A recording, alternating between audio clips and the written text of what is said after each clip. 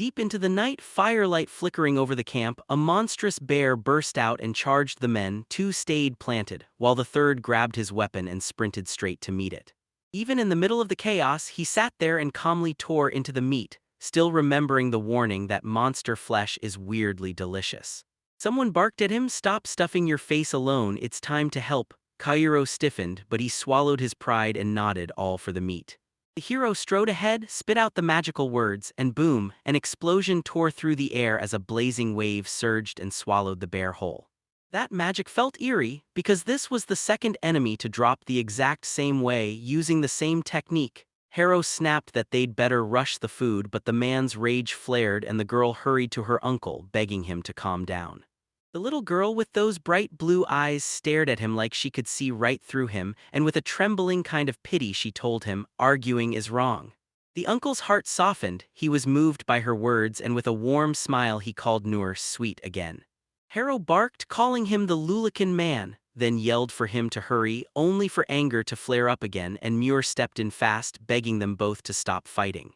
He stared at his hand, stunned that he'd actually picked up enough to fight monsters, then clenched his fist like proof. Still, he couldn't wrap his head around how much time had slipped by.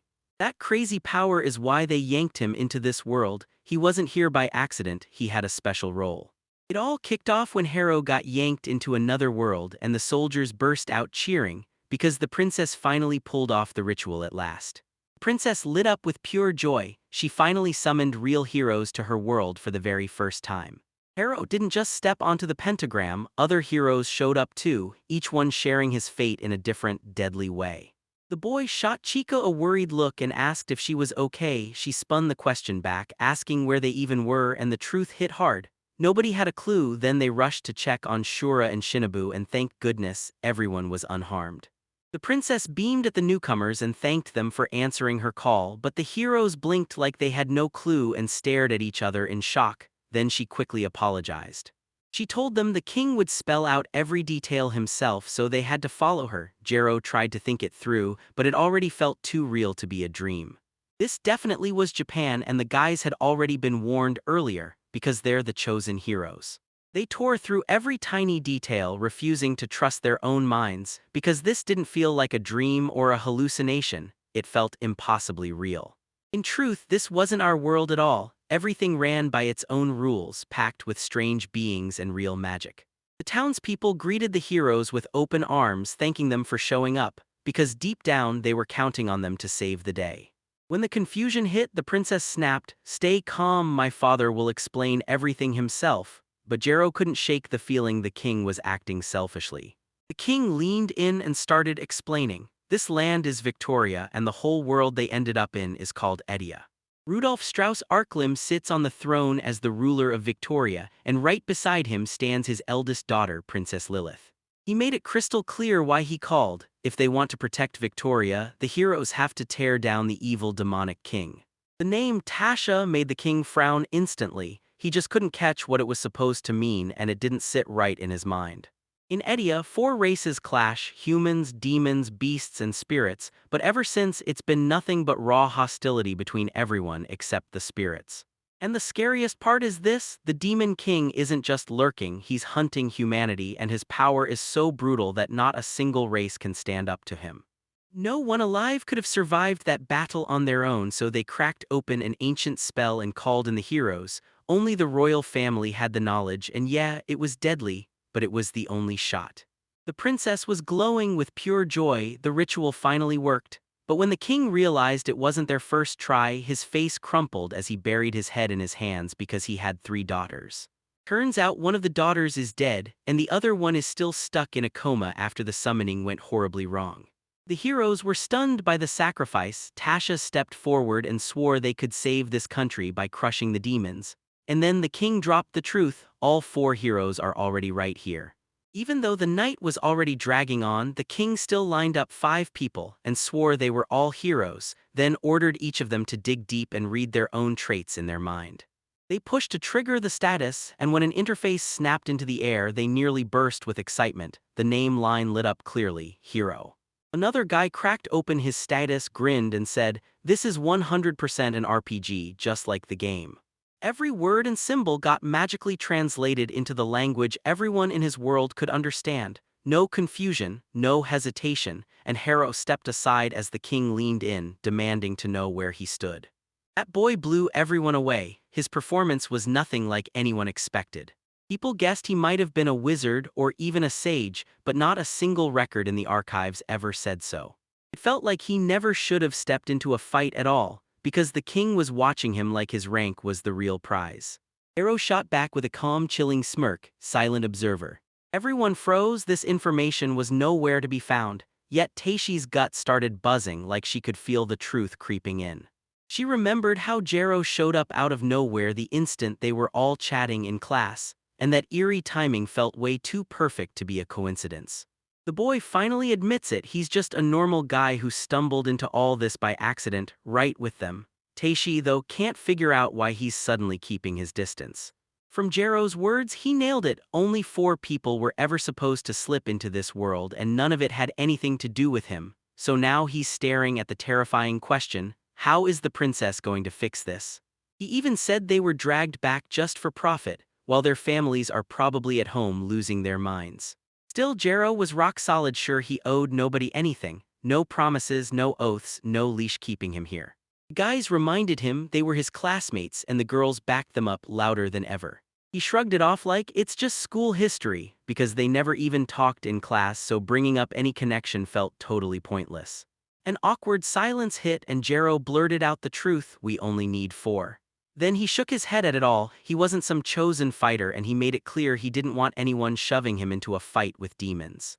His answer felt crystal clear. He'd run back home, but the ancient records whisper one terrifying truth. The demonic king already knows the spell that can bring him back. So yeah, destroy the demon king fast or everything collapses, and Harrow's been quietly sure Tashi is a total idiot while the king himself just nods along like, yep, that's exactly right. The king said, your country is gorgeous and maybe it'll become your new home. And when Tashi brought up his family, the princess leaned in and told him, don't worry. Every last hint of them in the native world vanished, like they'd never even stepped foot there. The 4 heroes froze in disbelief, then started grilling him for every last detail. The girls sobbed, terrified they might not even be real, and the princess snapped at them to breathe. It's only the spell's side effects. Once you're back, everything will go back to normal. But Harrow wouldn't buy it for a second. What he saw felt like a straight-up lie, like the princess was ready to twist the rules just to force them to help. The hero didn't look haunted by going back anymore. He'd finally accepted the truth that he wasn't leaving and he was staying right here. It all kicked off with that car crash, because without it the whole story would have never even started. As the memories crashed back in, he finally understood. He didn't care where he lived anymore because nothing was left to hold him. Cairo had already warned them it happened way too fast, and Tashi shot back, yeah, that's selfish. But even with all that going on, the guys still dug in and wanted to help, because they'd spent forever in MMORPGs, and the girls just lit up. One said it should be an adventure, not some stiff consultation, while the other insisted it'd be a blast. King lit up because all 4 finally agreed to take the trial. Harrow bowed with an apology and swore he'd head off on his own, but Tashi snapped to a stop right away, cutting him off. But the boy refused because this wasn't his country to serve. He wasn't a hero at all, just an ordinary kid, and since fate dumped him here, he'd finally live life on his own terms. King nodded, and the boy vanished into goodbye. He couldn't swallow it, so she told Jero to wait. She clutched his hand, staring in disbelief. How could he still call himself a man with everything falling apart like this? After all, the people of Victoria lowered their heads and trusted them with all their hearts. Taishi figured he could at least try to help, but Cairo yanked his hand away. Drop it, his friend snapped. They don't need him. The girl turned beet red, but the other girl shot back that it wasn't worth stressing over. Then the boy admitted, yeah, it might look like a game, yet insisted it was real and they'd have to risk it anyway. The girl finished by saying, if we're truly heroes, Harrow is just a regular guy, so Tashi needs to stop and think about his condition. Everyone nodded and decided to handle it all on their own. Cairo just waved goodbye and sent them off with a full-on good luck. The princess finally caught up, and she didn't waste a second. She hurried close, bowed her head, and poured out her apology with a heart full of sorrow. The boy told them not to worry, then dashed out of the castle. Outside, the world was shaking, servants darted around nonstop, and pure chaos swallowed every corner. Harrow decided the smartest opening move was straight-up intel RPG style, scouting, digging up stats, and exploring the world piece by piece. After he checked his status, a wild, incomprehensible verbal magic flashed back at him. He understood nothing at all, but he clenched his teeth and promised he'd crack it over time. But before anything else, he hit a brutal wall. He needed money, and he needed it right now. In RPGs, people normally hunted treasure in everyone else's homes. But nah, that sounded way too risky, so the only real choice left was facing monsters or taking quests, which meant one thing: you had to join a guild. He didn't know whether to touch the story at all. Then, just as he hesitated, a hooded stranger slid up to him like he'd been summoned. An old fortune teller stepped up, offering to spill the truth about his future, right there like fate itself was about to speak. The kid spun around fast, insisting he had no money, but the woman just smirked. She could tell he was about to ask anyway. She jabbed a finger at him and shouted that Jero had arrived from another world, so the guy was stunned, because who could believe this kind of meeting would happen right at the start of the adventure? She confidently pinned down his origins, while the boy just stood there, stunned and frozen in place because that kind of knowledge scared him to his core. Akamura Harrow, an introvert who lived for books, got dropped into this world with 4 careless classmates, and while the 5 of them embraced their hero lives, Akamura stayed eerily quiet, earning the name, the Silent Observer. The fortune teller told him to sit, claiming that for her first guest she'd reveal his fate, and Cairo rolled his eyes at the idea until her sharp insight hooked him, and he started listening like it mattered. Divination turned out to be real magic, and that snapped his mind into place. Guess that's one more reason he'd better start listening to her. She told him his star of fate was anything but normal, strange enough to make your skin crawl. Everyone's got a star tucked in their heart. Its color, shape, and glow say everything about who they are, but hers was dark blue, and it tightly held back a crimson flame burning underneath. She chased 1,000 stars in her life, but none hit like that one, because it was the first time she'd seen something that bright, and Jero couldn't help thinking she was about to learn something else about him. She smiled and said, "Guess what? He's already got brand new wings, big, strong, and warm enough to shelter anyone who needs them. And anyone hunting for wings like his will, sooner or later, come knocking on his door for advice." Jero told her to stop right there. He doesn't need prophecies, he just wants to be alone. The woman shot back that this was only one of the possible routes. The sorceress figured he still had one more question burning in his chest, and she zeroed in on him as something rare, a magicless kid from a whole different world. Harrow thanked her and started to leave, then she just smiled and waved him off, saying, "Don't thank me, I'm the one who's finally met someone who shines with the same kind of light." Of course, she'd never seen a star like this before, and you could feel it on her. But back when she was young, she'd already crossed paths with a traveler between worlds, just like Harrow, who carried a strange star too, one that looked like it belonged to a hero. The old woman swore she was always right here and offered to let me in if I needed help, but with a wicked grin she warned that next time I'd better pet her. She straight up admitted she could be a little cunning. Then Jero froze, dug up a memory, and slid back into his seat. With a bit of time left before the next meeting, he asked just one thing, and when the woman smiled, it was clear the hero wasn't ordinary either.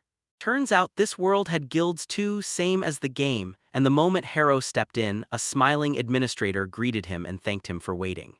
She shoved the assignment for the first task into his hands and snatched back the multipass. Then, right before he could walk out, that girl hit him with a few non-stop warnings he couldn't ignore. Take, for example, if he cancels the quest for any reason, boom, he'll have to cough up a 10,000 regions fine, and she made damn sure he didn't forget it. He heard the money here is basically the same as Japan's, yeah, until he checked his own wallet because it was brutally empty. And if he died, the cash running out would have been the least of his worries. So when the girl asked him about the plant Licheria, he had zero clue what she meant. So she thrust the book into his hands, laying out everything about that plant. She grabbed the encyclopedia and started digging in herself while the hero's patience was running on fumes until he noticed how locked in she was. And honestly, books in this world blew his mind. If he had the money, he'd disappear into the library for ages. Before she left, the girl flashed a smile and warned him to be careful. Then, just like that, information popped up at a mere gesture, and it was way more convenient than it had any right to be. His very first job hauled him straight to the Isabe Plateau. He hunted plants right there, yanking them up and tossing them into his bag, and it felt way easier than he'd expected. so the boy cracked open the status window. All it took was one little touch on the magic's name, bam, the moment you tapped it, the description and its power effect would pop right up. Other heroes probably would have caught it right away, but his stomach twisted at the cracked inscription, so he stepped off the stone, hesitated for a beat, then shot his hand forward. The old woman claimed magic runs on blood, so spells demanded you track its flow. Then Harrow locked his energy into the very tips of his fingers. He stared at the symbol he had to carve into the world, then strode up to the stone to etch it. The surface split wide open, and now all he had to do was trigger the spell, so the second he activated it, the stone erupted in blazing sparks. The boy stared, stunned. The rock truly split clean down the middle, and it lit a fire in him as he reached for another symbol. The regeneration hit like the stone snapped right back into place piece by piece. He couldn't help thinking, this spell isn't just a chant, it's better than I ever imagined. So Cairo finally learned about that mysterious, unnamed magic the old woman hinted at, because it wasn't just rare, it was absurdly, ridiculously rare.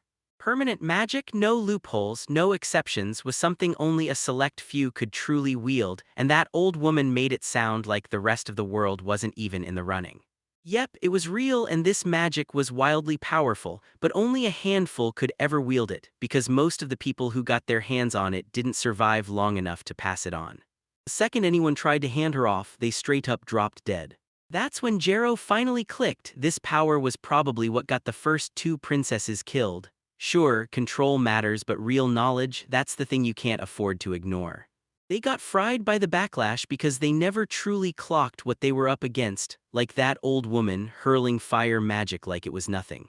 Harrow believed that if he honed both his magical power and his knowledge, he could finally earn the title of a true magician, and he genuinely thanked that old woman for the warning she had planted in his heart. Magic still kept a vault full of secrets. Those ruined inscriptions weren't helping, and every cast came with a real price.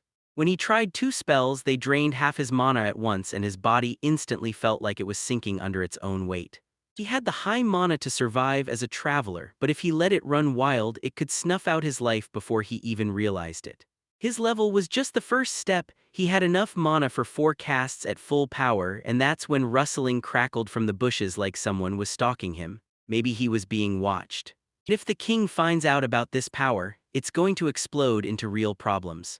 A weird slug-like creature burst out of the bushes, like it had been waiting to ambush whoever was watching. The boy's mind couldn't place what kind of monster this even was. Out of nowhere, the slug lunged forward and clamped onto him. Harrow never even dreamed his very first fight would land him against a creature like that. The slug launched off the tree and slammed him in the stomach with a brutal hit. Then the boy crumpled to the ground and the flour bag slipped right out of his hands.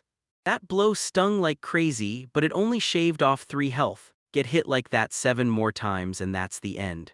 He refused to quit. He was gearing up for a brutal counterattack. Just as he dodged the next strike, the slug slammed into a tree again. Right then, Harrow snapped his verbal magic into action.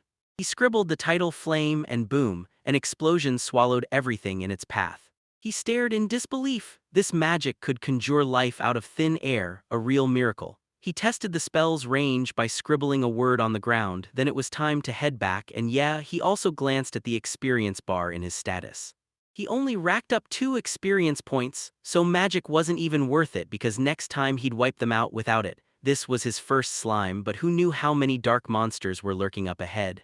He headed back into the city, ducked into the nearest bar, and ordered a steaming seafood soup like it was his next power move. The moment they slid the food in front of him, those seafood noodles looked unreal. Then Harrow took one sip, and a sharp clank rang through his head like something had just snapped into place.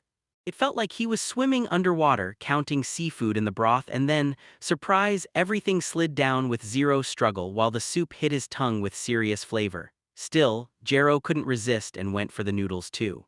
With one daring touch of her tongue, she planted a kiss on him, and it was straight up a real fish.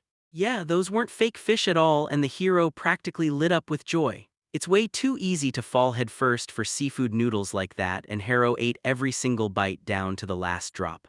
The wild part? Only 450 rye left on the shelf, and he immediately wanted to grab a few more servings. He'd sell the herbs they collected and jump into brand new tasks tomorrow. After thanking the cooks, he took off. His mana surged back to full power and his body felt weightless like he could float. he burst out, "Food is life," and immediately set out to find shelter. Tomorrow, everything is about grinding for rewards and sharpening skills. On this day, Kairo took off straight for the Kuro forest. There, he hunted down and wiped out snails, and that brutal win helped him climb to the 3rd level, plus he was already sharp with fighting skills.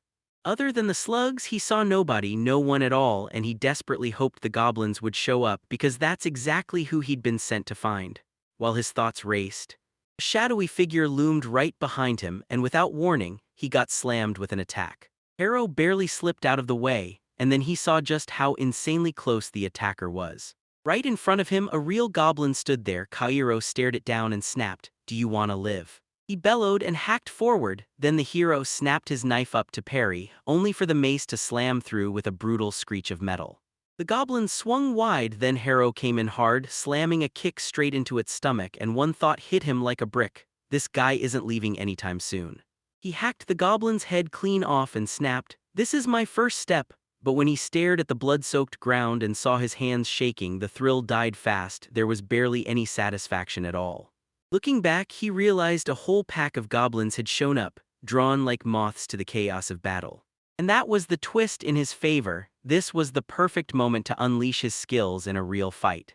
Hero spat out a verbal spell, and suddenly razor spikes burst from the ground, skewering the goblin in an instant.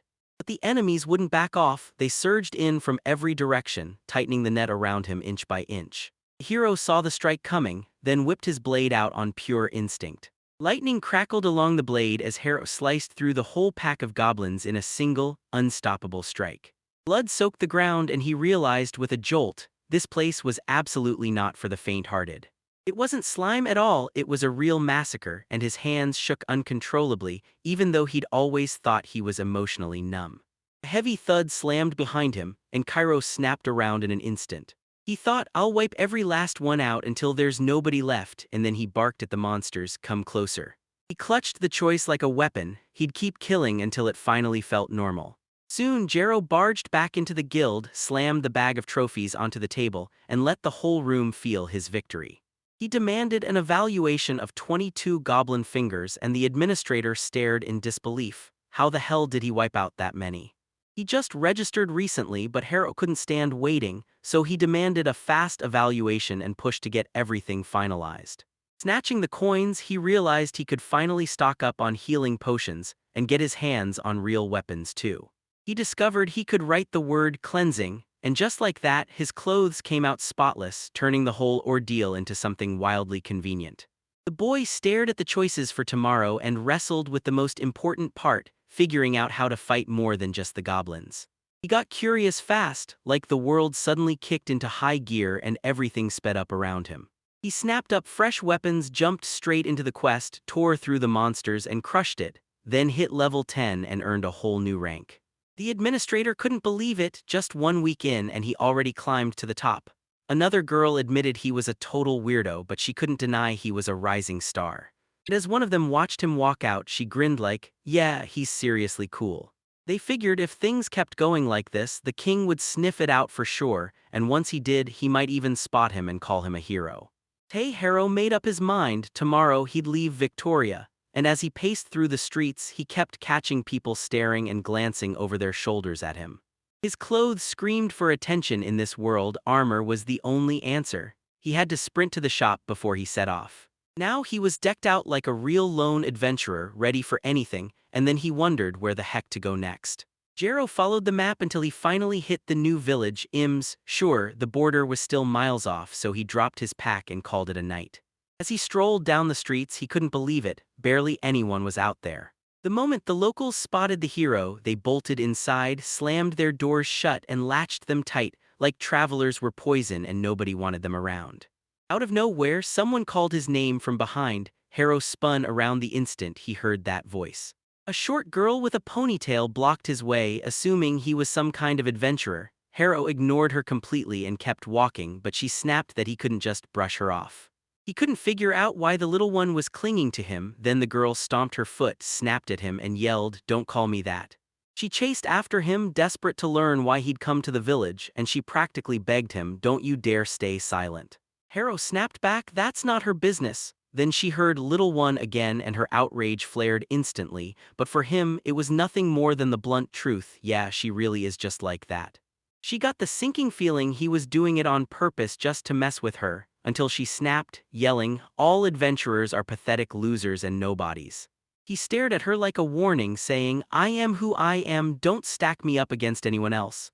The girl couldn't help it, his gaze sent a cold shiver straight through her. She swore she'd never let him torment the village, and Jero just couldn't wrap his head around why until something crackled behind them out of nowhere. He spun around and saw this skinny tattooed guy chuck someone out of the building, then swing a sword like he meant it. Jero figured it was just another brawl, but the girl snapped, saying these weren't random troublemakers, they're fresh adventurers and they're robbing the village and grabbing anything they want. Then it clicked, she wasn't just scared, she feared the other travelers would smash the village too. And still, Harrow didn't stop, he just kept moving. She spotted his weapon and figured he could help, but the moment she asked, he shut her down. He's no vigilante, and if she wants a thank you hero, she'll have to find someone else. Her father strode up and backed Kaohiro, because heroes who rescue for free might sound cute, but it's just a fairy tale fantasy, so when it comes down to it, you call in the guards. He snapped that the residents were complacent and needed to clean up their own mess, then said, "If you want help, you'd better pay." Jero's words hit her like a slap, she stormed off and vanished, and even when her father yelled for her to stop, she kept running. She barreled straight at the robbers, but her father and the guard couldn't catch her in time, and they both crashed to the ground. They finally got it, saving the village would mean shelling out money for help. One of the bandits snapped at his fat partner, asking how much longer he planned to stick around, and his partner grumbled back. He headed into the building where there was still food left, and that only made his companion even more miserable.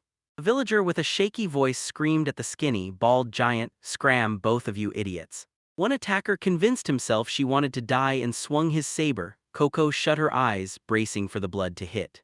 Then bam, steel clipped him and he stopped dead in his tracks. The moment the girl blinked her eyes open, Harrow stood right in front of her. He'd twisted the magic of words to stretch his weapon.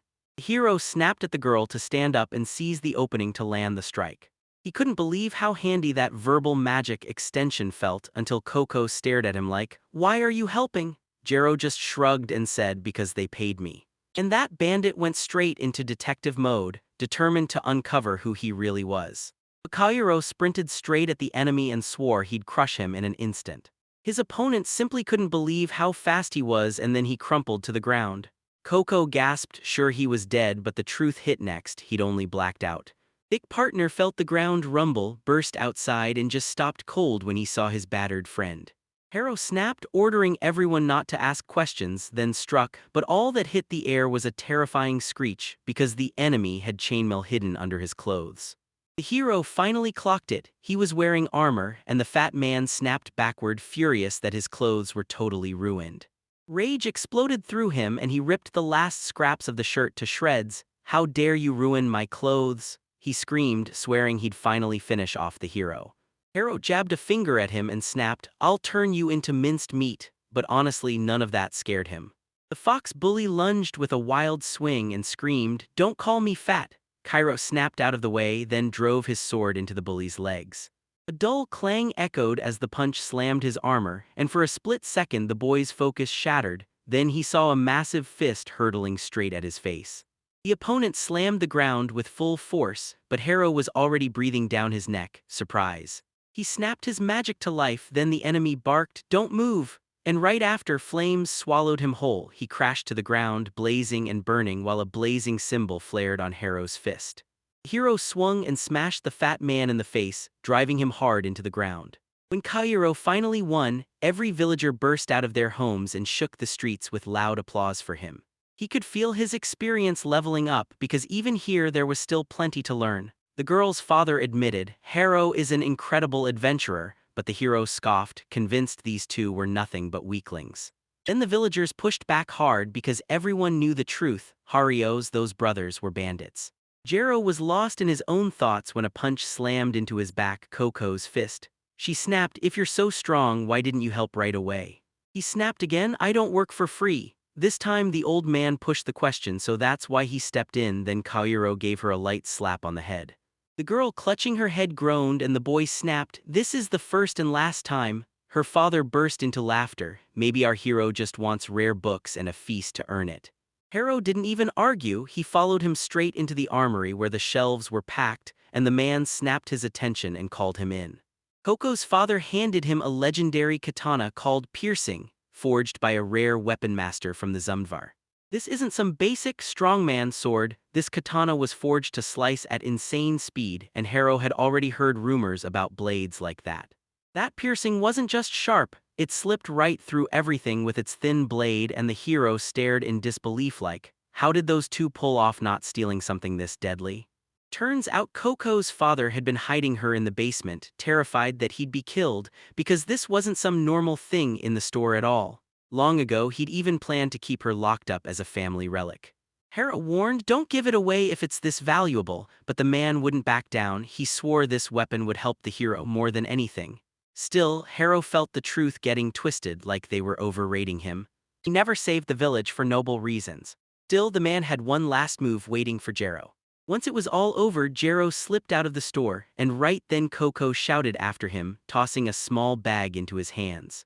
She flushed with a shy smile and admitted the payment was inside, just like they said earlier. Then Jero cracked open the bag and found a cookie waiting in there. Shock hit him, but he immediately leaned in and swore this was exactly the payment he'd been waiting for from the little ones. Coco slammed her feet again, then roared, I've got a name, Coco. She jabbed a finger at him and demanded, so what's your name, savior? Hero shot back, Hiro Akamura Hero. The blush deepened across her cheeks because Hero literally means hero. Then she waved goodbye, spun on her heel, and bolted. The boy froze in shock. He'd leveled up not once but twice more, and those jumps hit him with a solid chunk of experience. Fresh bonuses just popped up in the status menu. Turns out it all happened because he earned the new title, Awakened, a massive power-up for a traveler stuck between worlds. He wasn't a hero, not by any stretch, but that traveler label came with perks, and it even led him to a brand new kind of magic, slipping through the air like it was nothing. He flicked the symbol on the vase from way across the room, then it exploded with magic, and his power suddenly felt way too cheaty, like it was leveling up in the weirdest way. They already hand him a book packed with the world's history, solid weapon know-how, and a bunch of seriously useful secrets, and this is only the start. With a grin on his face, Kairo flopped onto the bed and thought, so this is what real life feels like. This morning, Father and Coco rushed out to see if the hero was still there. Then their hearts dropped when he was gone, vanished without a single goodbye. Coco's eyes burned because she'd even saved extra cookies for him. Her father grabbed her in a steady voice and promised, we'll meet again, no shortcuts, no maybes, not just like that. Now it's finally theirs, his sword, the real relic, the one everyone's been chasing. Meanwhile, every other summoned hero stayed put in Victoria. Kishi sat down and groaned about his aching shoulder, and the armored man just laughed, praising them like, you know, you've almost started getting used to these local adventures. He grinned and told Vale he was just being an amazing mentor. Vale laughed back, and you could tell he was kinda embarrassed. They've always moved as one, and Tasha couldn't agree more. In the last missions, they turned up the power big time. Everything played out exactly like the Akrites foretold. You just gotta keep the momentum going. One of them crumpled to the ground from sheer exhaustion. Today's work had drained him dry. The girl teased that he'd relaxed too much, and then Princess Lilith stepped in, praising them both. She couldn't wipe the grin off her face. Today they crushed a mountain of tasks. The princess declared the bath was ready, and the girl couldn't stop gushing about how caring Lilith was. In the girls' changing room, one friend leaned in and asked if anything weird had happened lately. Lilith said the patrol soldiers had just come back with something wild to tell. They say 2 criminals got caught right in the village of Ims, and one of the girls couldn't stop herself from calling it good news. The princess snapped that she couldn't swallow what the villagers were claiming, and the girls just stared, completely lost about what they were even talking about.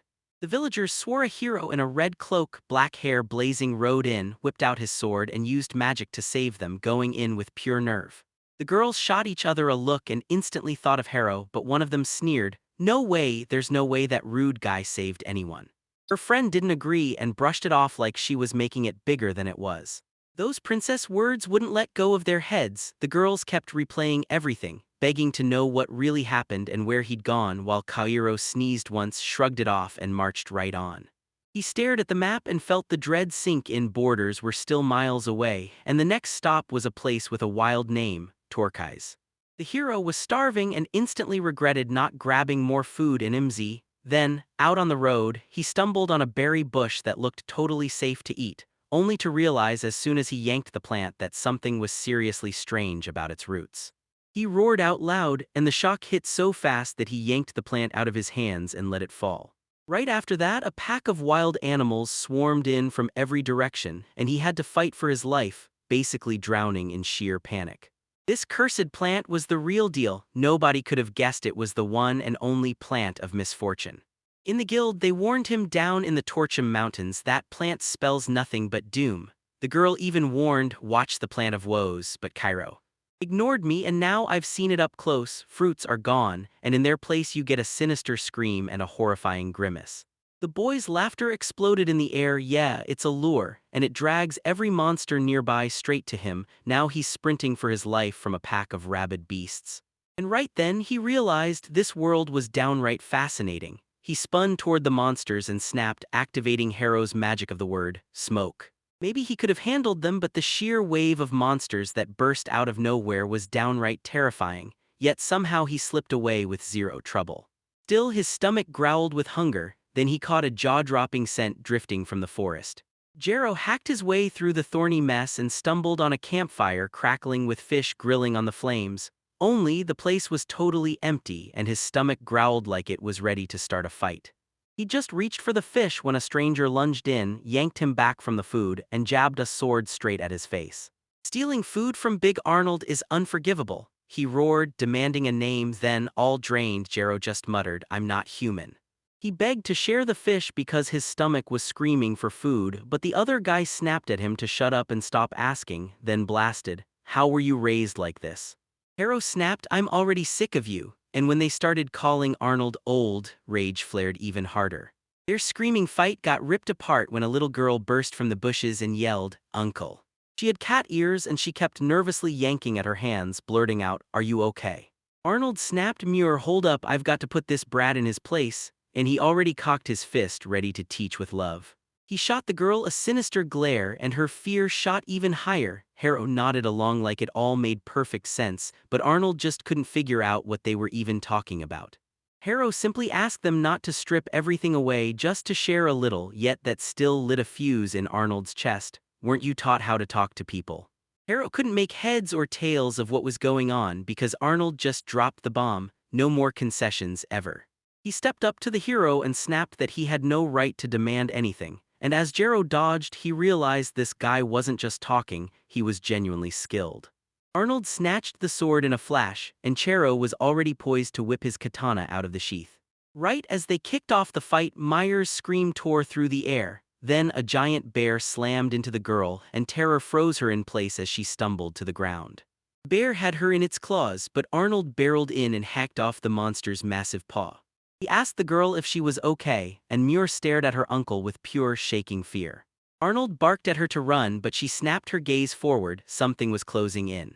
He stared in disbelief because there was no way he understood what he was seeing. Where on earth did all those bears come from? A whole pack of giant bears lined up to pounce, and Arnold wanted to hit back with pure force, until he remembered Muir could get hurt, and he refused to let that happen. Meanwhile, Jero jabbed a finger at the flames and demanded one thing, make sure it's only fish in there. Arnold didn't get where he was headed, so he snapped, yeah, sure, there's only fish there, but that doesn't change a thing. He assumed Jero was just joking, right up until he saw the bonfire get shredded by the remnants of severed limbs. Arnold braced against the bear's brutal swings, staring at the mess and thinking, how the hell did a trap like this land right here? It was brutal on him, and Jero shot him a good luck look. But Arnold grabbed his attention and told him to stay, pushing him to help with the bears instead because there's no way he'd pull this off alone. But Jero shot back, don't make me laugh, I'm not doing this for free, and still. Arnold couldn't contain the 4 bears anymore, so he snapped and decided it was time for the trump card, swearing he'd unleash his final argument. Harrow just couldn't figure out what Arnold meant until Arnold blurted premium meat, and promised that flavor would melt right in your mouth like heaven, leaving the hero completely hooked. Harrow demanded to know the truth. Arnold swore up and down he couldn't lie, but as they were still talking, that bear snatched Muir and yanked its mouth open. The hero slammed the body paralysis magic on right as the bear let the girl go. She dropped from that insane height and Arnold couldn't reach her in time to catch her. Muir's about to slam into the ground, then Hero snatches her at the last second. Everyone just stared at the hero and Kaohiro snapped that if the girl could still stand on her own she needed to get off him, because if not she was stuck in an insanely awkward spot. He yanked his katana free, then told Arnold to haul the bear carcasses into one pile. His mood wasn't exactly bright, but he still nodded and agreed. Hero shouted, "Back off if you don't want to get smashed." Then Arnold poured everything he had into his sword, whipping up a furious whirlwind around the blade. The explosive claw storm of wind slammed into the beasts. Hero's eyes widened as he thought, "This is strong, but where's the real magic?" Arnold leaned in and asked if those bears floating in the air were getting to him. No, Hero shot back and he stretched his sword out, pushing it forward with the power of his words. He skewered the bears like shashlik, grinned wide and snapped, one giant skewer of barbaric bears, then he dumped the carcasses on the ground. That razor-sharp katana hit the moment Arnold expected, so clean it might have sliced tofu. He wanted to know how he'd managed to save Muir, but Jero snapped him back. First, focus on Muir's condition. They shouted for the girl and Muir inched out from behind the rock with bated breath, while Arnold tore straight to her side to make sure she was totally unharmed. She finally sank to the ground, breathing out in relief, then Hero snapped, "Keep the promise, it's time." And just like that, Arnold's mind completely slipped. Tension snapped in the air as the hero snatched his katana. "Then what promise are you talking about?" Arnold demanded. Hero's fury flared, "Meat," and Arnold only grinned, laughing, "I was just joking." He apologized to Mur, he didn't want her choking down meat here, then she grinned and said, "It's fine, and honestly it tastes even better when you're the one with it." Arnold lit up and hugged the girl tight, whispering, "You're amazing to me." But Hero couldn't stand the tears, shot a look aside and reminded everyone like it was the only thing that mattered, "I'm hungry." And he assured her, "It'll all be ready soon."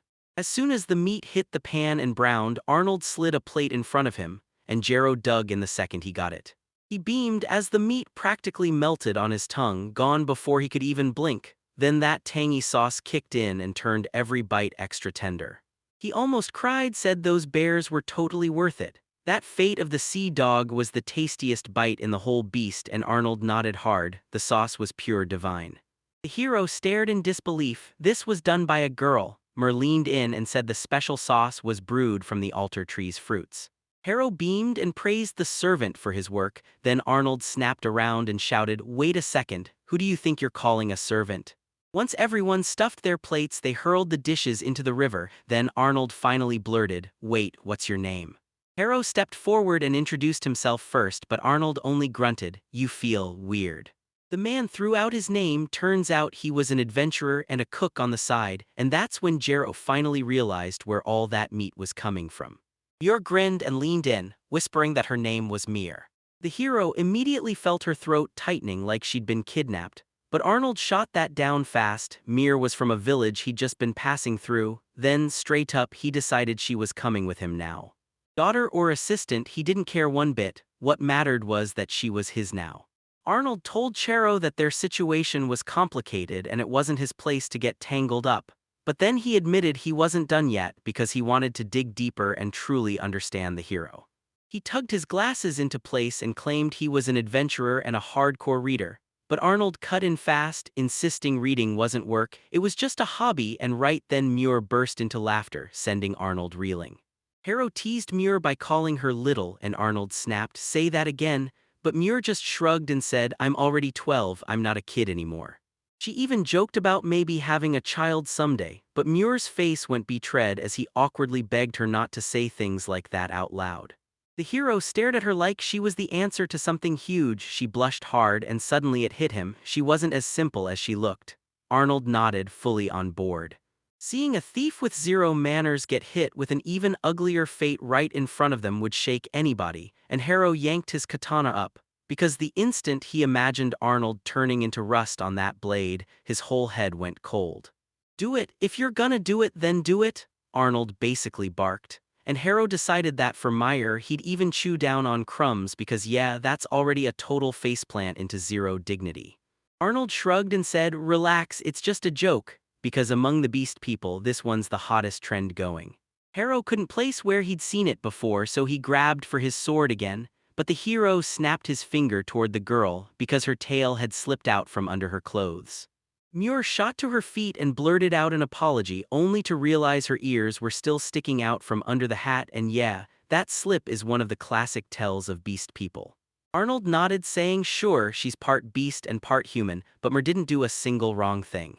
Arnold slipped away from the hero and begged him to keep quiet, but Jero just couldn't wrap his head around why he'd even bring it up, and honestly he didn't care whether she was a beast man or a human. He didn't waste a second fretting over tiny stuff, he'd rather sink into a great book or stuff his face with something delicious, because that's what mattered most to him. Arnold burst into loud laughter and Jero snapped, "Stop laughing like that or I'll drive my katana into you." Arnold flashed a smile, turns out there are still people out there just like him, and it felt damn good. He was a beast man too, and before long they were headed back to the mainland of beasts, the land beyond the border.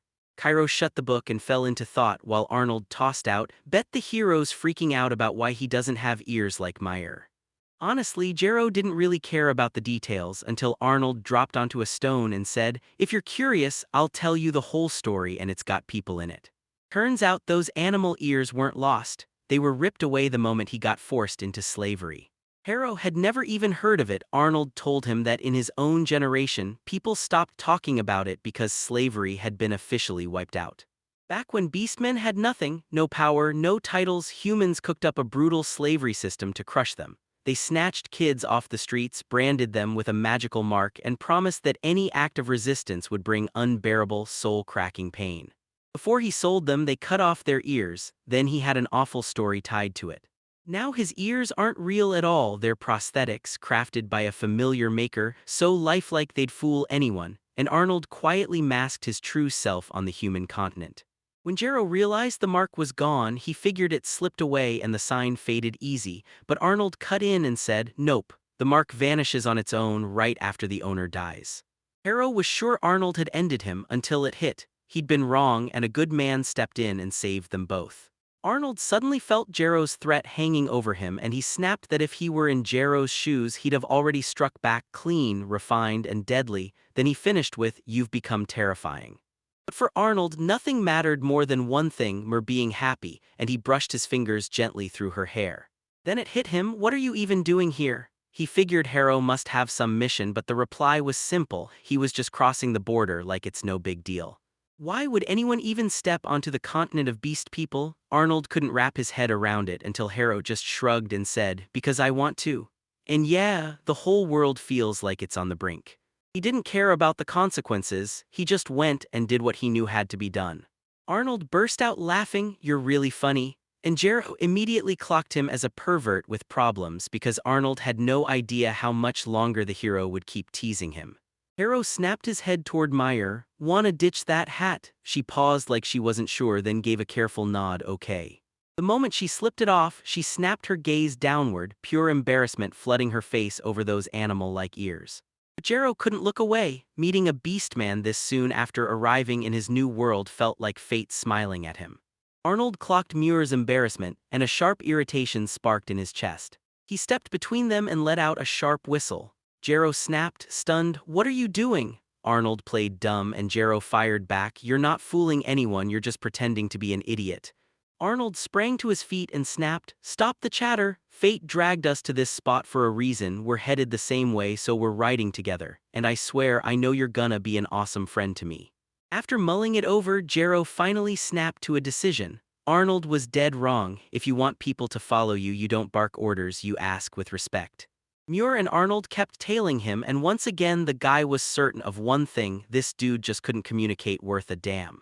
While they were on the move, Arnold couldn't stop thinking, what level is Harrow exactly? He couldn't even figure out why he had to ask. Arnold snapped back, "His magic is downright weird, and the way he moves, it's not exactly normal." Arnold stared at the old man, his strength felt almost superhuman and a battle hunger burned in him, but his eyes still screamed, "No experience."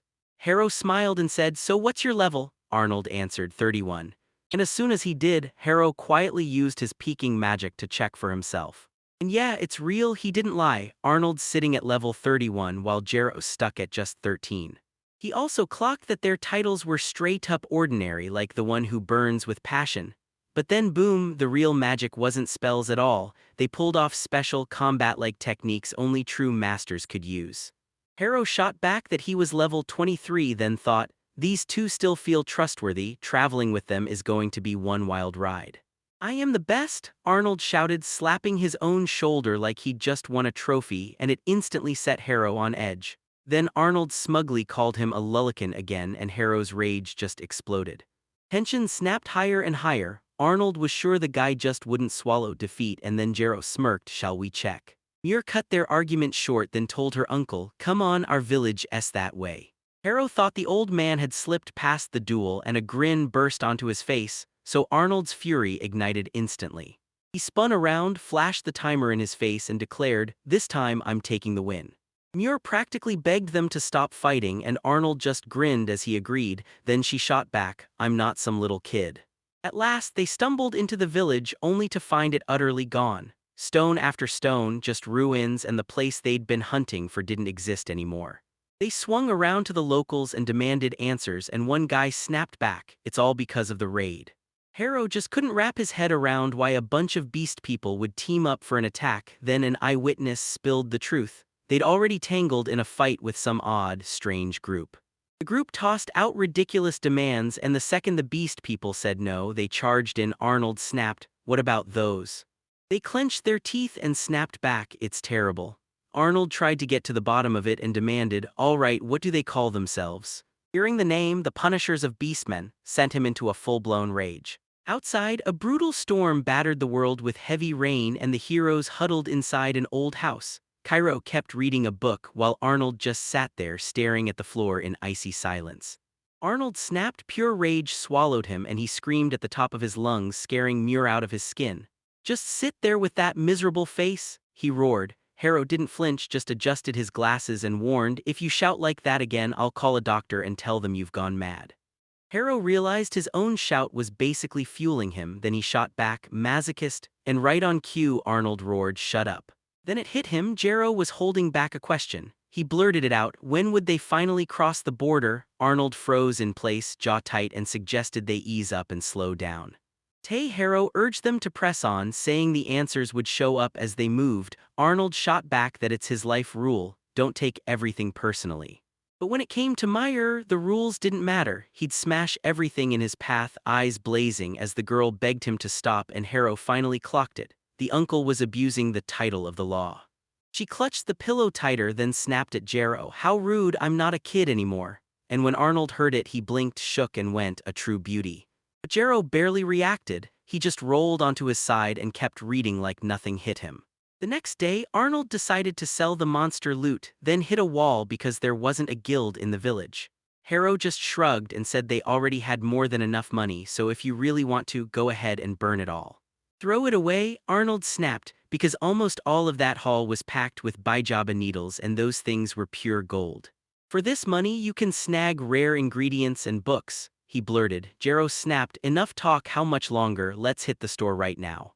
They stormed into the store and found an adventurer snapping at the seller, because he didn't have the goods they needed. The adventurer demanded a bijab needle, and the seller groaned, we don't have any, but Arnold just nodded to Harrow like, good, because he's got some. But the healthy man spun around so fast at the seller that he jolted the girl into fear. The seller stared him down, and the adventurer blurted out an apology. He was just painfully nervous because he had to get those needles fast. His daughter had been bitten by a poisonous beetle. Arnold was about to step in and help, but Harrow cut him off and fired back, what about the money, the ingredients, or the exchange? The adventurer shot back that he won't take everything for free, he's glad to pay for what he can and leave the rest as a thank you, and Arnold's face went hot as he swallowed his pride and apologized. He swore it wasn't worth the trouble, his wife and daughter would be fine, and then he grinned and promised, next time we'll definitely drink together. Like a typhoon, Harrow muttered, and Arnold just nodded like there was nothing left to argue. Then they tore off toward the city of Politos. We had plenty of food left, so we called it, stopped right here for the night. Harrow scanned the streets and realized once again no basements were anywhere in this city. Then he caught the noise up ahead in the square, and Arnold just shrugged, looks like a show to me. They pushed through the crowd, and the moment they saw what was waiting for them, their minds reeled.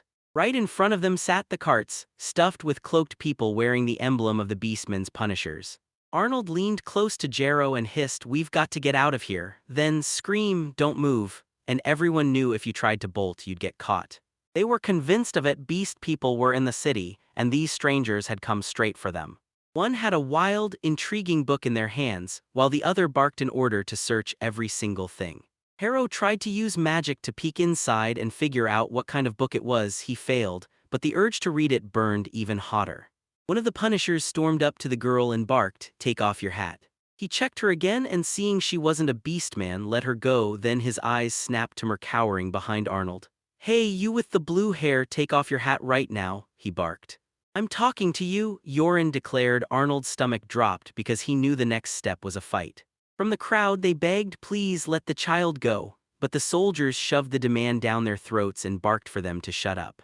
One of them flashed a confident grin and snapped, "Give us the go-ahead and we'll show you exactly what we'll do to them." Then they snapped and demanded the mother and daughter step out or else execution would follow. The beastmen slid into view without a sound, and Arnold couldn't figure out why it had to happen tonight. Right then, a boy in the crowd spotted something on Muir and blurted, "She has a tail!" And as soon as the words hit the air, Arnold snapped around in pure horror, with the whole crowd hearing it loud and clear. They got boxed in instantly. "Don't move," snapped from every direction. Muir snapped out an apology to her uncle and Arnold cut in, "It's not your fault, let's move now." Right ahead of them, a bandaged man suddenly stepped out and roared, "Stop. Backing that beast man isn't smart. If you're so eager to die, then go ahead," he said, ice cold. So there stood their leader, unstoppable, stronger than everyone in the room.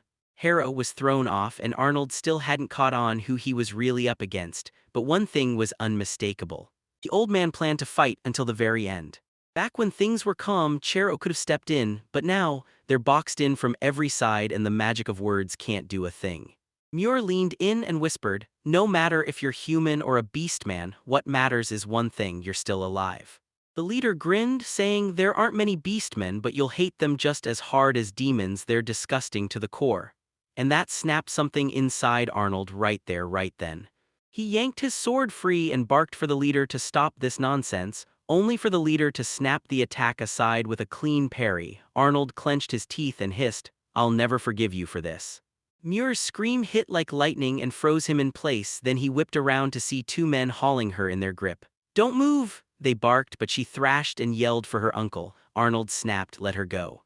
The enemy struck the perfect opening, one brutal headshot, and Arnold crumpled to the ground while the leader just watched, cold as ice, saying, "You threw your life away so easily. Even if you're just a regular person." Arnold couldn't stop watching as the figure vanished into the horizon. Then he got slammed into a cage, trapped with his mother and daughter. He crumpled to the ground, slammed his palm against it, and hissed a venomous curse at them, pure hatred burning in his voice. Muir tipped his hat and stared as they walked away, his disgust blazing at their cold, soulless treatment of them. Harrow hit the ground running in his head because he'd only just woken up after 2 whole hours. The hero looked at him and snapped, "You overslept. They left a long time ago." He spotted Arnold charging toward the door and yelled, "Where do you think you're going?" It was obvious Arnold was trying to save Meyer, and 2 hours hadn't even gone by yet, so she couldn't be that far. He'd search every corner and find her, but Harrow's gut told him this wasn't the smartest move. He yanked the boy by his clothes, sure he'd cooked up another scheme. Harrow first begged to be let go, then he smashed him straight in the stomach. Arnold folded like a lawn chair and they made it crystal clear, "Try that kind of move and you'll never get anywhere." Arnold's eyes showed understanding, but pain still blazed through him because Meyer was in danger. Cairo rushed in, trying to soothe him, "Calm down, okay?" Arnold let out a shaky breath of relief and clapped Jero in the shoulders, then snarled through clenched teeth, "Come one step closer and I'll wipe you out." Rumors swirled that these people were meeting someone right here, and they stopped just east of the city, waiting for whoever was running late. Arnold wanted to rush there right away, but Jero slammed the brakes, stopping him cold. Arnold figured the guy would help, yet Jero just shrugged and said, "I'm not like that, I'm only curious about their group." "Then why at all?" Arnold snapped. Harrow shot back, "You yanked me here like some dead frog. I didn't have to come, and I handed you valuable info. So tell me, how are you going to pay me back?" Arnold braced against the wall. "All right, listen up. Their group is called the Beastmen's Cage. They either drive the Beastmen off the continent or drag them into slavery. They patrol the territories, and the second they catch a whiff of a beast, they don't hesitate, they go hard. Arnold ended up with them once, right when he was only 4 years old. These people are insanely strong, because they're forced to battle foes who are way bigger and tougher than any normal person could handle. Arnold blinked in shock and asked Harrow, "You never care about other people, so what finally grabbed your attention this time?" "People don't really do it for me, but that book," Jarrow said, and his voice dropped like it mattered. Arnold couldn't make out a single word of what they were saying until Jarrow leaned in and told him, "There's a book in that cart, but I can't see the title." Arnold blinked, realizing these people had grabbed it somewhere on their journey across the whole continent. Now he was itching to get a close look, and he'd already asked for permission to go. Harrow couldn't stop thinking, what if he split off alone? These people might hold the key to that beast-human continent. Arnold cooked great, but if he didn't hurry, someone else would snatch that book first. He glanced at Jarrow, eyes locked like he was plotting. "I could help them and swipe the book while the chaos is loud," he told himself. Beastman on the hunt, his conscience felt spotless. Harrow bolted out first and urged Arnold to steal the book, then he snapped back that they couldn't touch it yet because they had to save Meyer first. She curled up in the carriage and quietly shook with sobs. "Why do I keep dragging him into trouble? Forgive me, Uncle," she pleaded in her mind, and then that awful thought crushed her. He'd be better off without her. Nearby, a little girl clung to her mother's side and blurted, "Are we going to die here?" Tears streamed down her face. She couldn't believe the beast people were evil, they just looked different, that was all. Yura's mother crushed her in a tight hug and murmured, "It's all on me, if I hadn't begged us to go to the city." Mother let out a weary sigh, locked eyes with Muir, and whispered, "I'm sorry I dragged you into this." Tears blurred her eyes as she stared at Muir and choked out, "I'm sorry, please." Muir shut her eyes tight and swallowed the urge to cry. She couldn't afford tears now. She had to thank her uncle for everything, because if she let him think she'd been better off without her, he'd fall apart and Mom and Dad would light up with rage. She leaned toward Yuri and whispered, "I'm scared too, but it's gonna be all right. This city's got a hero and he'll come for us, trust him." Yura's face lit up with pure joy. She seized Meyer's hands and blurted, "I believe you." "Everything's gonna be fine," Meyer told herself, and then she saw it. Her uncle already rushing toward her, while she knew deep down that Harrow was going to back him up. While the bandaged man bowed low, he called out, "Mr. Appear." The stout man stood there as the ring-covered one panted, then wiped the sweat from his brow. "No fuss, please, you've always been running for me." Sweat kept pouring off him and the heat felt downright lethal, like the whole world was closing in. The others only nodded along, too scared to admit that the furnace was messing with him, not them. Apiro plastered on a fake grin. "All right, show me what you've got." One of the subordinates jerked a finger toward the cart. He leaned in and stared. 3 girl beast people sat right there waiting. His eyes snapped to life and he lunged forward with those thick hands, only for the girls to panic and recoil in fear. Piero leaned in and purred, "Real beauties." He'd always been happy with Sir False's work, and Sir False soaked up that praise, wiping the sweat off his brow while keeping his eyes locked on Mer. Her silver hair shimmered like a buried silver wolf and Apir instantly got it. This wasn't just any girl, it was a rare specimen, the kind of trophy that's worth a fortune. 2 more cats showed up too, and that made him grin. Fowls watched the client nod and heard it loud and clear. A clean deal. For Fowls, this was the only way to use those dirty beastmen. He handed the agreement to Apira to sign, grinned, and said, "Fowls, you're a real merchant." Then he swore he'd seal the deal by having his servant confirm the purchase. Then boom, the agreement paper ignited and burned to ashes right in his hands. Everyone stared at the burning fire in total confusion, like their brains couldn't catch up, and then Cairo leaned in and hissed to Arnold, "It's time to move," before exploding. "Everybody stand still." He thrust his sword at the leader and snapped, "I take Meyer." The girls leaned out of the cart and Meyer lit up when she spotted her uncle alive, while Arnold broke into a grin too. One of the punishers yanked his sword and barked, "I told you, value life." Then Arnold suddenly spun around and turned his back, shocking the punisher and leaving Fowls stunned too. He yanked the tail into view and demanded, "Look closely." The whole crowd just stopped cold, because nobody in that room had a clue that Arnold was a beastman right under their noses. "How is this even possible?" Fouts blurted, stunned. "He doesn't have ears," Arnold cut in, "people just rip them off." Then he yanked his prosthetics away and boom, every enemy's focus snapped straight to him, exactly what they needed. Harrow gave Arnold a mental thumbs up, everything was right on track, then he snapped an invisibility spell into place. At last, he slammed into the exact same cart of books again, packed with goodies like gourmet travels, magical structures, the best in the world, and then right there, a super weird one called Girls with Giant Hips. He shot down the last one, then stuffed the others into the bag. I snapped my teleportation magic, then the bag popped out in the bushes outside the cart like it had a mind of its own. You can't trigger two activation words at once, and good thing Harrow knew that from the start, because the effect only had one more minute left, so he had to move carefully, then immediately carry out Arnold's request. Meanwhile, Fowls leaned toward Arnold and said, "I swear I never thought you'd be a beast man." Piero snapped, disgusting, beastly men don't interest me," and he made his disgust crystal clear. "Someone like you, buyers don't exist," they snapped, and then bam, "It's your fault, you're born that way." Arnold only smirked, "Not this time, I'm not losing." Fowls lowered into a slash and hissed, coming from a race that can't even cast magic. Arnold snapped a decision, he'd fight even with no arms, and then the whole crowd of opponents unleashed fire magic at once, blasting a brutal storm of fireballs straight at him.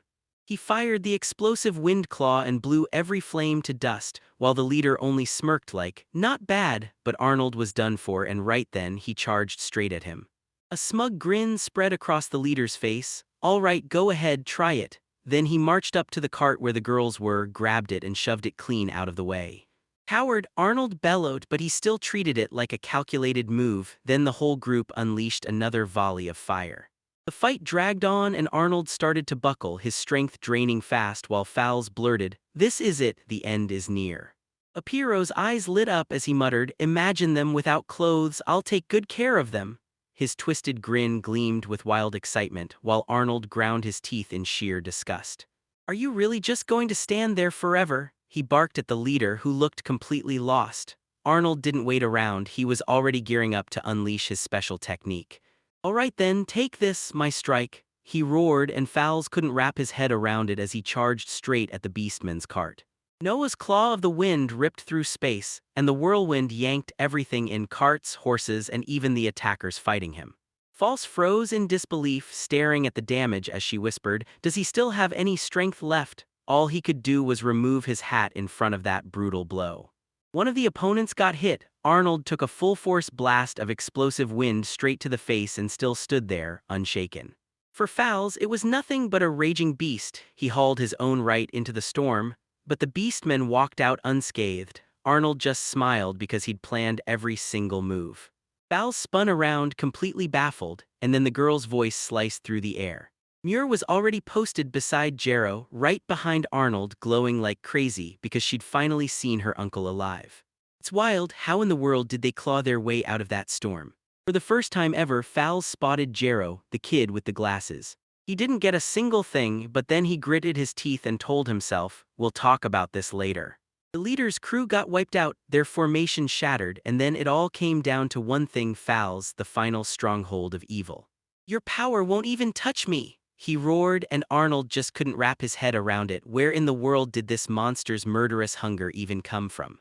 Mer stepped up in front of Arnold, threw her body between them, and said, "Now, Uncle, get ready, this time I'm the one protecting you."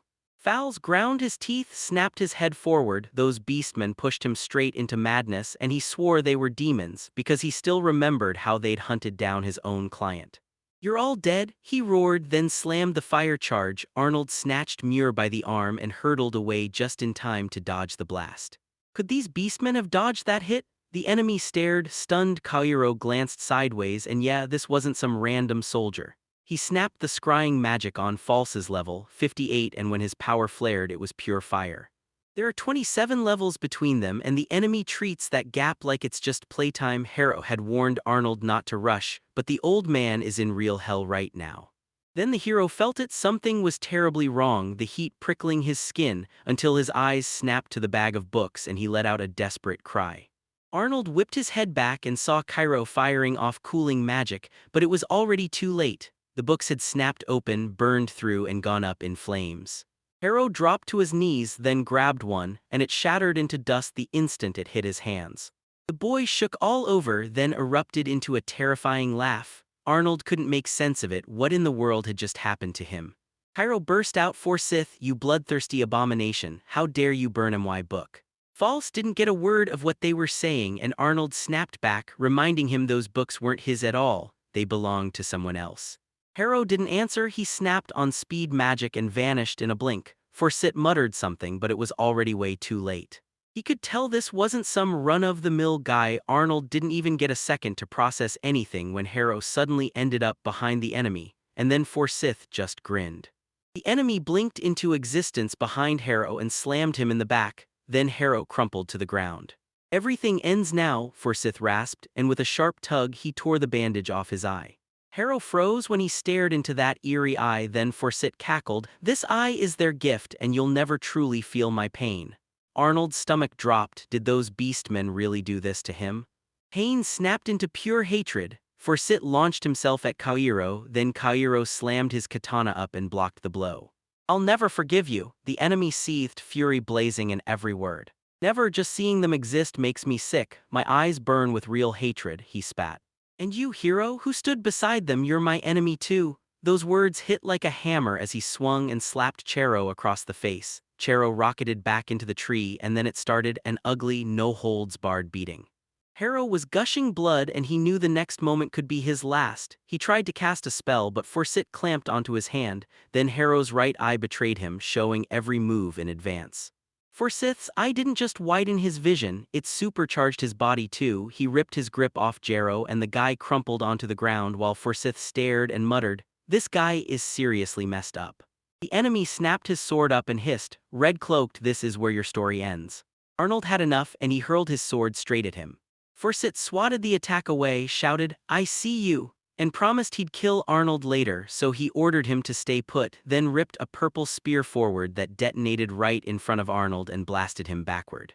"Stay out of it, you're too weak," Forsyth snapped, but Arnold couldn't forget that beastman he'd cut down or the shattered village that followed. Arnold snapped, "Why would you do that?" But Forsyth wouldn't budge, he despised their whole kind. Then Harrow shoved in and said, I get why you're doing this, but... Then he blasted Forsyth in the face with light magic, snatched his eye and screamed in rage, while Chero's mind snapped, "So I really am guilty to the old man asterisk." Without slowing down, Jero exploded forward with a blistering combo of body shots, then capped it off with a crushing strike to the face. He jabbed a finger at the enemy's blood-soaked face and snarled, "This is how I'm paying back my debt." Forsyth snapped, going completely feral, "You're human, so why are you siding with them? They're the enemy." "Common sense won't boss me around," Harrow snapped. "You ruined my mood, so I'll wipe you out." Then Yura burst in, shouting, "Exactly, die you freak with that ugly eye." "WHATDIDYOUSAY?" Forsyth roared, and Yura slammed her foot down, screaming, "Monster." Mother didn't even get a chance to stop her. Forsyth gripped the trigger, aiming a blazing bullet straight at the child, until Muir lunged forward, throwing her own body in front of her and shielding her. A massive explosion tore through the air. "Meyer," Arnold roared. No joke, when the smoke finally drifted away, there stood Harrow, right there in front of everyone. He saved the girls, but he muttered through clenched teeth, "You're only getting in the way, should have run the moment you could."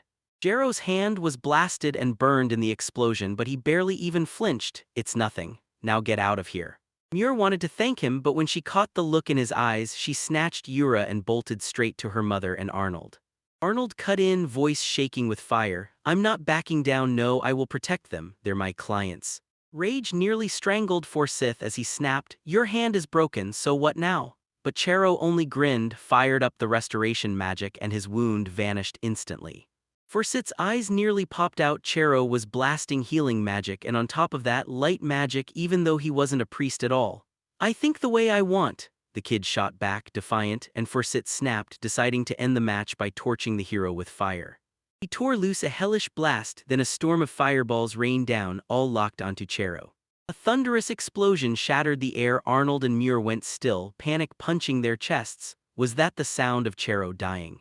Luckily, Harrow burst out of the flames untouched, no scratches, no burns. He slammed forward into a full frontal rush. Forsyth snarled, "Enough already, just die."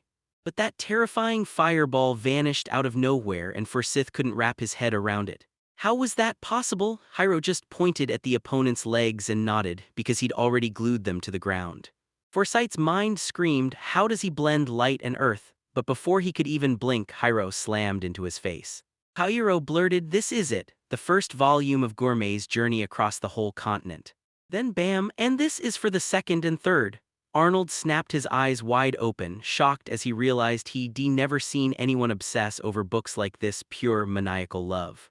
After taking hit after hit, Forsyth buckled and crashed to one knee. He lunged to collect the last scraps of magic. So Kairo thought, if I hit the fire mage with fire, that'd be the wildest way to win.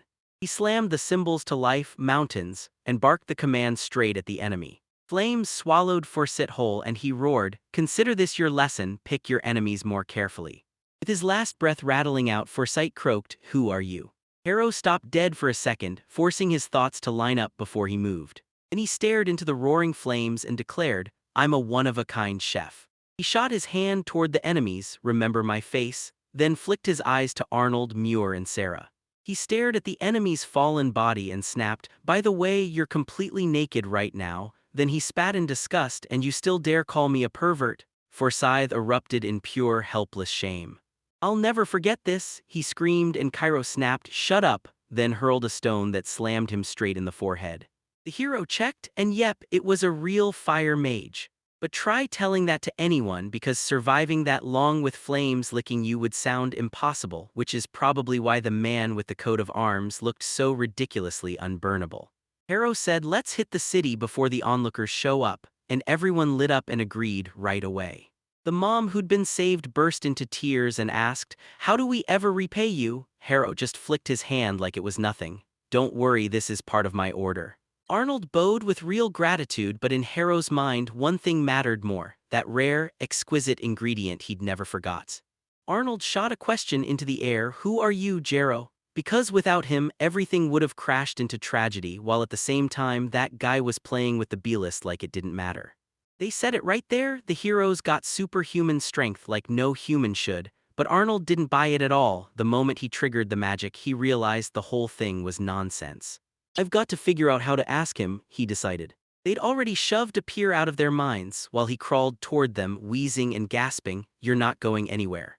The Beastman's cage is about to call reinforcements, but I'll give you one last chance," he rasped, and yeah, it was clear he meant one final favor. "Give me the girls, I want to savor them all every last second, especially this one, you grotesque beast woman." He grinned, and the smile dripped with rot. And then boom, something dark dropped over his head, and when he spun around, everyone saw Raul staring back. The powerful man yanked Apira up by the neck and barked, "Listen, she's my wife and that girl is my daughter." With every ounce of strength, he blasted the fat one soaring through the air. Everyone just froze in disbelief. Nobody saw that twist coming. A few weeks back, the battered Raoul stumbled through the forest, then dropped dead faint right by a cabin only to wake up and hear a girl's trembling question, "Mom, will he live?" And his answer came like a punch. "We did everything we could."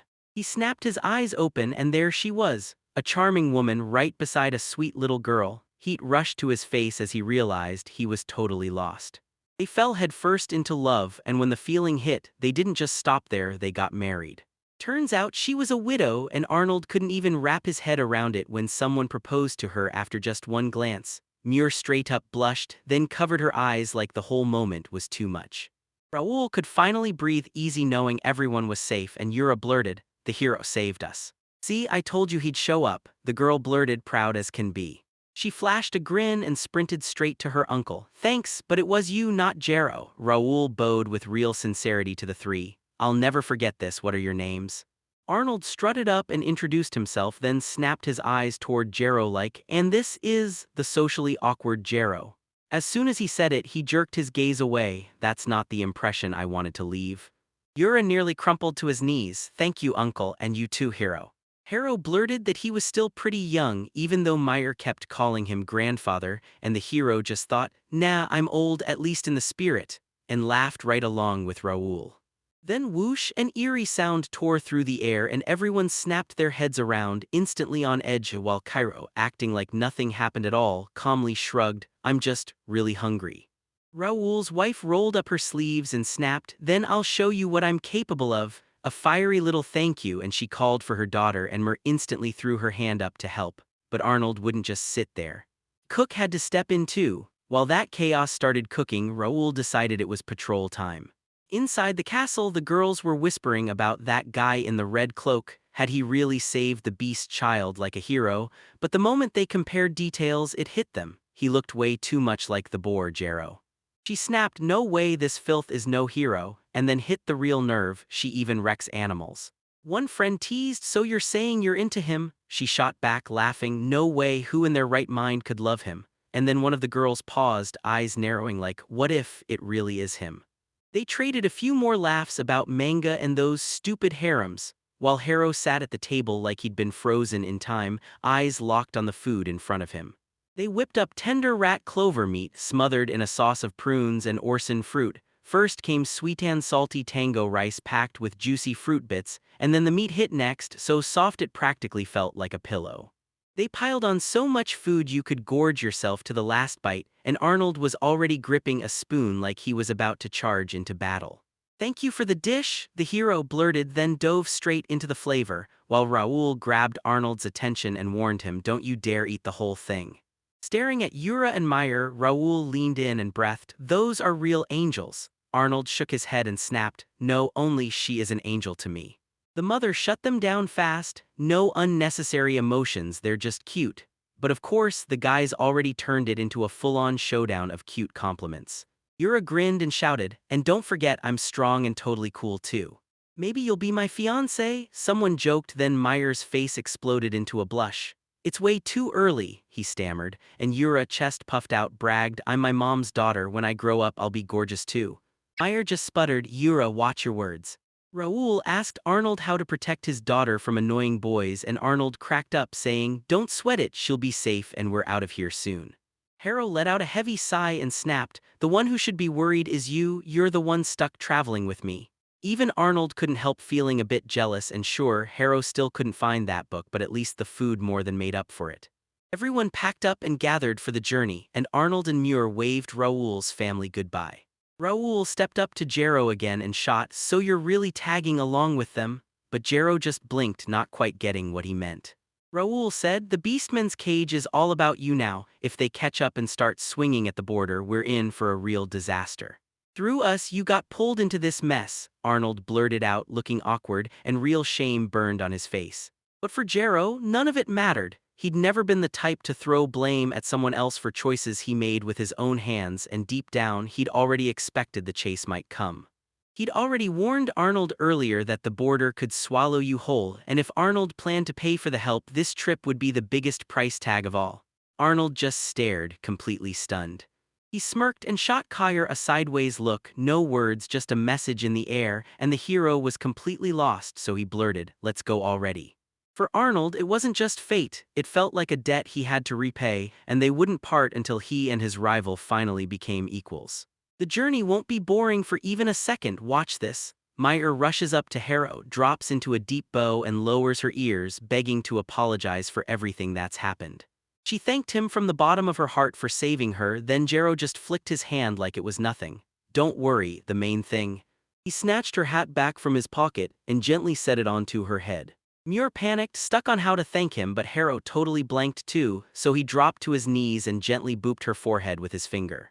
"If you care that much," he snapped, "then get stronger." Muir bowed low, hiding behind her hat like it could shield her from the world, and Arnold figured she couldn't see a thing under there. Then again, he didn't get a second to wonder, because Harrow was already pushing them forward, and calling him the Lullick grandfather again just lit Arnold's fury on fire. Rage surged through Arnold as he snapped, "Shut up already." But Muir just laughed and bolted after Harrow, and everyone immediately sensed this was going to be a blast. Their quest carried them straight to the Horny Mountains, where steaming hot springs were waiting. Arnold lit up the second he spotted Muir in a swimsuit. "My angel," he blurted, grinning like crazy. She blushed and stammered, "Dee, don't look at me like that." They barely got a breath to breathe before the water started bubbling, then they spotted a body floating there. Someone was in the water, so they sprinted to yank the stranger out, but Harrow didn't budge at all. With a tired glance, he just looked off to the side. When the body came back, it turned out to be a girl with curves you couldn't ignore, and Muir let out a jealous sigh because she'd been stuck flat as a kettle. Arnold jabbed the stranger in the cheek with his finger and barked, "Hey, wake up." Uncle, Meyer blurted out, and Harrow's stomach dropped. This sure felt like a crime happening in plain sight. Arnold immediately broke into a sweat and tried to talk his way out, mumbling, "The cheek's just tender, I mean it just happened." "Move over already," Jero snarled, "your excuses are only pouring gasoline on this mess." Arnold started to explain to Muir that it wasn't what she thought. But the moment he reached out his hand, the girl lunged in and sank her teeth into him. She snapped back to her senses and blurted, "Oh, did I bite you?" only to realize Harrow was right there, and he shot back, "Don't say my name like we're that close." She grinned and said, "I'm Vinka, though you can just call me Sick." The girl crumpled to the ground and groaned, "I'm starving." Harrow shot Muir a look and said, "If you're starving, we'll hunt a crab cow on the way." Muir sprang up. "Do they taste amazing?" Arnold grinned, "Perfect." And before the words even hit the air, the girl was already working on it. On the road, everyone kept itching to know why Vi Sick was traveling solo, until they learned the truth. She wasn't just wandering, she was hunting the master who forged her weapon. Mer figured it was a simple dagger, then it changed shape into a spear, and that weapon had a name straight out of legend, the Bone of the Maiden of Victory. Mer was left staring, completely wrecked with shock. "This is insane," the girl blurted out, eyes wide. "Who made this thing?" "My dad," Sick said, dead simple. She snapped her hands into motion like a living reenactment. "This is what he was like." Arnold narrowed his eyes, so her father really was a beastman, but the terrifying part, where he was right now, he had zero clue. "Wait, those are really your parents?" someone blurted out, stunned, "because you don't look like a beast at all." The girl shook her head and snapped, "We're tied to them by blood." Muir leaned in and said Sick was a half-breed, but the girl blinked, totally lost, and asked, "Wait, is that something tasty?" People snickered that a half-breed probably had no ears, but Arnold shut them down. "Sometimes you can inherit a human face and still come out a beast man. If beastly blood takes over, then everything, hair, face, even the look in his eyes turns wild and feral, but at the end of the day, it's still family." Sick was stunned that the boys weren't scared of her, because every other person, the moment they heard that beastly blood ran through her veins, labeled her a monster and a forbidden taboo. "Why is it taboo?" she demanded, and Arnold finally broke it down. "Because she's mixed, people like her can't wield magic or train in martial arts the way pure race reps do, so society stamps them as heretics." Arnold spun around, tail flashing, and said, "Meyer and I are beast people and we're not scared of you. You're not a monster, you just got unlucky with your talent." He stared at her and said, "Sick, you're not a monster and you're not a taboo, you're just you." The Jew stared at Kairo, but she couldn't read what she wanted, so he just watched, clueless. Then Arnold burst out laughing. "Sheesh, he's painfully straightforward, but it's the real deal. Forget racing over racial differences. Jaro'd rather lose himself in books or chase down good food, but yeah, this wasn't the moment for that." "Old Lillican, I'm starving, let's go," Kairo barked while Arnold's temper simmered over, "How long are you gonna keep yelling that at me?" "Wait, you're not a grandpa, you're oppressed," Arnold snapped, all annoyed. "No, absolutely not." Meyer just muttered, "Uncle, calm down." At last, they burst into the place where the crab cows were supposed to be. Harrow snatched one up and lifted it to the light. "Yes, that's a good sign." Arnold's eyes widened, impressed. "Snagging even one of these in this source is already a win," Arnold shouted. "But crab cows are skittish little ghosts of the deep, barely ever surfacing thanks to insane camouflage, so spotting them is pure luck." Jero asked, "What if we don't find any more?" And Arnold grinned, "Then we'll use your magic." Right when Arnold hauled the crab cow up, it suddenly jerked, then splashed right back into the water. The old man blinked. "What the?" And Harrow only sighed, "Guess that's your bonus for that whole beast cage fiasco." He had no plan to snare the prey himself, and Arnold started to tremble under Harrow's stare. Then he blurted that he'd do it instead. "It'll be faster." While Sika echoed that Harrow was terrifying, until Arnold launched forward and suddenly shouted because he heard something. Right then, the ground under Arnold started shaking like crazy, because something massive had just grabbed him and lifted him off the earth. "Looks like we've got the crab cow, boss," Arnold roared. Harrow stared in confusion until Arnold broke it down. When these crabs panic, their camouflage fuses them into one monstrous giant creature. Arnold splashed into the water, and that was it. They'd been hiding in the current all along, no way out now. "What a treat," Harrow muttered, dripping sarcasm, kid antenna down to the ground. The crab lunged and launched hydrocutters like they could slice through steel without breaking a sweat. But with Jero, nothing went as planned. His defense stayed steady, calmly snapping back every attack from the water. But it wasn't only him fired up for war. Sick roared forward and hurled herself at the crab with everything she had. Her wand flared to life in her grip, and she shouted, "I'll help you." Arnold grinned. "She really knows how to." Harrow nodded hard because he'd thought that spear was just for show, then only Mer stayed back, silently watching the whole thing. She clutched her clothes and swore to herself, I'll be strong someday too. Back up, Harrow barked, I'm ending this. He scribbled a magic word and dumped the crab in oil. With parallel writing, he could unleash several effects at once, all at the same time. Everything exploded into flames. Vi sick went speechless because Chero just unleashed fire magic with not a single word. Arnold snapped, what are these symbols? I can't make heads or tails of any of it. You're amazing, Vi blurted, all fired up, then her instincts jolted when she caught that familiar smell. Is this oil? She gasped, staring at it. Arnold just nodded. Yeah, nice eye, I'm a dog breed so I didn't even feel it, but you, who's your father? I don't know, Vi snapped. But right then, something in Arnold didn't sit right because in all these races nobody should have had a nose sharper than a dog. If she's not a dog, then there's another beast out there, one that looks just like her, and it might be one of the 3 united beastmen races, golden foxes. Legends whisper that golden foxes could stretch and shrink, shift shape, turn into monstrous beasts, and even hold the shape of a whole mountain, though the rarest of all are the 9-tailed ones, and anyone who ever took that power paid with their mind. Harrow sighed, man, it's heartbreaking they went extinct, and right then the crabs were almost done. Arnold yelled, chef, serve up. Everyone dug into lunch, then Arnold's eyes went wide when he realized, wait, you started that journey at 7 years old. He couldn't even hide his shock as he blurted, so you've been fighting monsters since you were a kid. How old are you? Arnold asked super carefully. Six cheeks warmed as he mumbled, 14. Arnold could have guessed it, but he held his tongue. Not like Yura, she's already grown up, he thought, then yanked himself back to calm. Six suddenly called out to her uncle, and Arnold jolted, realizing she wasn't traveling alone at all. She said that before people had stuck around until they heard her story, then they just walked away, leaving her alone. But now that she finally meets people who accept her, she's genuinely happy. She flashed a sincerely bright smile and it hit Arnold like lightning, completely blinding him. Then she asked Yura straight out, did she know anything about her father? Yura's answer was brutal and simple, a spear.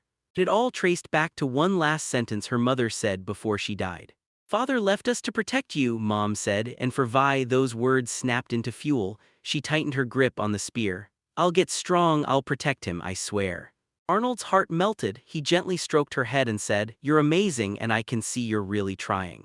Yura thought that juice is straight up unreal. Her chin dipped, embarrassment burning hot in her chest. Cairo snapped his head toward Arnold, staring in shock as he blurted, why'd you do that? Then the girl leaned in and whispered something to him, keeping her gaze locked on the ground. Harrow opened his mouth to speak, but Arnold cut him off with a gruff, she wanted you to pet her too. You just blinked and tilted your head toward the kid, and he shot back a cold, stubborn refusal. Jero muttered, she's not the only one struggling, none of us are owed praise and we all just live the way we can. You shot back, I don't travel for praise, and even though she flashed a smile, you could still hear the sadness hiding in her voice. All right then, pet me, Sika snapped, totally out of nowhere, so Yura froze. Wait, she just invited it herself. Jero snapped, cutting him off, I won't pet a single person unless there's a real reason. And what if I step up and do something huge, something really good? Sick asked, hope lighting up his voice. Her eyes blazed with pure determination, and Harrow just let out a tired, heavy sigh. Do something amazing first, and then we'll finally talk.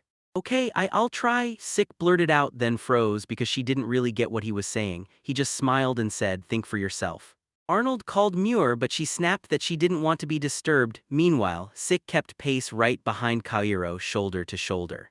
She spun around and Yuri shot her a cautious look, raising an eyebrow as a bad feeling crawled in. Something here isn't right. Suddenly, the girl slipped into the thicket and Arnold rushed after her, desperate to figure out what was going on. And then boom, they tripped on an injured creature. A massive winged wolf-like beast sprawled in the bushes, wheezing and breathing hard. That wasn't just some injured beast, it was a celestial wolf, class B through and through. It groaned in agony, but the second Sick stroked its head, the pain vanished and it went completely quiet. Arnold instantly remembered how terrifyingly strong those celestial wolves were, then Sick snapped his eyes across everyone and said, we need help. Move aside, Antenna, Harrow snapped at Yura. Everyone around them gasped like they couldn't believe what they'd just heard.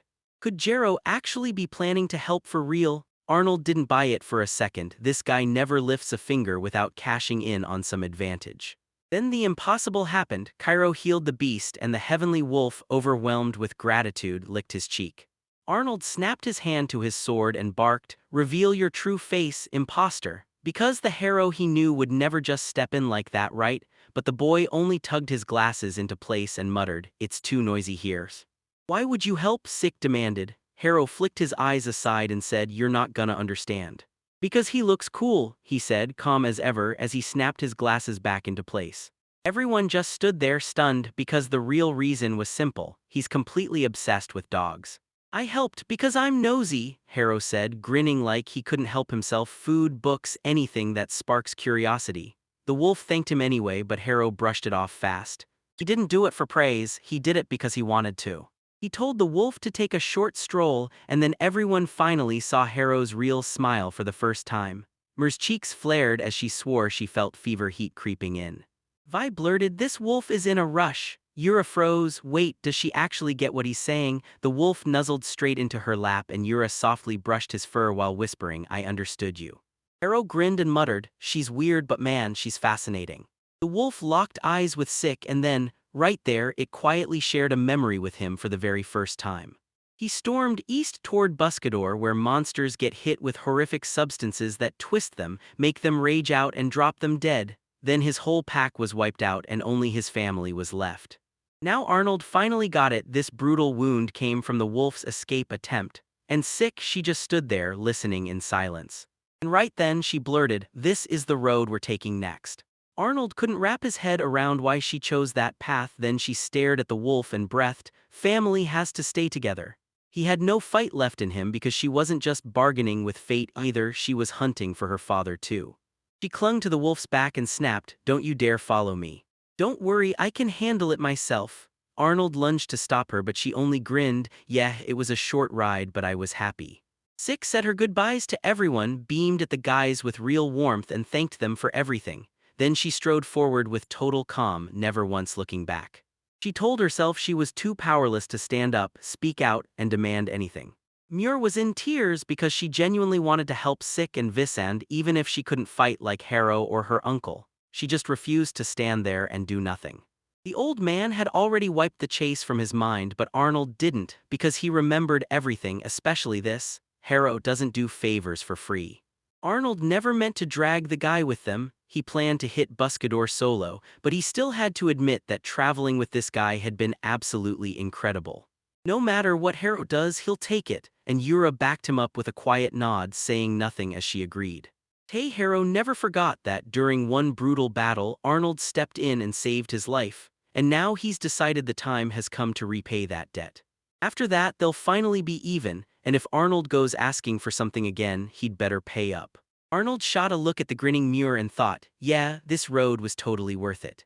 Harrow remembered that buscador means seeker in Spanish, and suddenly he wondered if they're running experiments there. Because if that place really hunts for answers, then the books inside are gonna be unreal. Arnold felt the boy wasn't always being honest with himself, and Meyer only smiled, saying, Harrow can be kind. Meanwhile, the heavenly wolf and Sick barreled toward the exact spot they were chasing. She wouldn't just slap wolf on him, so she coined a name, Winged, and when she said it, he burst into happy barks like he was cheering for it. In Asidara's lab, a scientist lunged at the mission to wake Nagnalbond. The boss passed out on the table, and the only thing that worked was candies.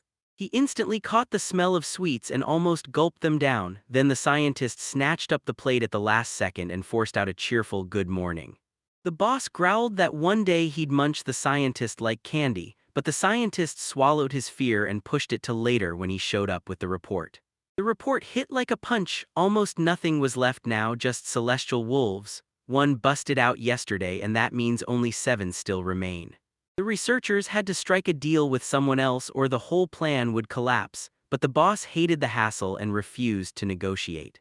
The moment the dialogue ended, alarm sirens exploded across the entire base. They got the warning that violators were out there. One energy signature screamed a heavenly wolf on the loose, and the other was unmistakably a human. The lab's boss saw the perfect chance to test the specimens, then demanded they be hauled in alive, and the scientists warned the control was still unstable, but he smirked and waved it off like failures. That's the experiment. Sick charged deeper into the lab and found a smashed cage. so Krylody had been kept right there, and all around lay mangled corpses of monsters that had been slaughtered. Rage surged through the girl, and she swore she'd burn this terrible place to the ground. The lab owner, the smug Naknal, stepped out to meet them, staring in shock because this tiny girl had broken in right alongside a celestial wolf. Staring at the winged one, he sneered that he'd been dragged here to be experimented on, and then he snapped that he was a foolish creature. When Vi lunged in, Naknal blasted the winged into paralysis with crackling lightning, grinning as he said he'd only played it safe. The girl wanted to rush in to help, but the man snapped, "Back off, if you get any closer that current is gonna slam right through you too." He chose that moment to introduce himself, straight up the boss of the Buscador lab, Naknal. He suddenly remembered he'd seen this girl somewhere before, but it didn't matter. He snapped his fingers and brushed it off. The wolf's tiles split apart, and the winged one dropped into the space below. The stone trap slammed shut and Naknal snapped, warning her that if she so much as moved, the beast would be dead. You couldn't let this slide, so he threw out a bargain. He'd meet the condition and he'd keep his hands off the winged one. She swore she'd keep her promise, no excuses. And she swallowed her pride and agreed to hear him out on his demand. They marched her straight to a massive mesh cage, and the moment she got close, the wolves inside whined and gnawed at the bars like there was no escape. Behind her, trapped in its own electrified cage, she spotted the winged one, then she barely breathed, "Wait." They shoved her deeper inside. There in the room sat a black metal chest, and if she conquers what's locked within, she'll finally earn her freedom and the beast's too. She clutched the spear with white-knuckled fury, heart pounding, then crack, the black box burst open. The black chimera born from sick experiments burst out of her like a nightmare, and Naknal grinned, saying, "Your fury's about to be unleashed at last." The monster roared so hard it drowned Vi's ears, and the snake sprouting from its neck hissed, then snapped forward to lunge at her.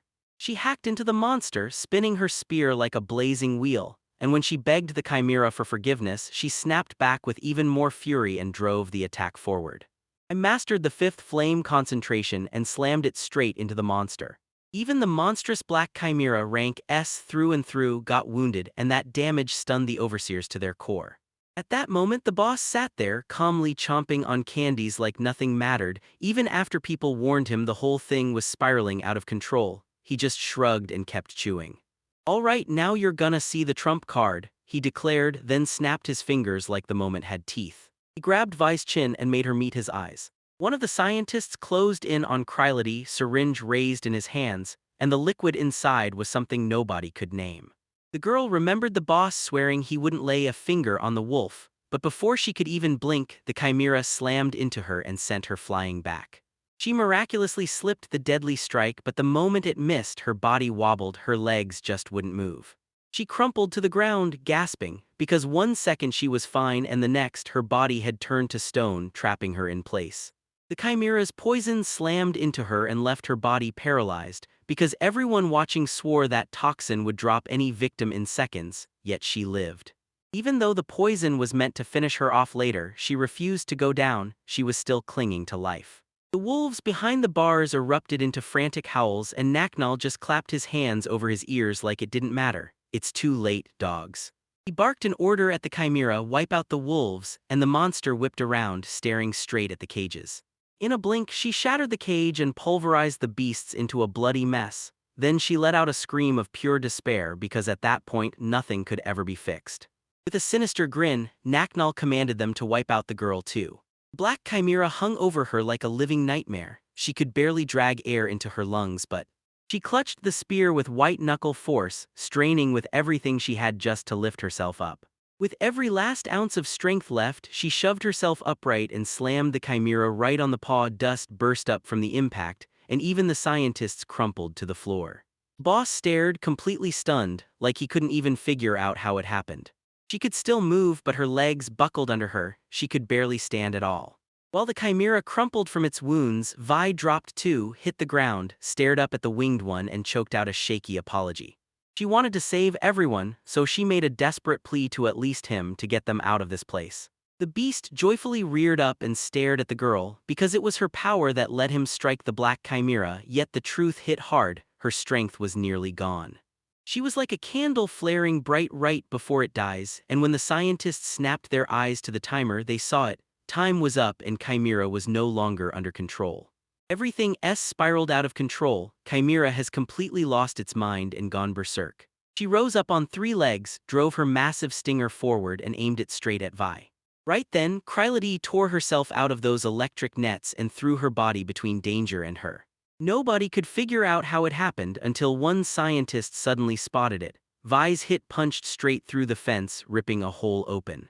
So why did Krylody stay when he could barely stand, yet he still screamed at full volume instead of running? So yeah, thank you Vi, he said he'd make it back to his family, all of them, his brothers and sisters. He let out one final howl to the sky, and begged her to survive. His body collapsed and Vi, shaking in tears, lunged over him, begging for forgiveness again and again.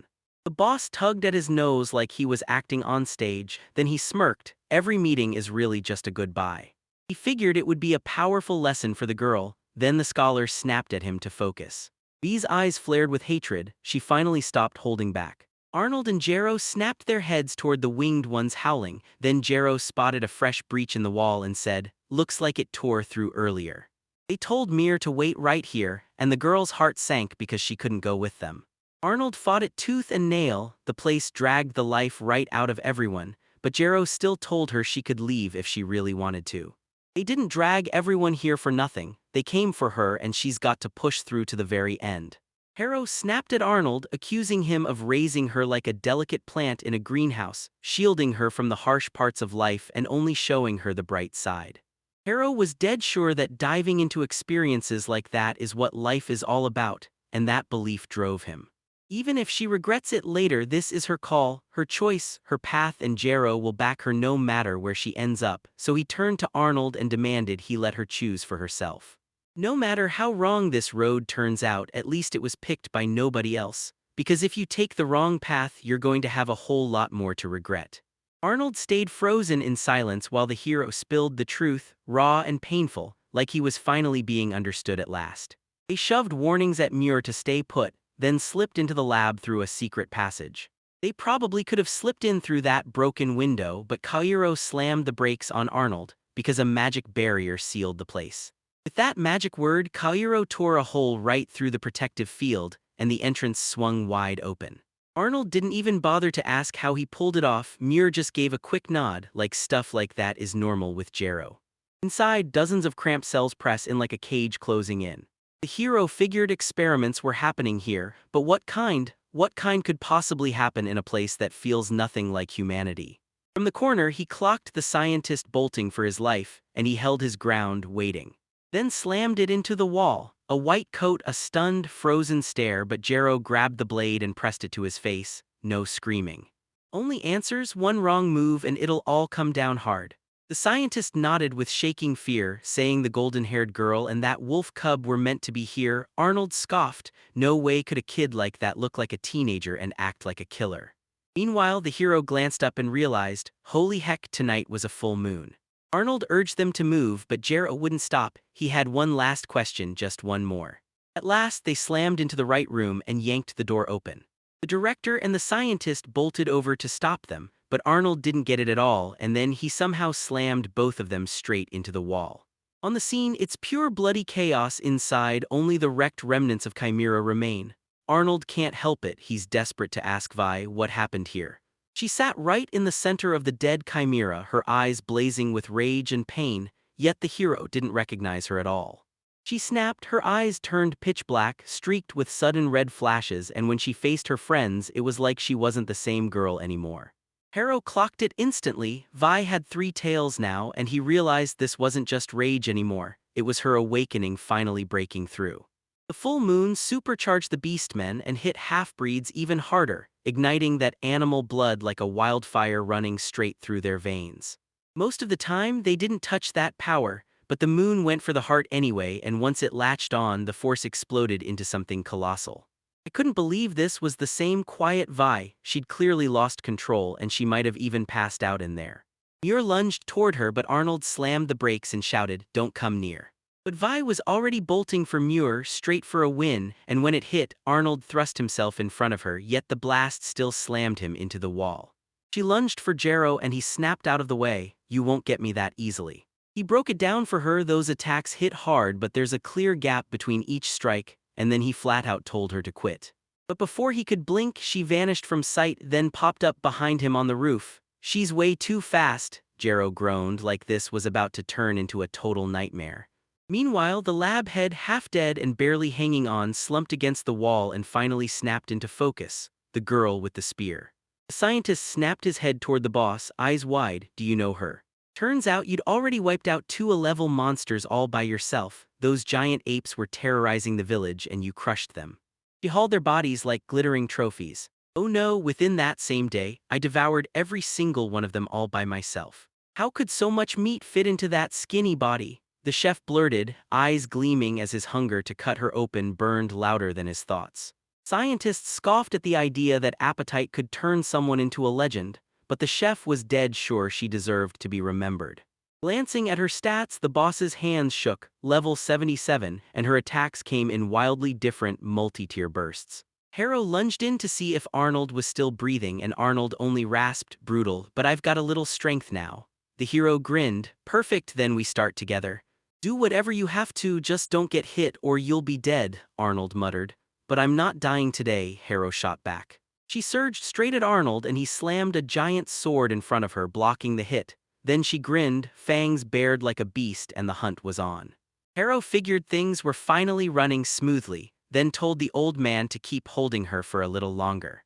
He twisted words into a spell on Arnold's soul, and suddenly he couldn't move a single inch or raise his sword. "You barely dodged the spell at the last second, straight on the edge of a miracle," while Arnold lunged to yank the weapon free and Cairo demanded, "Just a little more time."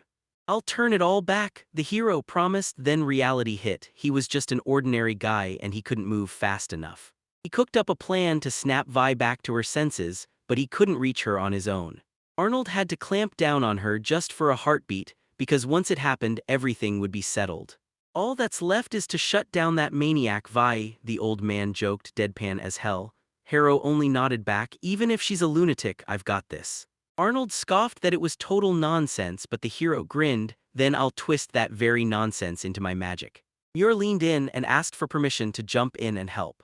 But they told her straight up she'd just slow everyone down, because you've vanished inside yourself and that power is stronger than every soul in this place.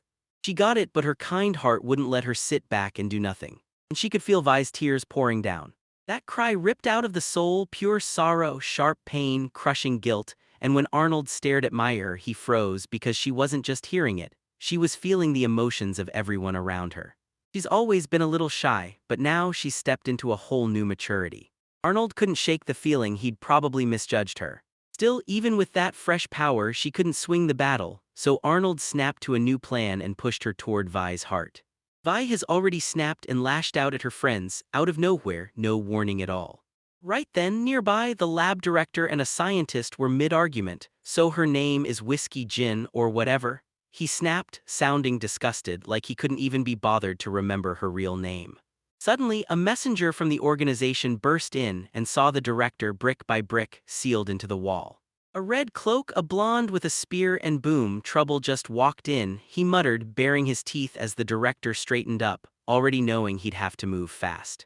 The officer stared at the director, stunned, like his eyes were shouting, "What the hell is going on here?" He pointed at Vi and said she was their real target, and that stumbling into her here was pure luck, but the liaison snapped back that something urgent had to be handled and with a quick apology vanished down the corridor. The scholar snapped his gaze back and said, "He's hardworking, but he's weird as hell." The director grumbled, "I still don't get what's so great about working for an outfit like that." He muttered, "Fury of the chest," but the scholar snapped him back, "No, that name's wrong, it's a center that hunts beastmen on purpose." Meanwhile, Arnold yanked his sword up and drove it into the floor with everything he had, trying to halt the rampaging Vi. Harrow grabbed the moment with both hands. He fired off speed magic, burst ahead of Vi, and tagged her with the spear seal. "I never saw it coming," one of the girls' tails shot out, yanked him in, and slammed Arnold straight into the floor. Your fist was already cocked for the final strike, then Muir begged, "Don't, we're your friends." In the dark pupils, familiar faces burst to life for a heartbeat, like a memory clawing its way back. The moment she brought up the winged one, fury burst back to life. She lashed out at everyone and Cairo snapped, "Arnold, dodge." But the old man stepped in and took the hit head-on, raising his sword like a shield to stop it. Harrow and Meyer sprinted straight at him, then Vi shot forward out of nowhere. She lashed Muir with her tail and the girl crumpled to the ground as her hat shot off to the side. Choking back tears, she stared at her furious friend. And right then I saw it, tears streamed down Vika's cheeks, and the pain on her face was just as brutal as mine. Muir chose not to answer hatred with more hatred. She rose with her hand on her chest and slowly made her way toward Vi. One shaky step at a time, fear clawing at him, still he pushed forward, getting closer. Vi's tail flicked and her fangs flashed, but Meyer leaned in and whispered, "You're hurting, I know." "Everything's fine, I'm not scared," she insisted, then softly brushed her fingers across Vi's cheek. Both of them dropped to their knees and Mur hissed, "I'm right here, come back," pulling her friend into a tight embrace. Soft light washed over them and Vi blinked back into reality. She scooped up Mur, tears streaming, and whispered apologies to everyone she'd hurt. She patted her belly and smiled, "Relax, Harrow already fixed me." She didn't want to hurt anybody, this body was just finally snapping out of control. "When you wrapped your arms around me, warmth flooded my chest," Vi breathed out, then she blinked back, because Muir was urging her to stop those tears. Harrow spotted it, those tiny fireflies were streaming out of Muir's ears, like a life force leaking away. "You tore yourself up for failing to save the pack, then you snapped, 'If it wasn't for you, I'd be dead.' She urged you to lay the celestial wolves to rest somewhere beautiful." Everyone nodded in agreement, and every gaze snapped straight to Kaohiro. Arnold straightened his glasses and barked, "First wipe that blink," then steadied himself with a sword in his grip. Suddenly, the winged one's body twitched, like something inside was waking up. The gray puppy wriggled out from beneath the fur and boom, she'd been pregnant all along. The whole crowd went silent in shock. "You swore I'll protect that baby, no matter what it takes for all of you." The director with a degree showed up and murmured, "What a lovely melodrama." She lunged for him, but Arnold and Muir yanked her back, because once the berserker burned out, a brutal backlash was waiting. Still, the director just smiled like it didn't even matter. "You'll die here anyway." He slammed the remote and the corridors detonated, raining down stones on the heroes. Harrow slammed down a symbolic word and an energy dome snapped up around him, halting every last piece of debris. The director's eyes widened at the wild magic. Then he snapped, "The second button will trigger total self-destruction and you'll all be buried under the ruins." "There's zero point in wasting effort," Harrow said, cool as ice. Muir said, "Bust your ass and you'll climb forward." She shot him a bright nod, and even Arnold had to admit she was right. Jero nodded along too. The scientist snapped the evacuation reminder to the boss, and the director's hands quivered with rage. Greed clenched his win, he slammed the second button and bolted, leaving the heroes trapped in the closing section while the hall started to crumble beneath them. Jero said, "There's an exit through Core B," then he leaned in and added, "I've got something else." Arnold blinked, not getting it at first, but his gut said it had to tie back to what Jero dug out of that scientist. During the interrogation, Kaohiro squeezed the truth out of the scientist, where the reports and lab journals were stashed inside that maze of a complex, and whether a real library of research even existed. The scientist whispered, terrified, "Room number 5, and told everyone the same thing. From the exit to the test site, you've got to cut to the far right corner of Building B because that's where the archive is." When they asked about B-Core, the researcher shook as they admitted it. "We stashed the new reagents and gear inside the core." And then they broke down, apologizing for dragging everyone straight into hell. Arnold sized up the danger in seconds and snapped orders. Muir and Vi grabbed the puppy and followed him to the exit, while Harrow had no choice but to slip out alive after that book raid. The hero burst into the archive and the shelves sagged under stacks of tomes, clinking flasks, and scattered diagrams, an honest-to-goodness treasure with one missing thing: time. A fresh wave of destruction roared behind him, and the corridor where his friends had vanished was now buried under rubble, so he sprinted in, desperate to see if they were still alive. I caught up with Arnold and the girls were safe. Barely had they slipped into the next corridor before they escaped unharmed, only smudged with dust. You cradled that poisoned puppy as it convulsed in your arms. The very toxin that wiped out the pack was now grinding its way through the cub, piece by piece.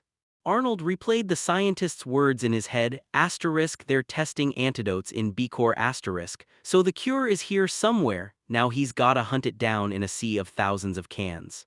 She clutched her resolve and swore she'd save the baby no matter what it cost, while Muir nodded and backed the hunt for the serum, even if it meant crawling through rubble and choking smoke. Arnold clutched his sword and shot a look over his shoulder, his mind snapping back to Kaohiro again and again, praying the book lover hadn't been buried beneath the rubble. Meanwhile, Harrow had piled himself down with a massive bag of manuscripts. He was seconds from bolting, until the roof suddenly caved in right in front of him and slammed his escape shut. Rubble towered all around him, sealing every escape, so the hero snapped through the risk in his head, deciding fast whether a risky word tunnel was worth the chance of being crushed by the collapsing weight. I decided to go for it. If it all falls apart, I'll be gone with the ground, but either way those books are getting wiped out for sure. He slammed the breakthrough symbol into the wall, snapped the flight mode on instantly, and blasted through the opening with a sky-splitting leap under the moonlit heavens. He felt the drop hit him for the first time, and for a second he almost forgot to breathe. Then he snapped back to reality because he had to land and get back to his own. Up above, he spotted a tight cluster of figures and the torchlight blazing beside the backup platform. Looks like the surviving workers were regrouping there. Harrow chose to team up with Arnold's crew first, because without them, saving the archive and getting that puppy out was totally impossible. At B-Corps, Arnold had already snapped over the bottle count, no labels, a mountain of formulas, and as seconds bled away, the poison started to bite. Muir sifted through the jars, peppering her uncle with questions on what to do next. Then the room swallowed its own noise because while everyone was caught in the chaos, the door eased open and a stranger slipped in, silent and unwelcome. After the self-destruction signal, the guard suddenly heard voices, and his shock hit like thunder, because there was no way any living soul should have survived in here. Arnold and the girls wore pure despair on their faces, yet Jero couldn't figure out what hit them so hard. Muir steadied her breath, chanted the cleansing spell, and the puppy burst into a gentle glow, then barked for real, cheerful again like the pain was wiped clean. She sobbed with happy tears, clutching that puppy to her chest until its pulse steadied, and the wheeze vanished from its breathing. Harrow snapped, "Forget later, this vault is about to cave in on us." Even worse, out there, hunters from the Beastman's cage are waiting in the shadows, so escaping the ruins only means you're walking straight into the next fight. The puppy stomped its paw in rage, spun on its heel and bolted down the corridor, wayfinding like a little hero, and when everyone saw it, their eyes flared with hope. "It wants us to follow it," Mer blurted, and the company immediately snapped into motion, charging right after it. The dog halted at the steel door, growling low, because something inside felt wildly suspicious. Behind that door lay a deserted bedroom. When the puppy burst in, it leaped onto the bed and started clawing the floor with raw, impatient fury. Arnold shoved the bed aside. There under it sat a bronze-lidded hatch leading to a secret escape route, and Jero grinned, petting the little tail like it was a lucky charm. They dropped down, snatched a torch, and were stunned by that huge passage with a water channel. Moist air and wet smells guided the puppy right in. "Why have you got that filthy rag stuffed behind your back?" Arnold demanded, and Harrow only shrugged, completely lost. He groaned as he looked back. His manuscript bag was ripped open, and the pages had already blasted through the breach, writing the night wind's legacy into the sky.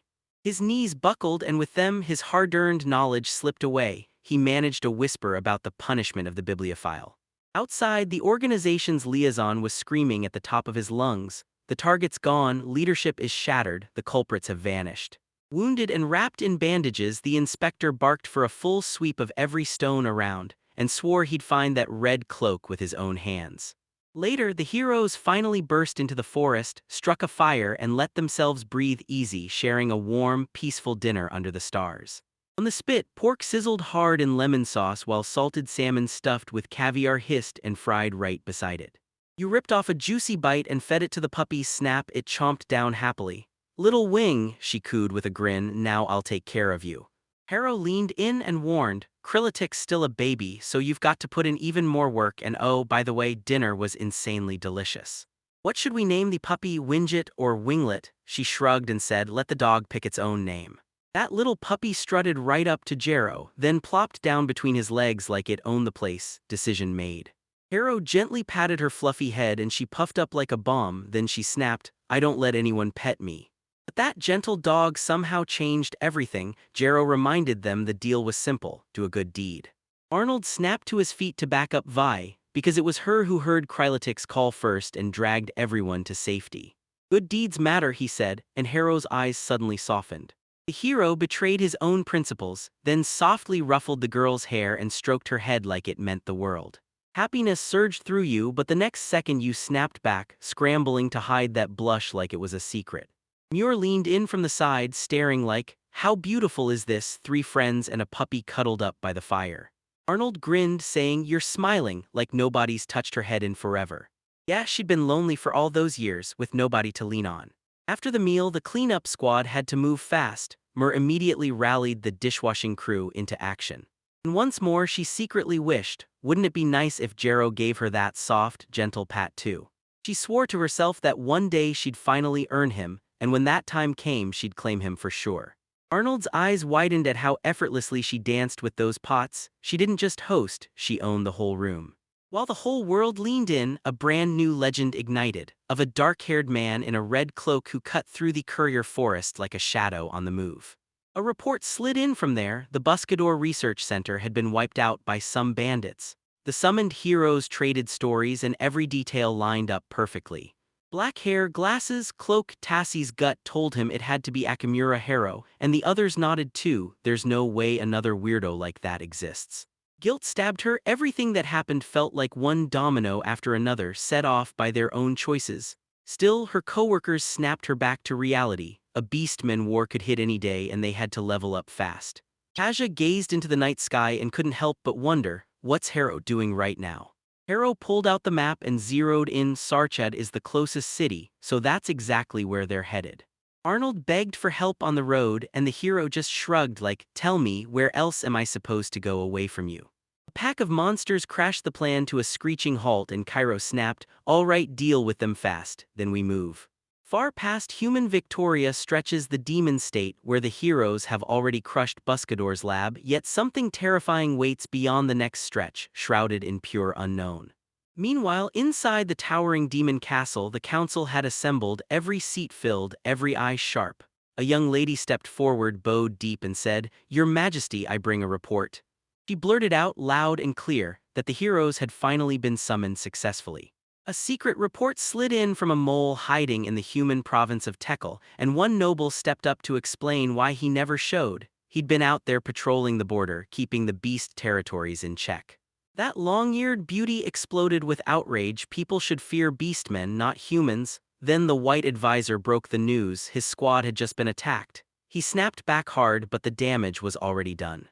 The Queen is convinced the real danger right now is the beast race, because their raw brute strength and savage transformations could spell doom for everyone.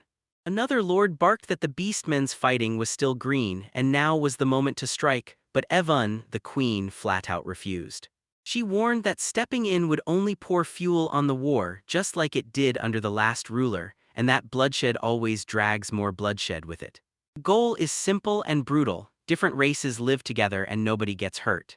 The hall was alive with whispers. People clocked the naivety in it, but they also knew one thing: if they didn't change course, more blood was going to spill. Not humans, not beastmen, they'll never forgive the crimes of that former demon king, but someone has to shatter the chain of hatred. Even if they die, peace might never land. Standing still only hands the demons an opening to strike. The meeting slammed shut, but a few stayed behind. "What do you think of her dream?" demanded the commander of Aquinas, and he admitted it straight up. The plan was way too naive. If there were a world with zero pain, he'd beg to see it for himself, because deep down he knew life was brutal and that kind of peace is hard to find. He longed for a neutral mediator who could stitch the races back together, because the Demon Queen can't pull it off alone. No matter what hit them, Aquinas swore he'd back her, and the person across from him swore he'd back Aquinas too. The mediator is finally a utopia, they declared, yet somehow even then a spark of hope still flickered in the shadows. Spiky cactus monsters ringed them, and Vi snapped that they should wipe the crowd in one clean sweep, so Harrow nodded, shoved Muir out of the way, and drew a blazing hieroglyph in the air. On the mountainside, a boy sketched the scenery, then froze dead as moonlight spilled in V-shaped tails and a red cloak flared, unleashing eerie runic magic. In the blink of an eye, the cacti exploded into sharp splinters. Arnold snapped his sword back into its sheath and said, "Done." You kept flicking your gaze aside, jaw clenched, every nerve screaming underneath. Arrow's gut clenched and he snapped, "Vi, why are you staring like that?" The girl swayed and breathed out, almost inaudibly, "I see nothing." Arnold's worry hit hard. He tore into the rocks where Vi was staring, and there he found it. A young artist crouched behind a tree, completely shell-shocked by their power. He flashed an excited grin and thought, all right, let's dive in, I'm going to get to know this wild bunch. As they trekked onward, the travelers finally rolled up to the border town of Sirdar, and when they spotted that gate, pure relief hit them. Harrow snapped, glaring into the crowd, what kind of chaos is this? Arnold couldn't forget it, this was Yurui, Rare's summer festival, and on day one the celebrations were already unavoidable. They rented rooms on the spot, then plunged straight into the fair's wild, electrifying atmosphere. Harrow had never set foot at a Japanese matsuri and the whole thing hit him with a rush of pure novelty, until the crowd started pushing all the right buttons and grinding his nerves to dust. Arnold grinned and slapped his shoulder, come on, you've got to love festivals, there's treats for days here. But for some reason those words lit a fuse under the hero. All right, lead the way until every last tasty bite is gone, Kairo snarled, flipping straight into hunting mode, locked on food. Arnold let out a heavy sigh, he had no clue what to do with this ill-mannered little bookworm, but the sparkle in his friend's hungry eyes totally threw him off in a fun way. They dove into spicy skewers and fruit granita, then tore through every bit of entertainment, hitting the shooting ranges and chasing flashlight lottery wins. Harrow finally got it, the festival's magic is the endless parade of flavors, and for the first time he admitted that maybe fairs aren't so bad after all. The vibe curdled when the young man accidentally stomped on Jarrow's foot and then, right on cue, a sobbing kid smeared chocolate all over his cloak. A ruthless aura rolled off the hero, he was desperate to smash the crowd to dust and drag peace back into the world. The joking seller suddenly shouted, "Happy shark sandwiches," and Harrow instantly froze, stunned because seriously, what was so happy about a shark? Harrow stared down that massive line at the stall and thought, maybe those lucky sandwiches weren't just hype. Arnold nodded along like, yeah, everybody knows the legends about the pink sharks of happiness. Once a decade, they finally snag the happiness shark, from the jade horn on its nose to those pearl-bright teeth. Because every single bit is edible, the pink flesh melts on your tongue and all that lingers is a sweet, salty sea aftertaste. Jarrow still remembered that first bite of dogfish meat and pure excitement lit him up. All right, let's go for it. The line inched forward and the seller blared a lottery, one throw, 9 spots ahead and basically no chance at all. She felt a heavy ache in her chest, because the odds were basically zero, yet she still craved the chance to taste that delicacy. Don't laugh at me, the hero hissed. For the sake of taste, I'd do anything for Sea Dog. Arnold grunted, common sense says it'll never work. All right, I'll override common sense, Harrow said, dragging a rune through the air with his finger. The real problem was this, luck could either make or shatter everything. Hole lets the bullets spill out and now we need something even finer to handle the chaos. He clapped his friend's palms, then in a low whisper he scribbled the mark, probability times 4. Their turn finally came, and with only 4 sandwiches left the seller practically announced it like fate, a remarkable stroke of luck. Golden ball drops, boom, a total win for all 4, and you know what that means, shark burgers. Nothing is impossible, Cairo roared, flinging the ticket like he'd already won. Arnold hissed that the magic sounded like a scam and the hero shot back, enough talk, now chew your way through it. The first bite hit like a wave, crisp seaweed snapping under your teeth, sweet salty sauce swirling in, and that tender pink meat melting right through it. Harrow felt pure joy crash over him in waves, like he'd just found flavor nirvana. After he finished eating, the boy grinned and smacked his own belly while the girls bowed in thanks, then licked their fingers clean. All right, Arnold said, leaning in, time to spill it. What the heck did you just scribble into the air? Muir leaned in and demanded, so you're the one who's in charge of luck, huh? Then tell me, how does it even work? Because we just devoured something this delicious, the hero grinned, I'm gonna spill a few secrets. His magic is wild, he carves spells in the signs of his own native language and reality obeys every single meaning he writes. Speed turns into pure motion, shield hardens into protection, and even probability rewires what's likely to happen. Arnold finally admitted the truth, he was seeing Chero signs for the first time, and once he'd heard about those weird schools like spatial, mental, and beast control, nothing could prepare him for just how complete Chero really looked. Controlling space, thoughts, or monsters is already terrifying power, but your runes, they don't just command reality, they rewrite it, he said, eyes locked on every symbol. Honestly, I can mesh them with any element, Harrow said, cool as ice, while Vi practically bounced on the edge of her seat, eyes blazing with pure curiosity. The hero himself named his move not omnipotent, basically admitting, every word hits a ceiling, and as far as I can tell not all of them reach past it. Arnold totally missed the hidden meaning and Harrow didn't even try to decode it. Breathing hard, he blurted that he was wiped out and they were headed for the hotel, then Arnold stepped in and tossed the call to the girls. They nodded immediately, the adventures were done for now and it was time to crash and rest. Muir leaned in and admitted the day had been genuinely happy, and Vi shot back with a nod, new dishes, new tales, and a full-on celebration from start to finish. Arnold smirked, lifted his thumb high, and yelled, "You're real beauties." "Hey, Lullikin, Grandpa, lead us faster." Harrow teased, and Arnold grumbled that that nickname would haunt him forever, but the red-cloaked guy just grinned and said, "We're already running late." They pushed into the hotel and the receptionist greeted them with a warm smile, then asked about the room. Jarrow froze mid-step because those cream-colored strands looked painfully familiar, like he'd seen them somewhere before. "Are you the registrar from the Victoria Guild?" he pressed, then her face lit up. "Yes, the old times. I'm Celia and I work here part-time just for the fair season. So did business bring you all the way to Sarg?" She told them the guys got stuck at the guild hall because every in-room was booked solid for the festival, and then she pushed them to sign up and reserve a room for the day. She ushered them into the room, told them to rest, then shut the door tight. Arnold, perched on the bed, let out a breath of relief. Anything was better than sleeping out there while the others finally dropped down, sprawled all around, and loosened up. The boy wrestled with what the future even meant, because to cross that checkpoint you needed a special permit and he and you each had one. Then he noticed the weirdest part, Vi had one too. Arnold froze in shock. He was seconds away from crossing the border on that bridge, totally clueless that a permit was required. Cairo swore those passes only the guild can issue, and yeah, it takes time, but you won't get in without one. While all this went down, the guys were under watch and the exact same stranger just showed up and stopped at the guild too.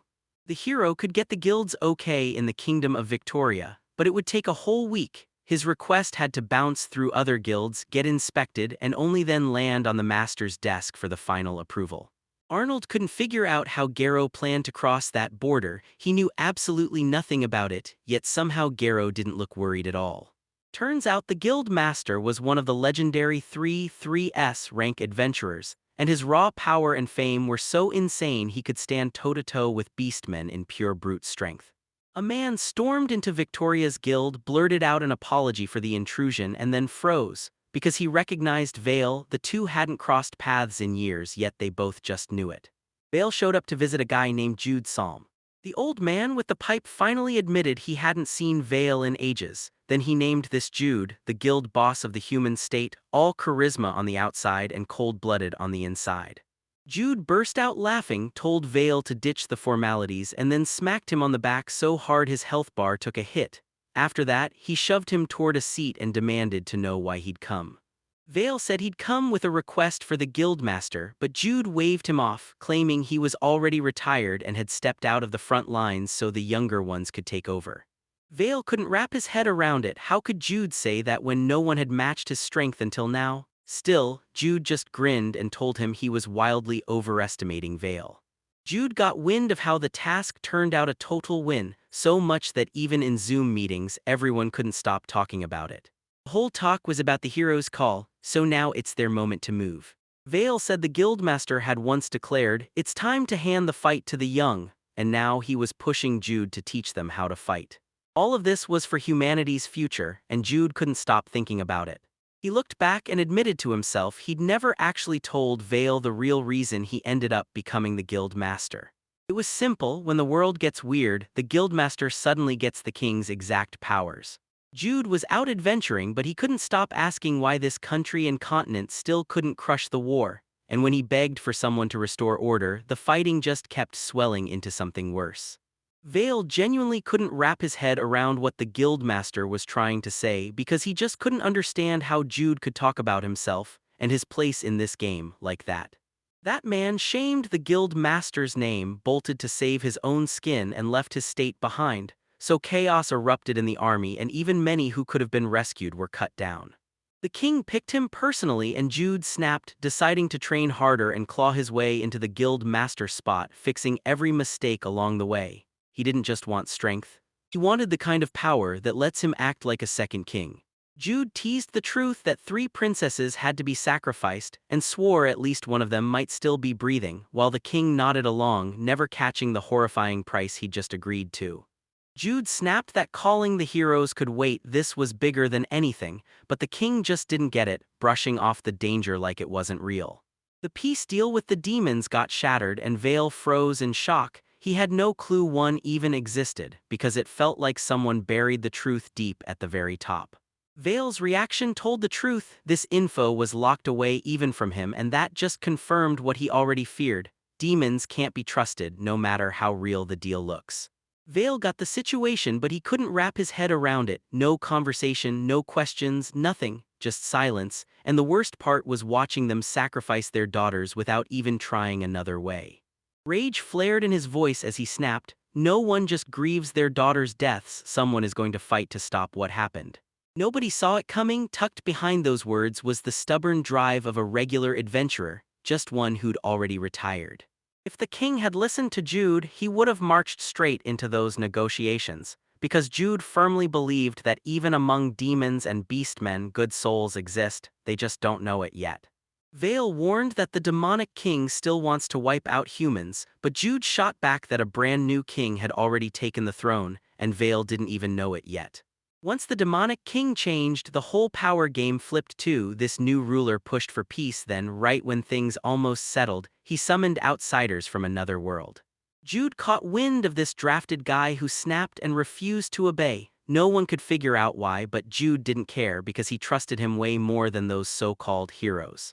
Jude snapped at Vale, "Listen, if you still don't get this, it's because you're not experienced enough yet."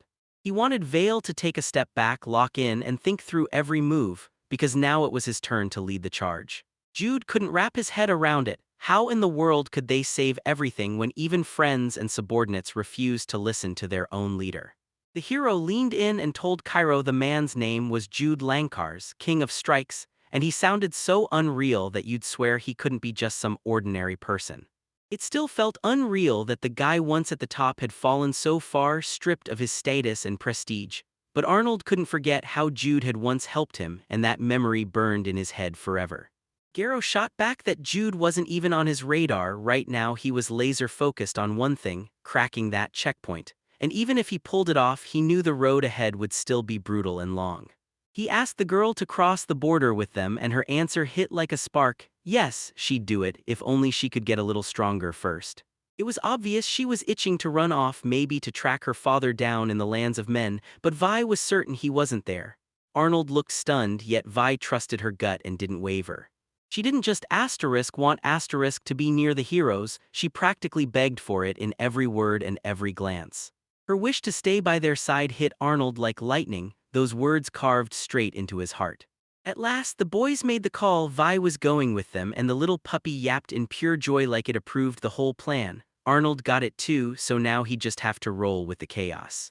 He couldn't figure out why Cairo was staring at him like that, until Cairo snapped that it was his lewd gaze, and that set off a whole wave of angry protests all over again. Then Cairo casually added that he could just fly right past the checkpoint. Everyone's jaws dropped. Cairo can fly? That's not fair. Then Cairo straight up admitted he shouldn't do it because it'll draw eyes like a spotlight, and Arnold instantly figured out exactly who they meant.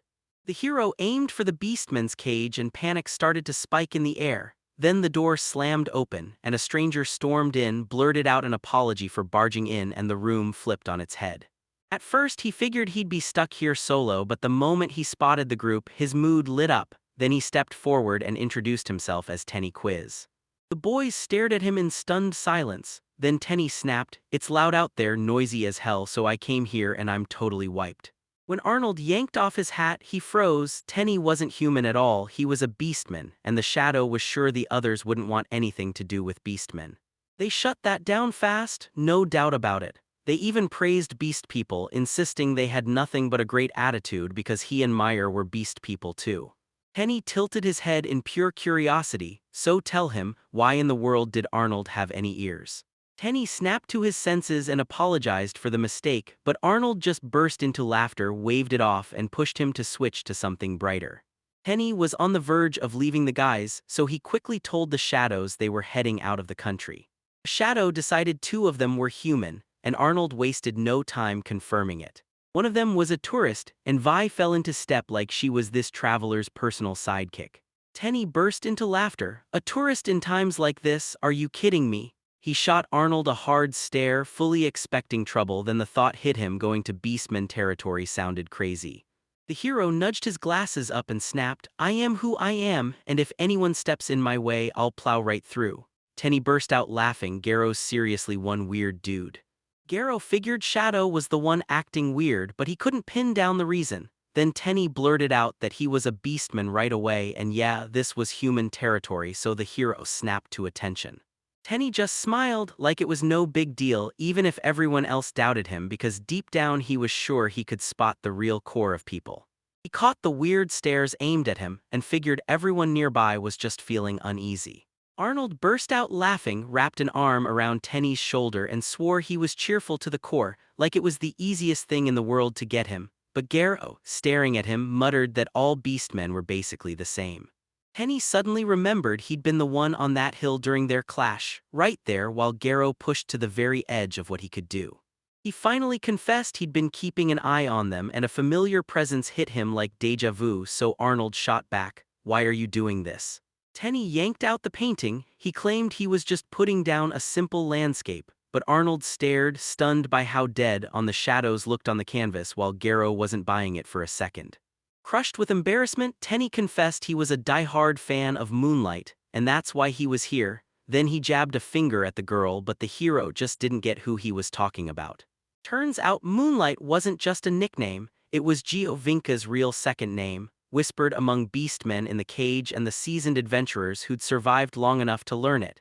And she sat at the very top as the highest-ranked member among the people who weren't even in a guild. The hero stared in shock. How could the old man not know? Arnold leaned in and said he barely ever talked to any adventurers. He'd always stayed with Newer and kept their real identities hidden. Tenny confessed he was a fan of the Six, but the second he stepped into the room, he froze, because seeing her there felt completely wrong, and that calm on her face made the hero's instincts scream. "You leaned in and told Garrow straight up." Tenny wasn't out for harm at all, not even a hint of malice, and the whole scene felt calm as day. V's instincts proved right, but the hero couldn't resist. He had to double-check Tenny's status just in case. Something felt off about Garrow, but he snatched up the book and snapped, "I'm fine." But inside his head, Garrow was certain something big was buried in the Shadow's secrets. Even if Shorty and Six trusted him, the hero still had to rely on his own eyes, because in a world like this, anyone could turn on you in a heartbeat. All he could do was pray this wouldn't blow up into something they couldn't handle. A few days back in the Kingdom of Victoria, 4 heroes burst into the royal chambers. Then the king yanked them into action and ordered them to guard the border. Right on the edge of the Beastman's territory and the roaring ocean, where monsters almost never show up, yet the king saw it as a chance. This time, Vale wouldn't join them. He'd stay back and keep tabs through an artifact. The heroes nodded in total unity and swore to the king they'd never let him down, because the moment to strike was finally here. The heroes finally hit the heavily guarded border, and now the real nightmare begins. How are they supposed to slip past the guards? They were hot on the heels of the Dak Bridge, the lifeline between human lands and beast-human territory, when the soldiers spotted a cart rolling toward them, pulled by horses. One soldier clocked their leader instantly, and his gut screamed that this was a cage meant for beastmen. The guards had no clue why they'd been brought here, so they instantly decided it was a raid, like someone was trying to break into the animal enclosures. The bandaged leader flashed a smug, contempt-filled grin and snapped that some lowly border guard had zero right to ask questions. They weren't about to swallow disrespect, not even a just joking comment, because it was way out of line and the soldiers couldn't figure out what they were even trying to pull off. The leader started grilling them on one question: had a red-clad man, a beast man, a human, and even a child slipped through here, plus a girl named Moonlight? The soldiers stood there totally baffled. The leader saw their confusion and grinned. He'd already outpaced the target, so they'd never make it past, and now he was gearing up for a bloody purge, barking orders to everyone, "Don't interfere with his attack." The soldiers snapped that they'd already warned everyone about what the beastmen were being forced into, and that they had zero right to grab them without the kingdom's okay, so the leader erupted in fury at the sheer audacity of it all. Arnold looked at the scene and knew a clash was about to explode. The beastman cage was already in full conflict with the guards. The guards would never let beastmen hunt here, and honestly they were right because that commotion could lure monsters out of the dark. Garrow's curiosity snapped into focus, his burns were nearly gone and just herbs didn't explain it. Then the Shadow dug into the backpack and told him, "I've got a plan." Arnold could tell Shadow was seconds away from pulling out a drawing, and that's exactly what Shadow was doing at this very moment. Arnold didn't get a single thing, but he just smirked and said, "Forget it, just watch." Garrow pushed Tenny to cast magic through his drawings, so Tenny sketched a sparrow, snapped the spell on, and boom, the bird sprang to life. Someone screamed, totally clueless about what just happened, but the hero demanded silence so he wouldn't tip his hand, while the Shadow burst into laughter.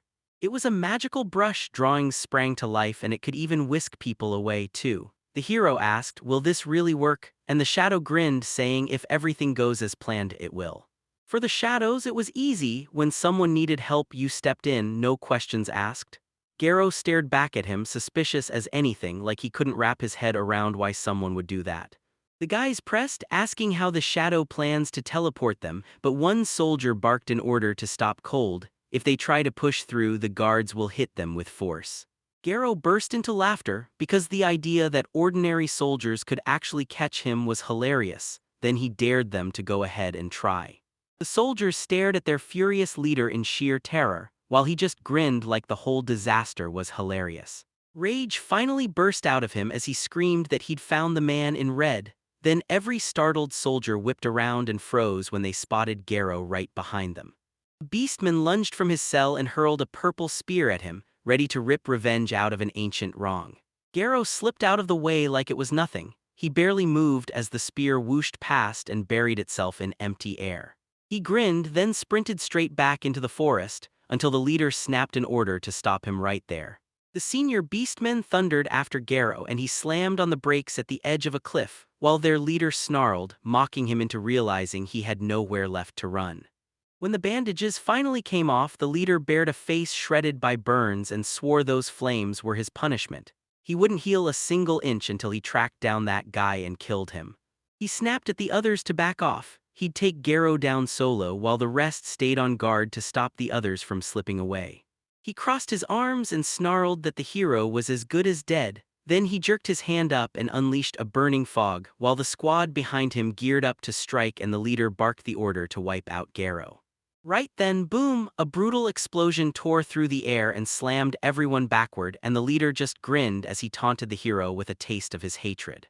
When the smoke finally cleared, these weird little creatures popped into view and stuck their tongues at him. At first, everyone swore they were monsters, yet nobody had ever seen anything like them. Then they surged in and cut down people with tiny weapons. Soon, their tools cracked open and turned into real, lethal weapons, and chaos erupted as everyone fought back while the leader clawed for answers, trying to make sense of what was happening. He spat a curse and vowed he'd wipe them out with a single strike. Then he swung, calling down a blazing explosion. But he didn't have time to blink. Some brutal force slammed him back. Ahead, a boy sat tall on a giant winged pig, and the leader made it clear that was his job. The hero flashed a grin. Turns out this problem hit way harder than he expected, and it even gave him a real scare. The leader understood nothing and demanded, "Who are you?" The pig flapped hard like the hero was seconds from launching into the sky, yet they scrambled to stop him anyway. The hero vanished out of sight, and the crew he left behind kept battling those bizarre creatures, while their leader stared at the chaos and wondered if he'd ever really been able to fly at all. The pig led the boy straight to the right spot, then he sprang off. Boom, his drawing instantly crumbled away, dissolving into ink. There's no doubt about it, they busted through the border. Even the Shadow felt a sting of regret as it pulled away, but it couldn't linger. Something bigger demanded its attention, delivering a message. Guilt gnawed at him for lying, but he clung to one last hope: they'd cross paths again someday. So Garrow and the crew slipped over the border, totally clueless about what was about to hit them next. The hero slipped safely across the border, but Arnold couldn't shake the dread. He kept staring at Shadow, wondering if something was wrong. Arnold swore he could handle it, yet the worry still clung to him, totally understandable. They were terrified for Tenny's fate too, but with no other option they threw him out there as bait. You were hit with this intense affection for him, maybe that's just how beast people are, and then, out of nowhere, a sparrow you knew well swooped up to them. Arnold recognized it instantly. The The second the bird hit the ground, it burst into a wild splash of paint. A message came in. The shadow said the heroes crossed the border, that he was doing just fine, and that he's hoping to run into them again someday. You gripped the paint, thrilled, yet the hero went still because his power was way too strange and that brush was absolutely not from this world, and doubts started crushing in fast. At the next meeting, he vowed he'd finally tear into the status of the shadows, no excuses. Meanwhile, inside the Beastman's cage, the dolls kept clashing like a nightmare won't stop, so their leader barked orders to wipe them out fast and made it crystal clear: don't even think about messing around with these monsters. Right then, lightning slammed into a creature, and a voice thundered, "We know exactly who you are. You're the cage of the Beastmen, and you'll never escape." A squad of summoned heroes led by Taddy stepped in to stop them in their tracks. Shinobu barked the order to pin the enemies down, so the girls moved in sync. One hit them with green gas, the other unleashed paralysis, and then the boy told everyone he was heading straight to the hospital. With his partner right beside him, they fired dazzling beams of light that ripped straight through every monster. Through the haze, Taddy burst out in excitement. "We made it," because right then the heroes finally showed up. The locals surged toward them, grinning ear to ear, and blurted, "This is unreal, true heroes just like we said." The Beastman leader heard rumors that these guys were heroes from a parallel world, and he hurried to his father to push him to contact the Beastman commander. He roared that he finally understood what they'd done, spreading chaos at the border, refugees scrambling to flee, and abandoning others to get through it on their own. They also got a magical broadcast from the kingdom, news about what was happening and clear orders to stop the Beastman's cage from causing any trouble. Taddy was furious, but she begged them to stop escalating the punishment and return peacefully with the group. Then the leader snapped, yelling that every cruel move he made was for humanity's own good. The leader couldn't wrap his head around why they were being punished. He was sure the only ones who deserved punishment were the beast people and everyone who'd helped them. Then, a carriage slammed to a stop right behind him. Out of it came a voice, stressing it was only Sat's personal opinion. The leader's face drained of color with fear. What on earth was that man doing here?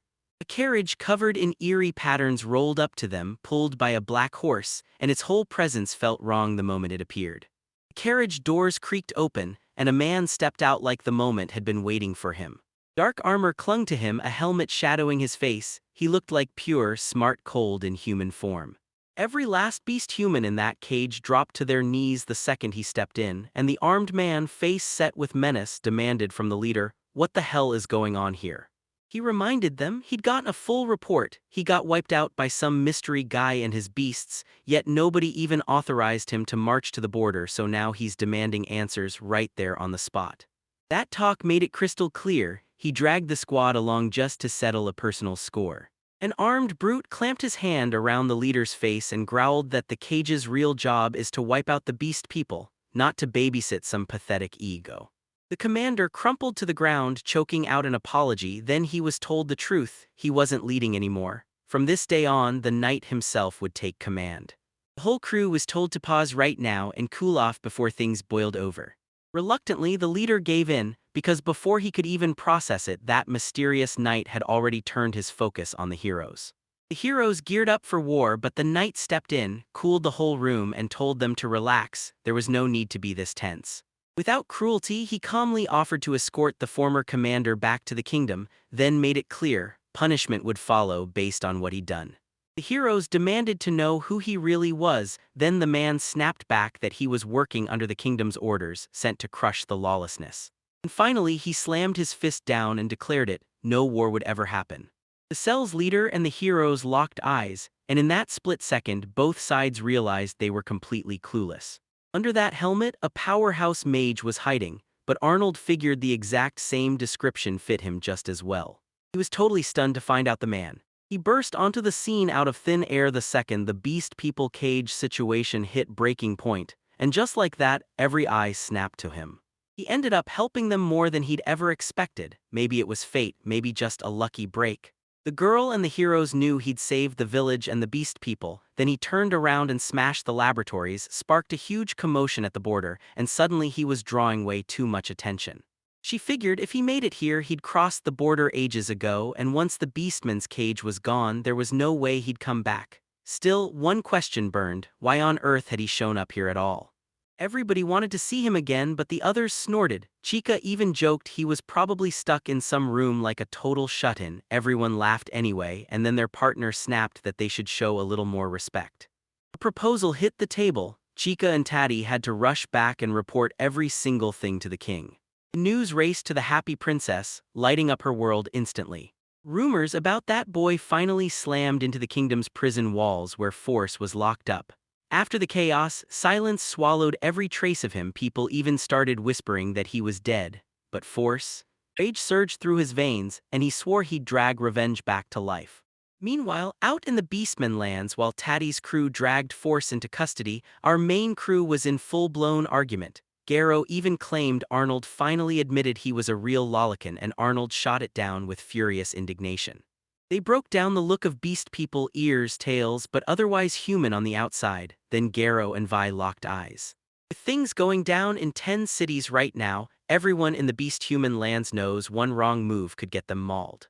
They had no clue what to do, so they shoved their ears under a hat, and Mura even pitched giving her hat to Six. Arnold immediately nodded along and approved it. Six pulled on a hat and asked, "So, how do I look?" Arnold flashed a thumbs up. "Everything's great." Now it was Garo's turn, because sure, there are beastmen out there, but not a single one with black hair, so he had to scramble for something that worked fast. At that exact moment, the boy's whole look snapped into place. He turned into a beastman, his hair flared bright and a new ear popped onto his head.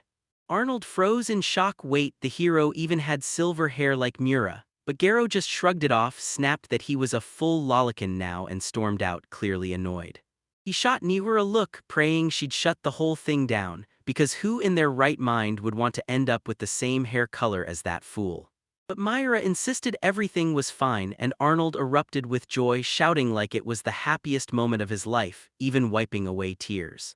Six stared at him with pure awe, like he was the greatest thing she'd ever seen. She said she wants to try too, and Garo figured it out fast. She's craving a real transformation, not some cheap hiding behind a hat. She got her new ears and tail, turned back to thank Garo, and beamed that she was finally happy.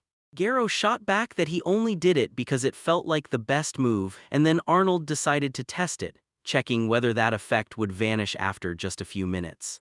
Garo said the transformation's power likely won't ever fade, and Arnold just couldn't stomach that, because it felt completely unfair. Meanwhile, Nur clocked that Vi kept patting her ears like she was loving every second of it.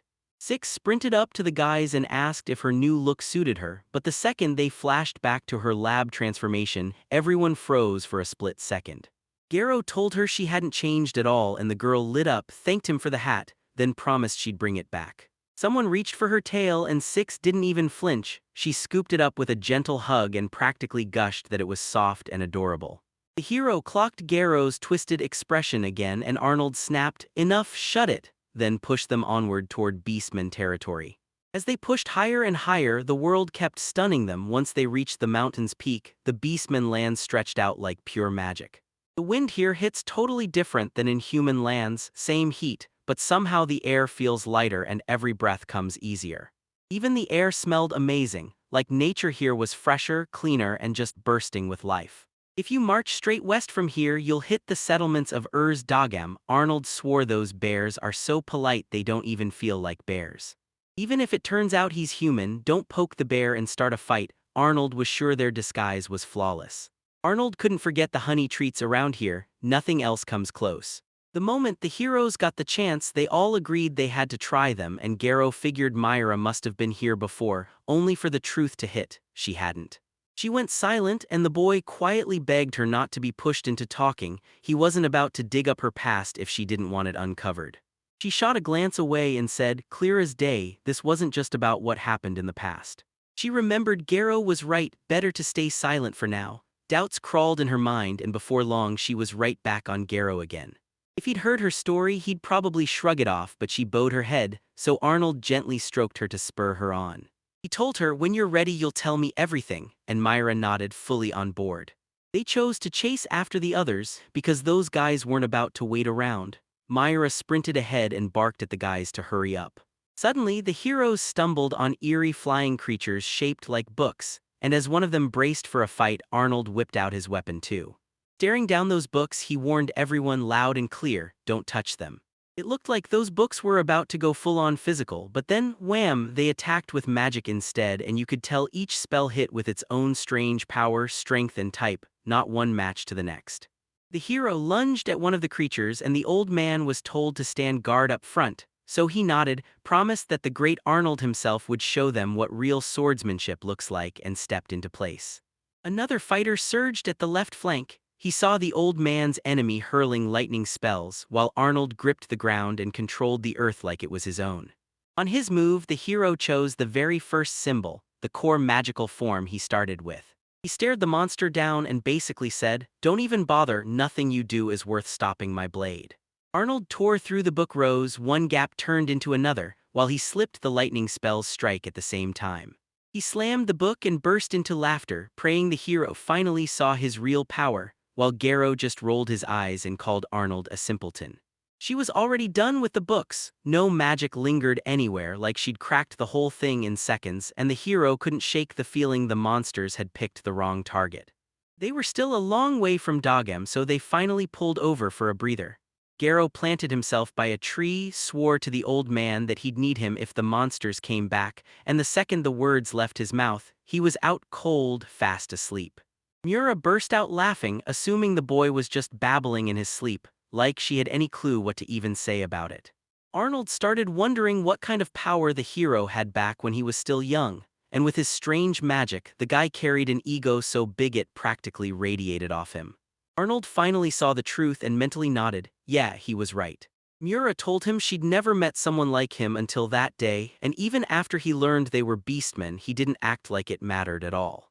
While everyone else feared them and stared down their worth, Garo didn't flinch at all. Then Arnold clocked the truth. Mura was still scared of people, and she didn't even try to hide it. But Garo, no, he didn't spark fear in her at all, and that difference was massive. No matter how you slice it, this guy was downright weird, so weird you might wonder if he was even human, but that didn't matter at the moment. While Arnold and Mura were trading words, Vi was grinning as she splashed around in the river with the puppy. Sometimes it felt like Garo might be an evil god or a reincarnated demon, and if he was, he definitely wasn't the nice kind. She teetered on the edge of tears as she spilled everything to her uncle about what she was feeling, and the fact he got it so easily totally caught her off guard. And he finally admitted it. When she smiles for no reason, pure happiness explodes in his chest. That's why Arnold was willing to shield her at any price, even if it meant sacrificing his own life. She told herself she had to get stronger. Actually, stronger was what she wanted, plain and simple. Meanwhile, the hero heard every word crystal clear, even if he didn't let on. The sun was already slipping off the horizon when Arnold snapped that they needed to hurry, because they'd finally made it to the settlement of Urs, and the local scenery was straight up unreal. Everything around here looks unreal, but now we've got to reach the settlement before night crashes in. Garo snapped again and practically barked, "Stop, everyone's been waiting on you."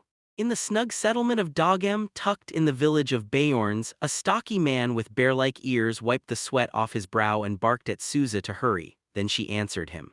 She clocked the fact that Arnold had no ears, but he just grinned and urged her to drop it for now, then moved on to introduce her to his friends.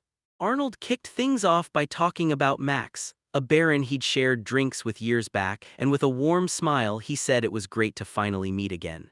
Arnold was seconds away from introducing Max to the guys, because that tiny angel with the smile and the flower was Mura Castrita, and he was about to tell them all about her. Garo spun his eyes in an instant, and that's how they politely labeled him, just that guy named Garo. Max greeted the guests, and right then a little girl burst out of the house. She apologized to her dad for keeping him waiting, asked who these people were, and when Arnold heard it, he was blown away to discover that Max was her father. He told everyone to pause the story for a second and demanded one thing: was Max really a dad? Then he said, "Last time we saw each other, she wasn't born yet." And with that, he finally introduced her, Souza. She nodded, gave her name, and confessed she was 7 years old. Then she thanked Arnold for looking after her father. Arnold sat across from her and flashed a smile, like finally he'd be under her roof, her responsibility now. He introduced himself, and the girl lit up right back. Meeting him made her feel genuinely glad. Max blurted out the crazy news: she's already expecting their third child, the baby's due any day now, and they're running on fumes with almost no honey left. Arnold figured they were hunting honey and Max shot back, "Yep, new batch coming right up." Then the daughter jumped in too because honey is what mom needs most and she planned to grab every last drop. Arnold let out a deep sigh. What a blessing to have a daughter like her. Max burst into laughter. She's exactly like her mother. Yeah, it stung to part ways after that long journey, but Arnold brushed it off fast. Don't worry about it. Max swore they'd come back tomorrow and Arnold just prayed, head to toe, that everything would go perfectly. The guys couldn't believe it. Max really married a beauty like her. She just grinned and told Arnold, "Don't you go overdoing it or I might not be able to hold myself back."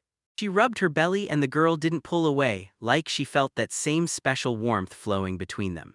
Arnold stared at her, grinned, and told her that mothers are pure miracles. Then, right when he said it, the baby in her belly kicked and the girls erupted in joy. The moment Garrow stepped outside, he caught the kids playing, then everything snapped as one girl tumbled to the ground and her friend blurted out, frantic, "Are you okay?"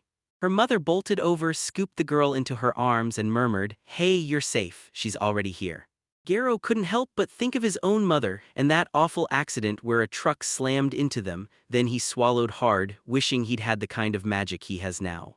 He couldn't wrap his head around it. Out of nowhere, this memory slammed back in and it had been ages. He headed back to the house and with a respectful nod asked if he could read the books. She let him, smiling because those rare copies were hidden just there. One book in the stack was called Asterisk, The Adventures of Tinkle Winkle, written by Marquis Blunell ***, and the hero figured it was just a run-of-the-mill heroic tale. He slipped out into the garden, hauled a chair across from the flowers, and sank in to start reading, like even the story couldn't impress him. In the middle of war and misery, this young guy and his friends kept smashing through battle after battle until they were hailed as heroes. Then the king's jealousy struck, accusing him of attempted murder and having him executed, and just like that, the world plunged back into chaos. The hero's soul was desperate to rise again, and after he uncovered raw, world-bending magic, he waiting for someone strong enough to bring him back. The plan was simple. Once it happened, he'd crush every corrupt state and forge a brand new world, and that flicker of hope was tied to Tinkle Winkle. But Garrow figured there was no way she'd just sign up to be his hero. Mid-sentence in his reading, Yura barreled up to him, panting like she'd been sprinting for her life. Garrow asked what happened, because he had a million things to do, but the girl, gasping for air, blurted that it was serious trouble and demanded he come with her right now.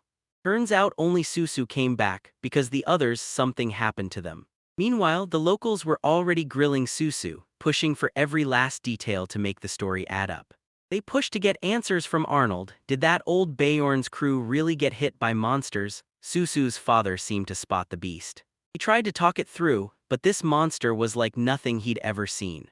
Someone said the artist had something similar to that in mind, but the details are fuzzy. They grilled Arnold for what kind of unique monster he'd face, and he straight up said it could be something nastier than the usual E-class creatures. Strength-wise, that E-tier matches straight up with level 6. Unique monsters didn't just show up, they came with deadly, specific powers, and you could only wipe them out with groups of rank E's and higher.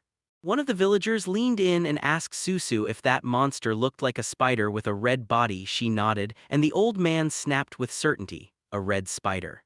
A monster like that could show up anywhere but right by the honey canyons? That's weird as hell. The hero figured, we need saving like now, but everyone stayed silent and the silence felt way too suspicious.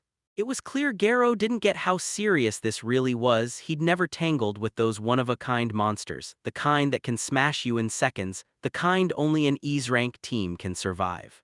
If you scan the village, you'll see the beekeepers are nearly wiped out, gone are the strongest for honey, and the only one left is old and worn down. The old man's rank was barely a 2TS, his level only 37, so beating the red spider felt like a miracle with no chance at all. Someone clocked that Arnold wasn't acting like himself. Usually he'd rush in to save them, but this time he went stone-cold silent, soaking up every word people said. Even if you're trying to save them, one of the Bayorns shouted, a one-of-a-kind monster isn't the same thing. Garrow needs to get that through his head. They can't just gamble their lives like it's nothing. Hearing the chaos, Susu's mother burst out of the house, completely lost on what was going on. Then Susu grinned, yelled happily, and ran straight into her arms. She gasped when she saw her daughter standing there by herself, then she barreled over and wrapped her in a tight hug, while the mom scrambled for answers but the girl only sobbed.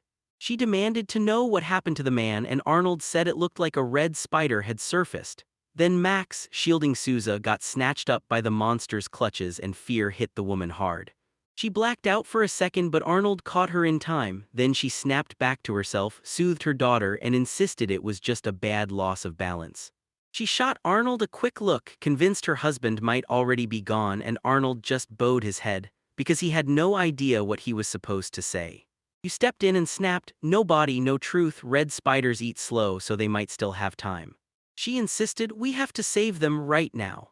If they hesitated, Max and the others would be killed, and Arnold nodded along, even though he couldn't wrap his head around how anyone could possibly take down a monster like that.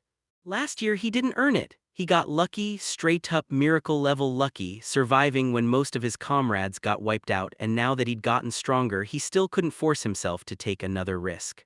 She bowed her head to her uncle, convinced it was all her fault, but Arnold yanked her back, and it wasn't her stubbornness that did it, it was his. He'd spent her life teaching her strength, and now he had to keep the promise he made to her father.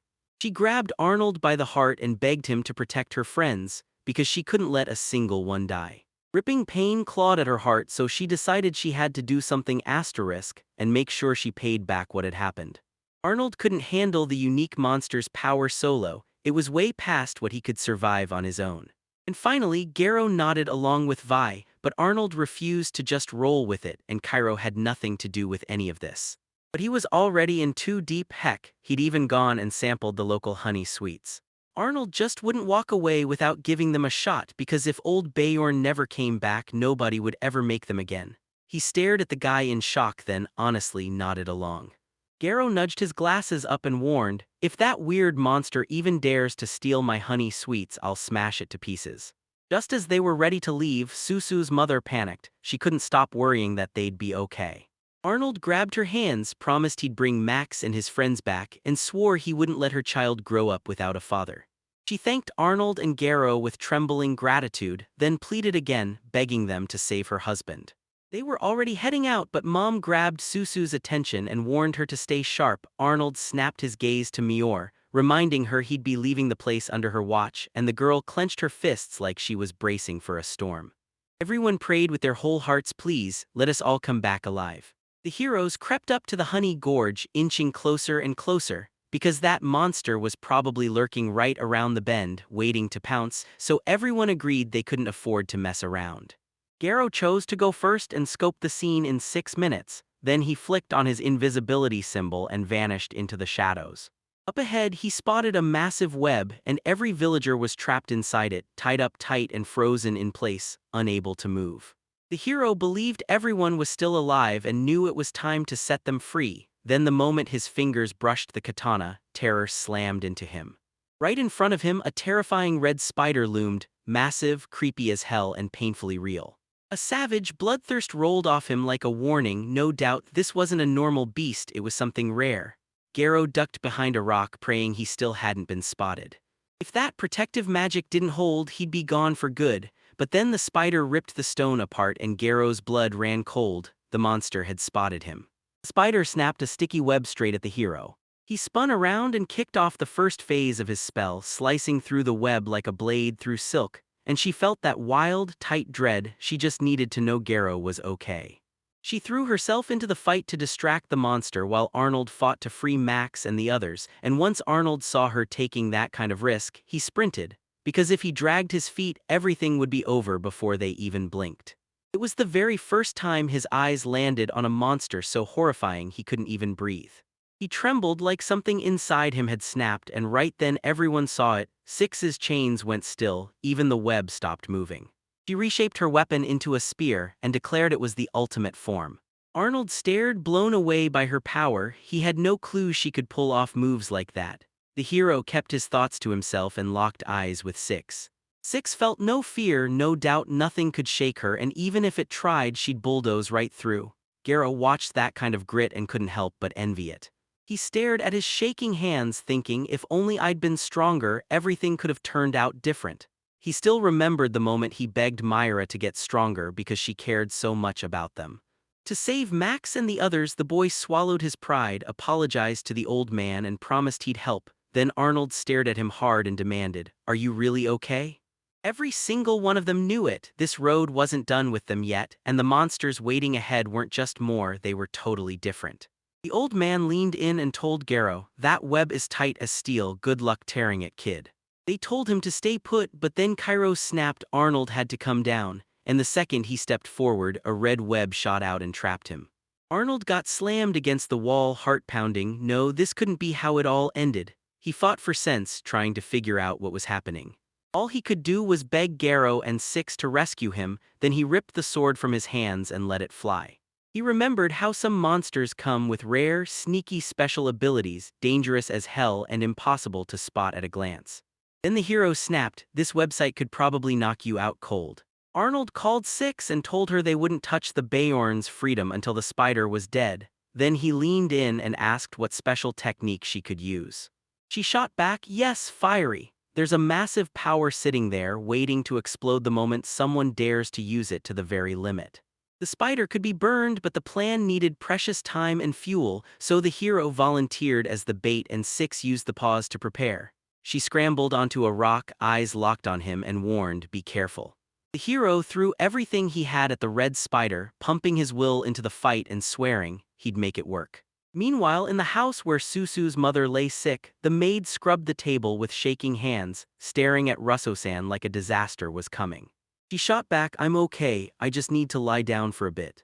Suddenly, the whole hall erupted with a scream. Belcham's crying broke through the air and Myra scooped her up, begging her to calm down, but the poor girl just wouldn't settle. Maybe Russo was pure evil and Myra suddenly had no clue what to do because she'd always leaned on her uncle. Still, her gut told her she'd pull through and win at something for sure. Then a blinding burst of light erupted from her, so bright even her mother froze and demanded, "What was that?" Myra snapped her eyes open and saw it. Belcham had suddenly stopped crying. Myra didn't get it at all, so she rushed to call for help. Labor was creeping closer and Myra had no clue what to do until the local women stepped in and reassured her, "Don't panic, we've got you." Myra locked in and headed for Honey Canyon to tell the others, because the only thing she could do was drag Max and Susu back with her. Meanwhile, Garo and the red spider were locked in a brutal slugfest, while the hero slammed the explosion symbol, only for the spider to snatch out of the way with terrifying speed.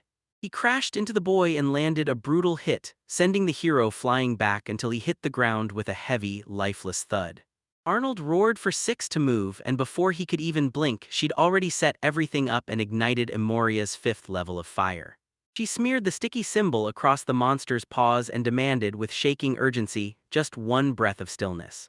A thunderous explosion tore through the air and Garo grinned as he taunted the monster, "So, what do you think of that hit?" But once the flames finally faded, the boy's blood went cold. 6 blasts had missed, and that spider stood there totally unharmed. Then he snapped to it. This spider had Arnold in its claws and was using him like a living shield, and somehow that monster was smart enough to do it. The hero realized the spider had already snared 6, so she couldn't fight back anymore. Her fiery Emeria burned out without hurting anyone and the strength drained straight out of her, so she hurriedly apologized to Garo, then collapsed and fainted. In Garo's head, the world flipped upside down, screams tearing out of him as he barreled straight into the fight on pure, out-of-control madness. The one hiding with the puppy suddenly froze, everything went dead quiet, and she couldn't help thinking this might be the end. Then Myra suddenly poked her head out from behind the stone. She begged her not to jump out and frighten her like that ever again, and when she asked why Myra was even there, Myra finally spilled the truth. The baby was about to be born. The whole place was loud for a second, then it all died down like someone cut the sound. Myra's eyes sharpened, she had to know what was out there. Souza tried to tag along, and together they inched up and peeked from behind the stone, holding their breath. They watched every hero, Garo included, get swallowed by a creeping web, and right in the dead center, like he'd fallen into sleep, Garo lay motionless. Somewhere deep in his mind, his voice rang out and he finally fought to remember he'd battled the red spider and gotten crushed. Had he died, or did he just pass out inside its web? But now it didn't matter anymore, everything was finished for him, no regrets left in his heart, and then, out of nowhere, he heard a voice. Right in front of him, the past crashed back, his mother begging for forgiveness until he finally snapped into it. Something in him was off, and her words hit him like a bell. Blood soaked her from head to toe, and she still grinned at him, then whispered, "Garo, live this life with dignity." With his mother's face flashing in his mind, Garo snapped back to reality and shot his eyes open. He hardly registered the web fading away before a golden light swallowed him whole, and when his eyes shifted, he didn't hesitate. He strode straight toward the monster with pure confidence. Miura had never seen Garo like this. This was the first time, and it hit like a shock. In that glowing vision, the moment felt warm and strangely calm. Then the spider shot a web for Garo and he just reached out. The thread vanished the instant it hit the air. The hero sprinted straight to the spider's base, right as that monster started winding up to strike.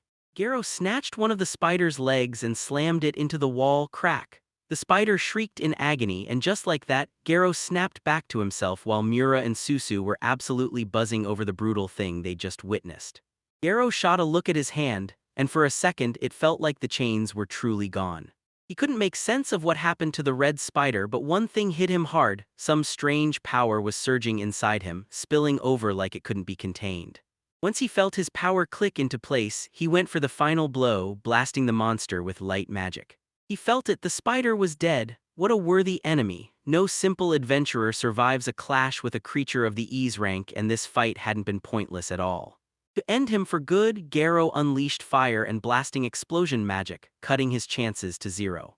A brutal blast slammed the hero backward, and he barely got his arms up in time to block the impact. But that hit was pure power. It blasted the spider flying across the ground, and the boy's face lit up, thrilled by just how insane that strike was. He shot his hand up and yelled with pure joy, "We won." All the heroes stormed back into the village, and Arnold met them with a warm greeting right alongside Max and Russo-san. They got the best news ever. Right then and there, a baby boy had been born. Max begged his wife for permission to hold their son, and Arnold quickly wiped away a tear, admitting he wouldn't mind a child either. Then Garo cracked a joke and snapped, "Imagine that coming from you, you should really keep quiet," and Arnold just stared at him, stunned. Women marched up to the guys and begged for a moment of quiet. Everything around here was still trembling and healing after the battle.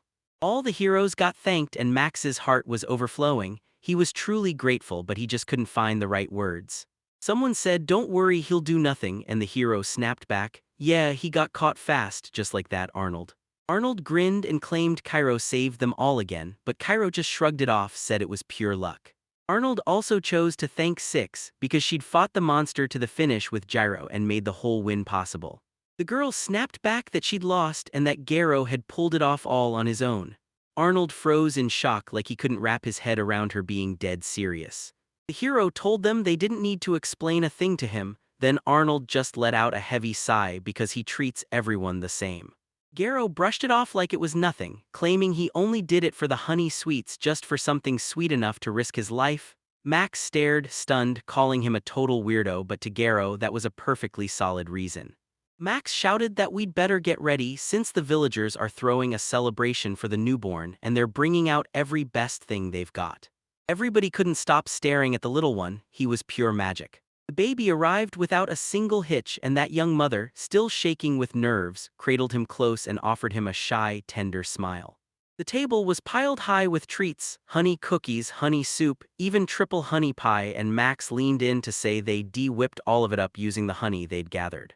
Garo quietly snatched the chopsticks and dug in while Arnold's rage snapped. They should have listened to that explanation in the first place.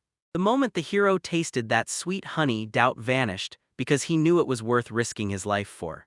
Everyone burst into laughter, calling it awesome, and Garo nodded along, but his eyes were already locked on something else: black, white, and red honey, because that smell was way too familiar. These special honeys were pulled straight from the village's own flower garden, so every drop hit the hero with a taste and aroma he already knew unmistakably.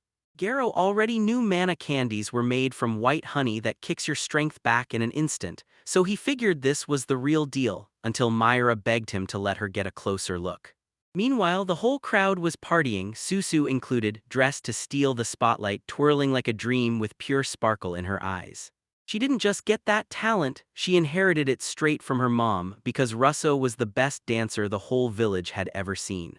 In the crush of bodies, a bunch of beauties turned the whole place into eye candy. Then Myra flicked her gaze toward her uncle, and Arnold got an instant jolt of energy. Over the steam of your drink, you leaned toward Cairo and fired off a question. She just had to find out, could he really whip up golden flames on command? The girl snapped it into focus. Maybe she just heard wrong, but the doubt still gnawed at her. During the battle, Garo's flames stopped burning blue and flipped to a blazing golden glow. Everyone watching froze in shock. Susu craved the hero's take, but her words confused him, so she puffed out her cheeks and blurted that she meant her dance. Garo couldn't help but admit it. At her age, she dances like a dream, and Souza practically burst with joy. She sprinted straight to her father and beamed as she bragged that Garo had praised her. Garo kept chewing like nothing was wrong, but the instant he noticed Nier staring him down, he felt it burning into his skin. Myra didn't say a word, just puffed her cheeks, then turned her back in silence. Every piece of the hero's gear was locked and loaded, time to kick off the journey. Arnold shot Max a grin and thanked him for the air wings because that was the least he could do. Max told them they could swing by sometimes, and Arnold immediately agreed. Vi beamed, stared at her wing, and greeted him like they'd been best friends forever. She made sure her uncle was ready while Arnold yanked out a jar of honey, a souvenir to boot. With the moment finally here, Susu told Garo to lean in close. He blinked in shock, then did exactly as she asked. Everyone went dead silent when Susu kissed the boy. Garo shot up from his seat, face blazing red. He asked what it was, and the girl grinned and said, "It's your reward." Then she waved goodbye, leaving Garo still blazing with that golden glow. He still had zero clue what she meant, and while the heroes launched into the sky, Max leaned over and yelled, laughing, "Don't tell me you're getting the daughter." Arnold barked at Cairo, "Why do you always get the best stuff?" And when he said he wouldn't mind a kiss, Cairo shot back, "That's too much." The old man grumbled under his breath that everyone had him all wrong. Garo caught Six staring at him, and in a rush of nerves, he figured she was about to say something. She lifted her chin, looked him straight in the eyes, and demanded he kiss her, so bold it left Arnold and Myra completely stunned. Cairo leaned in and told her, "If you want, you can kiss Arnold," and then swore the old man would break down and sob happy tears right on the spot. He just flicked his hands and insisted he was fine, but you could see it. Those dancers from last night totally blew him away. Still, Garo acted like none of it mattered. Myra rolled up on Arnold again, and nerves hit him like a wave, so he blurted out excuses, insisting she'd misunderstood the whole thing. Garo clung to the memory of that last battle. Though nothing came back clearly, he still felt warmth wrapping around him like a promise. He remembered he'd jammed two symbols into one spell at the same time, but how was that even possible since he'd never managed it before? After he smashed that monster, Garo's level shot up like a firework, but the magic stayed the same, no new powers, nothing. He still tried to carve those two symbols again just like before, and every attempt fizzled. Then it hit him. It wasn't skill at all, it was pure luck. Only Mura and Susu truly saw what went down. Mura thought he'd forged the golden flame, and Susu said goodbye, calling him Garo as the golden light vanished. Garo stared at Mura in full shock, still reeling from what he'd just seen, and when Mura met his weird look, she cocked her head like, "What's going on?" They screeched to a halt so the short man could squeeze into the back, and Mura couldn't figure out why, because Garo wanted to talk to her. When Mura slid into the seat beside him, Garo leaned in and demanded everything she'd seen about the golden flame, because right at the moment that rare monster cornered him, her answer could decide what happened next. She spilled every detail. Garo was totally swallowed by golden flames, even though he had zero memory of it. Then she got a thank you, and Mura's cheeks flared red. At the end, she finally snapped and blurted out, "Back then you were straight up incredible." Garo grinned, tapped her forehead with one finger, and told her, "You're talking way too much." Then he softly pinched her on the forehead, and all of it was watched by a mysterious creature that somehow seemed to be everywhere, even as the audio turned to glitchy noise in Minnesota. He leaned in and said it might not be fire at all, something else entirely was at work, because in normal magic the symbols glow blue, but here nothing looked the same, and his word magic might be hiding way more than he ever realized. One day, once he digs up every last secret of hers, he'll finally realize that's exactly when Mura saw everything. The world stretched out endlessly, packed with people, and brimming with mysteries that felt like they were watching back. So he chose to live with no regrets, and one day he'll crack every last puzzle. Arnold reached for Muri and said, "If we're done talking, it's time to head back." The hero nodded, then begged him not to get so close. In that moment, Mura thought, "Someday I'm going to scream just as loud as Garo did when they won." He screamed, drowned in fear, pain, and pure despair, while she clenched her teeth because she couldn't join him yet. She was still too weak, but her heart screamed to fight beside Garo, her uncle, and Six. She was blazing with confidence, certain that one day she'd be standing shoulder to shoulder with them, sharing every battle, soaking up every victory with a grin. She swept up to Arnold and stared him down, so lost in her own thoughts she didn't even realize she'd yanked him by his clothes. Arnold felt utterly shaken by the sheer force of how tightly she clung to him. Then Mura's mind snapped back to Souza, quiet, unbreakable, and strong, and she decided she wanted to be just like her, forging her body and spirit to get closer to Garo. But as soon as that thought hit, she shrugged it off and drove it away.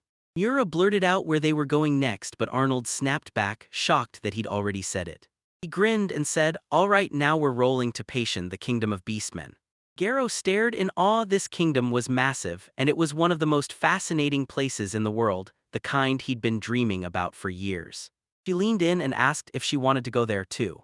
The girl nodded and Arnold snapped, "No time to waste, let's sprint to Patian." Meanwhile, in the devilish lands, inside Lord Exios's terrifying castle, a girl burst out onto the balcony like fate just snapped. The kingdom brushed off her message and the Beastman King snapped back right away, like he could see the future where nobody ever listened. Kyria stepped up to her, and when Her Majesty's face filled with worry, Kyria clocked it instantly, then brewed a soothing herbal tea right away. The girl shot her a thank you, because Kyria always caught her feelings without a single word. The series claimed Her Majesty acted fearless, but the demon she knew didn't change one bit. Then she spotted a sparrow and told Kira to deliver a letter. Tequila's magic was as wild and one-of-a-kind as ever, and Kyria totally wasn't surprised. That was just the way he lived, but she couldn't stop wondering what the letter actually said. The letter spilled his adventures and all the friendly faces he met across countless lands, and he wrote it with a bright grin, cracking jokes as he went. He also told me about a cool company he just met with recently. One of them wasn't fully human at all, half beastman, half something darker, and if that's true, then brace yourself. And just like always, the world refused to follow any rules, flipping plans on a dime. Meanwhile, he started gathering intel on the Beastmen's territory. He was sure the attack signs would show up any minute, and he had no choice but to finish his mission and confirm his suspicions. She swept out onto the balcony with a steaming cup of tea, then leaned in and admitted, "Looks like he was right." Deep in the human lands in Storm's Keep, a band of heroes crashed headfirst into a gigantic dragon and fought for their lives. The dragon slammed into the ground and Taishi burst out in joy, shouting that the storm dragon was finally beaten, so Chika nudged them, grab the trophies and get back to the castle. Their partner huffed that she was wiped out but she'd be happy with just a slice of the scales. Then, snap, Taishi told Chika to turn around, and right behind her stood a winged figure.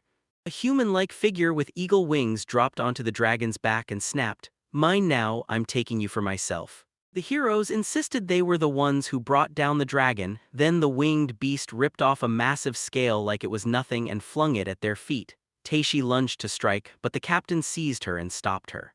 The eagle-like warrior hauled the dragon's whole body skyward with one hand, like it weighed nothing. The heroes snapped at each other, but the captain shut them down, telling them they'd already gotten what they came for and that it was best to back off and leave him in peace. No way, this creature can lift a dragon like it's nothing, and that power is downright jaw-dropping. This third warrior was pure danger, so deadly that even 5 heroes couldn't stand a chance, and the captain straight up said fighting him wasn't even on the table. Barrett's name was already a warning, one of 3 elite warriors chained to the Beastman Kingdom's ruler, ready to obey at any cost. He carried not just 2 E ranks but a strength that far outclassed them, and if the Beastmen ever found him cheating, they wouldn't spare a single breath. The heroes couldn't stop staring at what he was dragging off, a dead dragon like it was a pre-battle offering or the first move in some ugly war. Taish didn't see it coming. If the war was already roaring, Barrett would have just charged and slaughtered, no questions asked, so why steal the monster's body? The captain answered in one breath, it all traced back to the war with the demons. Beastmen could command the dead monsters like puppets. Turning monsters into zombies felt like blasphemy to the girl, until the captain nodded and said it could only work for a brief window, using only fresh corpses, and that every dead monster they gathered was a warning. War with the demons was coming. In that spot, everyone just watches from the outside until someone swings first, and then they get hammered from both sides, demons on one end, beastmen on the other. Their powers hadn't even finished waking up yet, so the heroes knew stepping into that coming fight would be a disaster. But when that day finally hits, they'll unlock jaw-dropping power, and from that moment on their mission is crystal clear: get stronger no matter what.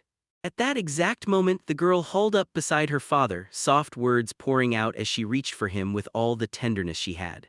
The beastman spun toward her and barked, "Remember, call me Father Lord," because he'd already drilled it into Kukler again and again. And yeah, this wasn't some random guy, he was the king himself of the beastman's kingdom. Kukler was the princess of this kingdom, and she marched straight to her father, begging him not to scold her, just to listen. She couldn't wrap her head around why she wasn't allowed to fight beside him, but he shut her down hard, saying she was still too green and hadn't mastered the conquest technique yet. Brutal war is coming, and it's already knocking at the door. The king never planned to fall, but he forced himself to protect at least a slice of the royal blood. Then the princess snapped at him, screaming that only his brothers were beside him and she wouldn't accept it. She also mentioned Mimir, perfectly suited for the job, and her dad just stared because in his mind, Mimir was only a 9-year-old girl. She was royal blood too, but now she was knee-deep in brutal, complex tasks, and Kukler swore Mimir was shockingly smart, even better suited than her. Still, her father shot back that Kukler would turn 18 soon and made it clear it was her who should be worrying most about the kingdom. The daughter softly pushed her words back to her father, and the king snapped back that he wasn't about to die yet. He still had scores to settle with both people and demons. They were going to seize the whole territory, crush the beast people into the world's new rulers. He told his daughter, "You're the beast people king's own blood." Even though she's still green, he promised she'll grow into real power, and while he's gone, she'll hold the kingdom together and run it. She stood there as her father walked out the door, and one regret burned harder than anything: she wasn't strong enough to chase after him. The king pushed the door open and strode into the meeting hall, then faced the waiting beast people and announced with iron solemn certainty that their time had finally arrived. They held on for way too long. Demons ran their lands like kings with no consequences, and the people got crushed and treated like slaves, while countless beastmen brothers paid the price. But now they had power, the conquest technique, with fangs sharper than ever, and the king was about to rip through every enemy, proving once and for all that beast people were meant to rule the world. He demanded to know from Lad of the Leglo's line whether he'd sent the declaration of war, and Lad swore he'd followed every order to the letter, because he was the first prince of the Beastmen kingdom. The prince swore he'd raise an army and smash the demons guarding the border, and the king agreed, but he warned him not to go chasing unnecessary danger. The moment the demons got the message, they slammed their forces together at the border. Lenin knew it, but he still went hunting. His father's jaw dropped at his son's blood-pumping fighting spirit, then he barked an order. "Go find them and break a path to victory with your bodies." Heroes swore they'd reveal the beastmen's real power and smash the nightmare that's been crushing their people. Then the king slammed his decree down and ordered the demon extermination strategy to begin. While the main crew pushed east, Arnold called for a night stop. They still had a brutal stretch to patience, so they needed rest. But Garrow snapped. He didn't wait and blasted the cleansing symbol on Murin 6, and those girls couldn't stop grinning. Arnold couldn't wrap his head around what Garrow was doing to those girls, until Garrow casually said, "I just cleansed their bodies." Yep, there were girls there all right, but Nier clocked something off fast. Then Arnold demanded to be cleaned too, and the hero shut him down. Arnold froze in shock. Garrow snapped back, saying he's literally the embodiment of filth, and no matter how hard Arnold tried, his strength still wouldn't be enough because it was already too late. Arnold barely got a word out before Garrow slammed the spell down on him.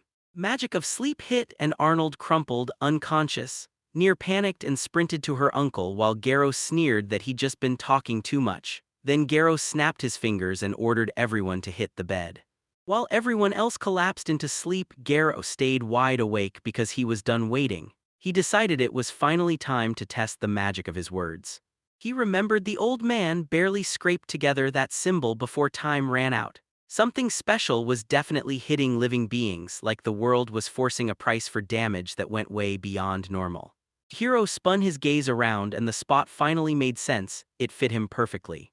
Right then, the hero spotted a blinding glow nearby, way too intense to be any normal firefly, and when he edged closer, he realized it wasn't fire at all, it was the spirits of fairies. Tiny fairies clocked him in an instant and swarmed all around him.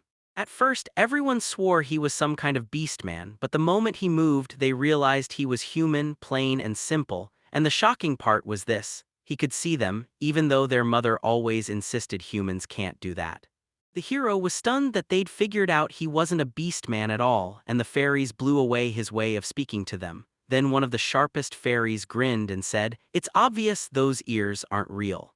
They finally realized his beastly ears weren't real at all, magic had conjured them. One fairy grinned and said the spirits are an all-seeing race.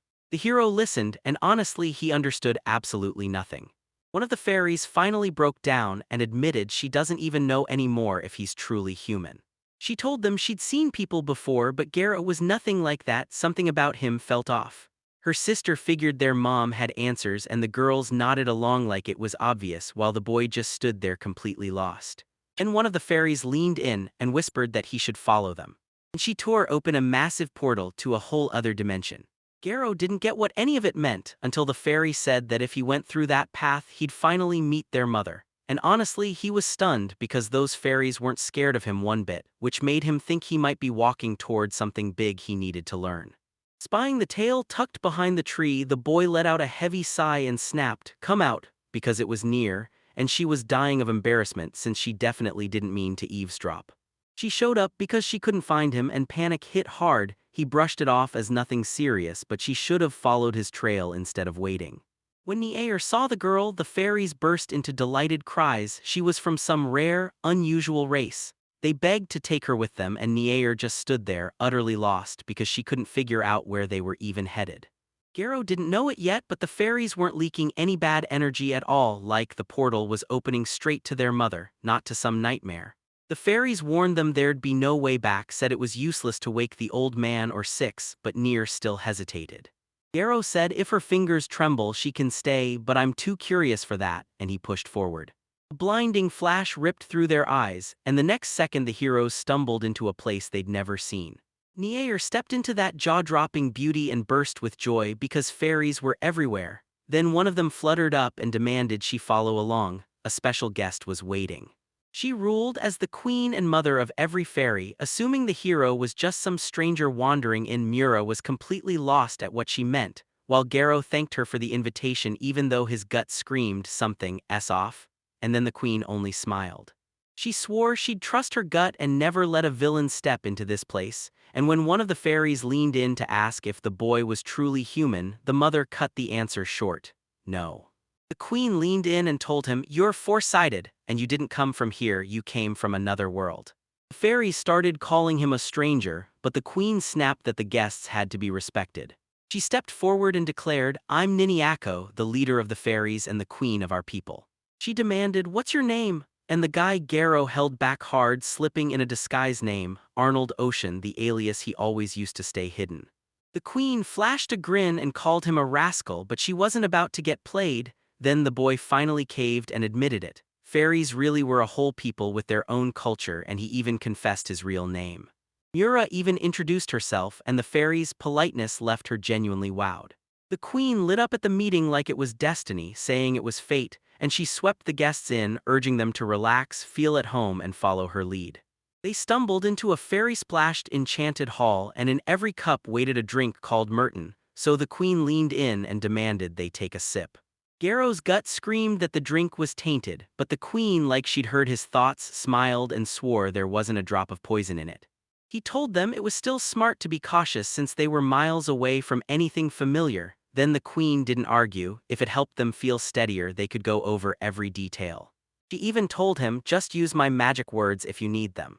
She reminded everyone she wasn't just anyone. She belonged to the all-seeing race, and she'd glimpsed far beyond what most people could ever reach, even secrets their status couldn't unlock. Garrow finally got it. She couldn't sense his word magic at all, because he was the one who wasn't bound by her all-knowing intuition. Still, it didn't change a thing. He knew she'd already figured it out that he wasn't from here. He couldn't imagine she'd want to stir up trouble for him, so he took the dish, and the drink hit his tongue, sour as straight-up lemon. But it reeked like straight-up urine. Someone said it was fruit juice, apple-flavored at least, and Garrow went, "Not bad," which made the queen beam, but then a quiet sadness crept into her eyes, and she admitted that people have been turning to summoning magic lately. The king didn't just gamble, he sacrificed his own daughters to summon heroes, and Garrow thought it was pure madness. The queen asked why he hadn't joined the other foreigners, and he gave her a straight answer: he just didn't want to. Staying close to people you don't respect, what's the point in that? Still, the queen told him it'd be worth it as long as he learned to respect the ones he has right now, and Mura shot him a quick look. Garo said he wasn't sure he respected them at all, maybe he just kept them around because they were useful. Nir's chest tightened, sadness washed over her and she lowered her ears. The queen caught every detail and then she smiled, saying these new foreigners weren't just unusual, they were downright fascinating beings. After that, she lit up with excitement and whisked them away to explore every secret corner of the fairy tale kingdom of fairies. Suddenly, Mura felt a voice bloom inside her mind, panicking her, then apologizing for the scare, and the queen calmly revealed they've switched to telepathic communication. The girl zeroed in and answered back inside her own head, and the queen actually thanked her for it. She didn't say a word out loud, but Mura could feel it. The queen clocked the trouble in Mura's face, and she knew it was probably tied to every word Garo had just thrown at him. The girl dropped her gaze, frozen on what to say, and then Garo's final words came back to haunt her. The queen leaned in and reassured her, no need to panic. What he said wasn't a lie, but it sure wasn't the whole truth either, and Mura didn't have a clue what he was really saying. He couldn't spill the whole truth. If he did, it would wreck his pride. But the truth is, for his entire life he'd barely had real friends. He needed her to get it. Letting someone in is damn hard for him, and that distance isn't coldness, it's proof he's actually a good person. He saved her and her uncle right when they needed it, and it didn't stop there, he helped plenty of others too. The queen gave a firm nod because she'd seen his thoughts in the magical mirror herself. After his mind went completely blank, memories of her and the rest of her companions started flooding back in. He's got a complicated soul, and deep down he probably still doesn't realize just how hard he's already latched onto his new company. The aunt leaned in, listening like her life depended on it, and the queen shot her a wink. This is our little secret. But Mura wasn't just thinking, something else was nagging at him and it wouldn't let go. She dipped her head and confessed, I've always lived under someone's guard, my Uncle Garo and even Six who's a little older. I can't fight or protect, all I can do is back them up with my words. The queen flashed a smile and said, you don't even know what you're worth, Mura. Then she rested her hand on Mura's shoulder and whispered that her real strength was buried deep inside her. With tears streaming down her face, Mura choked out that she was weak, and every time she tried to get stronger, it felt like she was only slowing everyone else down. The queen grabbed her hands and said, listen, nobody's born strong. If you just trust yourself, that's your very first step. The queen's touch was warm as firelight, then she poured a slice of her magic into the girl, maybe to forge her strength. Mura didn't fully get what the queen meant, but she swallowed her questions and kept quiet for now. The queen flashed a smile, demanded he remember those words, and then, just like that, she vanished into goodbye. Mura steadied her breathing and swore it out loud. She was going to get stronger no matter what. The queen marched Garo, Muru, and the rest straight to the portal, and the fairies fluttered around them, chirping with non-stop joy that their heroes were finally starting their journey. One fairy thrust a ring into Garo's hands, a mark of trust, and Fairy Horn beamed at finally meeting a human while the queen urged him to take the gift. A blazing beam of light tore into Garo's body. Right then the queen stepped forward and told him the truth. It was the only way to forge a real connection between him and the fairy people. With her farewell, she begged that fate would somehow bring them back together, and if they ever had to face the King of Spirits, she told them to pass along her warmest wishes to him. Garo slammed the brakes and stopped her cold. He needed answers and he needed them now. Meanwhile, Mura and Garo hovered at the portal, stunned to see morning already creeping in, while Arnold lay nearby, still crashed out and fast asleep. Mura begged them to keep quiet, but Arnold started poking questions, wondering why the two looked like they hadn't slept for days. Garo snapped back that if he didn't shut up he'd cut him down, and when Arnold's patience finally snapped, he yelled that he should have stabbed him already to get answers, yet Garo just played dumb and acted like he never heard a word. After some tense travel, the crew finally stumbled into the nearest city, right on the border of the Beastmen Kingdom of Patian. Arnold nearly dropped the news when the local trader told him something big is brewing at the border, troops are really being massed, and people are already getting shipped straight to the front lines. It was official, this kingdom was mobilizing an army, and a massive wave of volunteers was charging straight for the front lines. With everything else beyond their control, the others could only pray Garo and the others would come back safe. Then Garo turned to the old man and demanded to know what they should do next. And just like that, even with the war raging, he vowed they'd still head to Patian, following their route to the letter. The hero said, let's grab food first, I'm starving. and Arnold only let out a weary sigh because man, he sometimes wished he could care so little about everything too. Arnold ran his own business in Patient, but he couldn't connect the dots. What did it have to do with honey or with everything Garo was getting in Dagami? Still, he had a sneaking feeling the honey was brought there for this very reason. Garo never forgot it, and he never once told Cairo. He was supposed to meet two people in Patient, but something about one of them just didn't sit right with him. The hero blurted out that he wanted to meet the one Arnold had been yearning for, like this meeting was happening for her alone. He was glowing with joy, but Mura just couldn't figure out what he meant. Arnold shot her a wink and told her to take a guess while Garo stared back like, "Oh come on, some cheesy confession really." Arnold blinked and realized they weren't even a real team yet. First thing, they had to head to the guild. If they register as a team, everyone gets the same share of experience, and suddenly they can tackle the big high-level missions too. Mura confirmed that this is exactly how it works, but Arnold looked like a guy who just realized they're still not officially a team, while she was left feeling crushed, and Arnold admitted he totally forgot during the Flow Festival Garo didn't even protest. Mura couldn't shake the memory, our hero hadn't checked his guild card in ages. I couldn't believe it, his rank was B, and she just couldn't figure out how he ever climbed that high. Everything was somehow perfectly logical. He single-handedly wiped out the red spider, then Arnold promptly passed out. Arnold shot him an irritated look, then forced himself to apologize. Arnold figured the hero was only smiling because his cheat magic pulled him up, but Garo just shrugged. "What can you do?" Then he flipped the question back to Arnold. What rank did he get? While all this was happening, Nier stared at Six like, whoa, an E rank.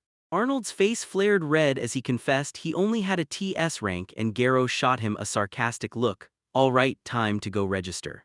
Arnold clenched his teeth, cursed the hero in his head, and crushed his anger like a grinding wheel. The crew pushed forward toward the mouth of the Gris Cave. The road to Patient was so short you could practically dream it into existence, until one tiny twist changed everything. Inside, monsters of rank B and above lurked all the time, and even though the entrance was wide once you stepped in, everything felt tight and cramped. Also, no birds allowed. Arnold confirmed it. Sure, other routes exist, but they stretch on, and the monsters waiting there are even more brutal, so yeah, even with the danger, this is still the most convenient way through. The hero didn't see the issue at all. If Arnold was hungry for the Patient, then they were heading that way. Garo was joking that they should thank the TS rankers for a move like this, and Arnold snapped at him to cut it out. No weird remarks. The hero smiled at the grieving bird, knowing their routes were about to split, then thanked it for every bit of help and promised to pass on greetings to Max and everyone else. Arnold grabbed the hero and demanded he handle the birds, then the birds refused to let him out of their sight. One of the birds darted in and licked the hero's hand, and Arnold burst out laughing like, "It totally likes you," but the boy snapped one more lick and he'd fry it. The bird chirped that it was ready to take off after Garo, and it couldn't stop swooning over his scent like he smelled like pure sunshine. Garo, he just shrugged. How am I supposed to believe the sun has a smell? Garo hit the symbol, then every last bird shot back to the village like it had been waiting for the signal. That symbol hit harder than anyone expected. Then the heroes charged into the cave, every step clanged back in their faces, and Arnold snapped, "Stay sharp, stay careful." That boy finally understood why the birds refused to go this way. The cave was so narrow it basically choked off the path. The moment they cleared the narrow stretch, Arnold's face lit up. He grinned and swore the hard part was already gone. But the second she blurted it out, regret hit her like a punch. Mura stared ahead in terror and asked her uncle, "Are we really crossing this?" In front of them sat a busted bridge, ready to collapse straight into the abyss, and Arnold just knew the hero would use that flight to blast right over it. But if Garo starts carving that flight symbol onto everyone, then what are we even supposed to do? If that symbol fades, Garo can finally soar solo again, but if even one of them drops, he'll have to sketch the symbols midair, and trust me, that's way harder. He slammed the communication symbol on the bridge and barked for everyone to brace themselves, because they were about to sprint. Nobody got what he was saying, but Garo barreled ahead and shouted a warning. This bridge only had a minute left before it caved in, so we'd better sprint across right now. Arnold snapped that the hero was just mocking him, then Six yanked Mura by the arm and shouted for them to run together. Six scooped the terrified Mura into his arms, roared, "I've got you," and sprinted across the wobbling bridge like his life depended on it. The moment everyone scrambled through to the other side, Arnold dropped to his knees and panted like he'd been running for his life. He figured the smart play was to just bolt and fly away, but he couldn't wrap his head around why the hero would take that kind of risk. Then Garo snapped, "Let's move on," and Mura chimed in that she couldn't take this dark anymore. Arnold totally agreed with her. Then Garo told him to take the torch and go, but Arnold just mumbled, too exhausted to move. The girls couldn't wrap their heads around it. How could those two stay that calm? On their journey, monsters sprang out of the dark and they crushed them fast. No wasted panic, no extra commotion. Arnold spotted a blazing light up ahead and yelled that the exit was finally in his sights. Garo grinned, itching to finally hit the city and devour a meal, while Arnold just dreamed of sinking into a steaming hot bath. They froze in place, then a sinister hiss rained down from above. The heroes jerked their heads up, and their breath caught as a massive spiked serpent towered over them. Right there by the exit, the boss had been waiting for them, and Arnold instantly clocked him, the clay lizard. This monster sat at the top of the ranks, then it snapped its jaws wide and lunged straight at the heroes. Arnold didn't lose his nerve. He surged forward and shouted, "Taste my strike." Then he planted himself on his opponent's head and cut loose with a brutal sword swing. He fired off the wind fist technique, but the snake's regeneration was happening way too fast, and mid-jump Arnold never saw its tail slam into him, knocking him back. He nearly ate the abyss, but Six snapped a chain toward him and Arnold slammed his hand onto it thanks to her, and now it was Gyro's turn. But the second the hero closed in, the dragon yanked itself back on instinct, too far for him to land a hit. Garo barked at the old man to get up, Arnold muttered an apology, and Mura stepped aside, desperate to figure out her next move. Garo didn't look away from the girl, but then, right behind him, something snapped his attention. The wolf swung around in a sharp turn. The wolf let out a savage growl and Mura whipped around just in time, because the snake shot in like a blur, sank its tail grip around her and left her no chance to react.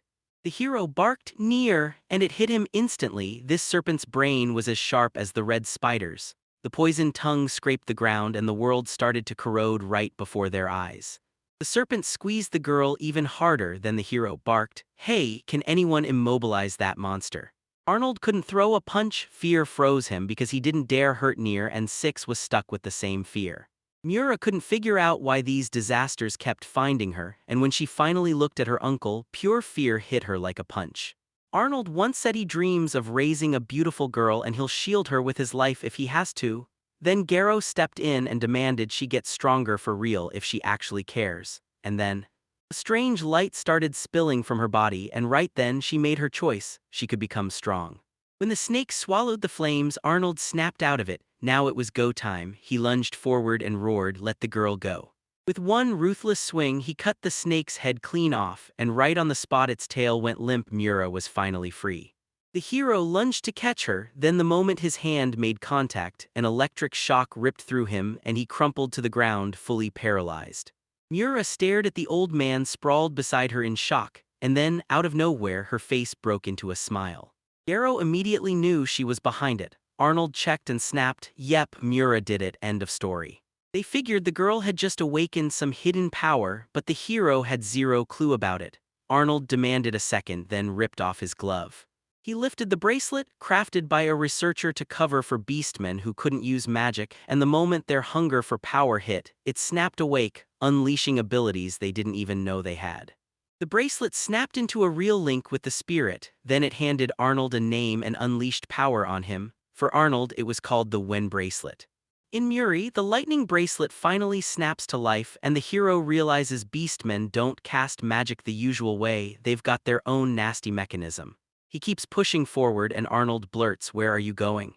He shot back that he was there to strip materials from the snake's body, and even the downtime didn't hurt either. Arnold threw out an apology and told him to be extra careful. The hero snatched the torch from Arnold and marched straight toward the serpent's severed head.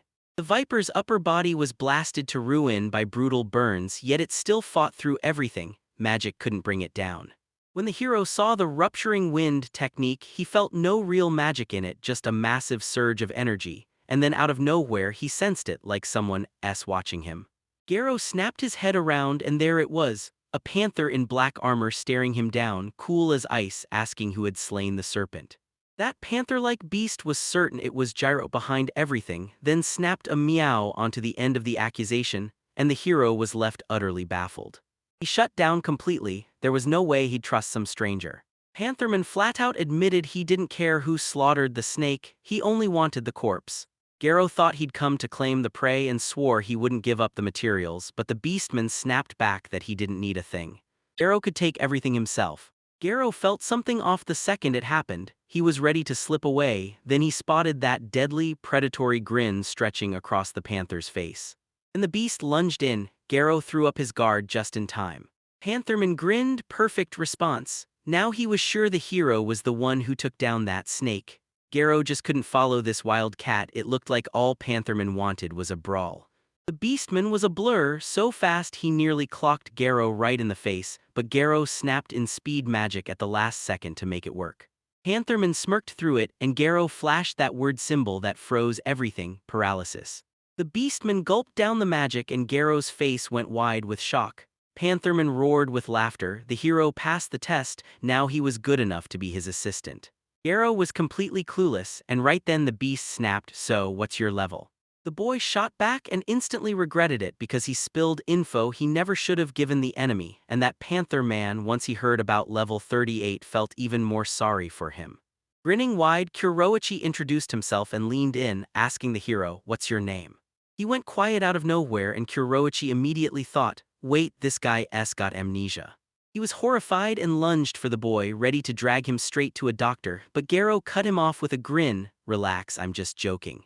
Garo exhaled like he'd finally escaped because this guy was driving him nuts. Then Kuroichi, catching that it was a joke, leaned in and demanded the name again, and the hero just said, "Taro Tanaka." Pantherman stared hard at Taro, then snapped that from this moment on, Taro was his trusted right hand. So Garo thought, wait, an assistant and now a confidant? That hit him fast. This whole place runs on raw power. He figured the guy was probably military and he decided right then to stay far away from him. So I shot back straight to the point. "I don't bow to the weak. If you want me with you, then beat me first." Kuroichi flashed a grin. "Sounds fun." Then, the closer he got, the smile vanished. He told him, "Wait just a second," but Garo didn't get a single clue what he meant. Kuroichi fished a vial from his pocket, shot a quick look at the snake, and just like that, magic dropped it right inside. Garo froze in shock. The snake's body had just disappeared like it was never there, and he realized the predator had swallowed the prey whole, just like he'd shrugged off that lightning earlier. So this was the guy's true hidden technique. Kuroichi wanted to drag the hero along, but he was racing against time. Still, he was convinced fate would shove them back into each other's paths again. Right then, he clocked it. If Garo kept running this way, he'd be marched straight toward Patient. The hero stayed shut, but the panther man erupted in laughter, loving every bit of that reckless boldness. He told the tarot guy goodbye and vanished, because the hero had just drawn the gaze of something terrifying, and Garo knew that once he hit Patient, he had to slip out fast before danger could catch up. And only then did the hero realize every last scrap tied to that snake was gone, vanished without a trace. He muttered, "So Kuroichi really is something to fear."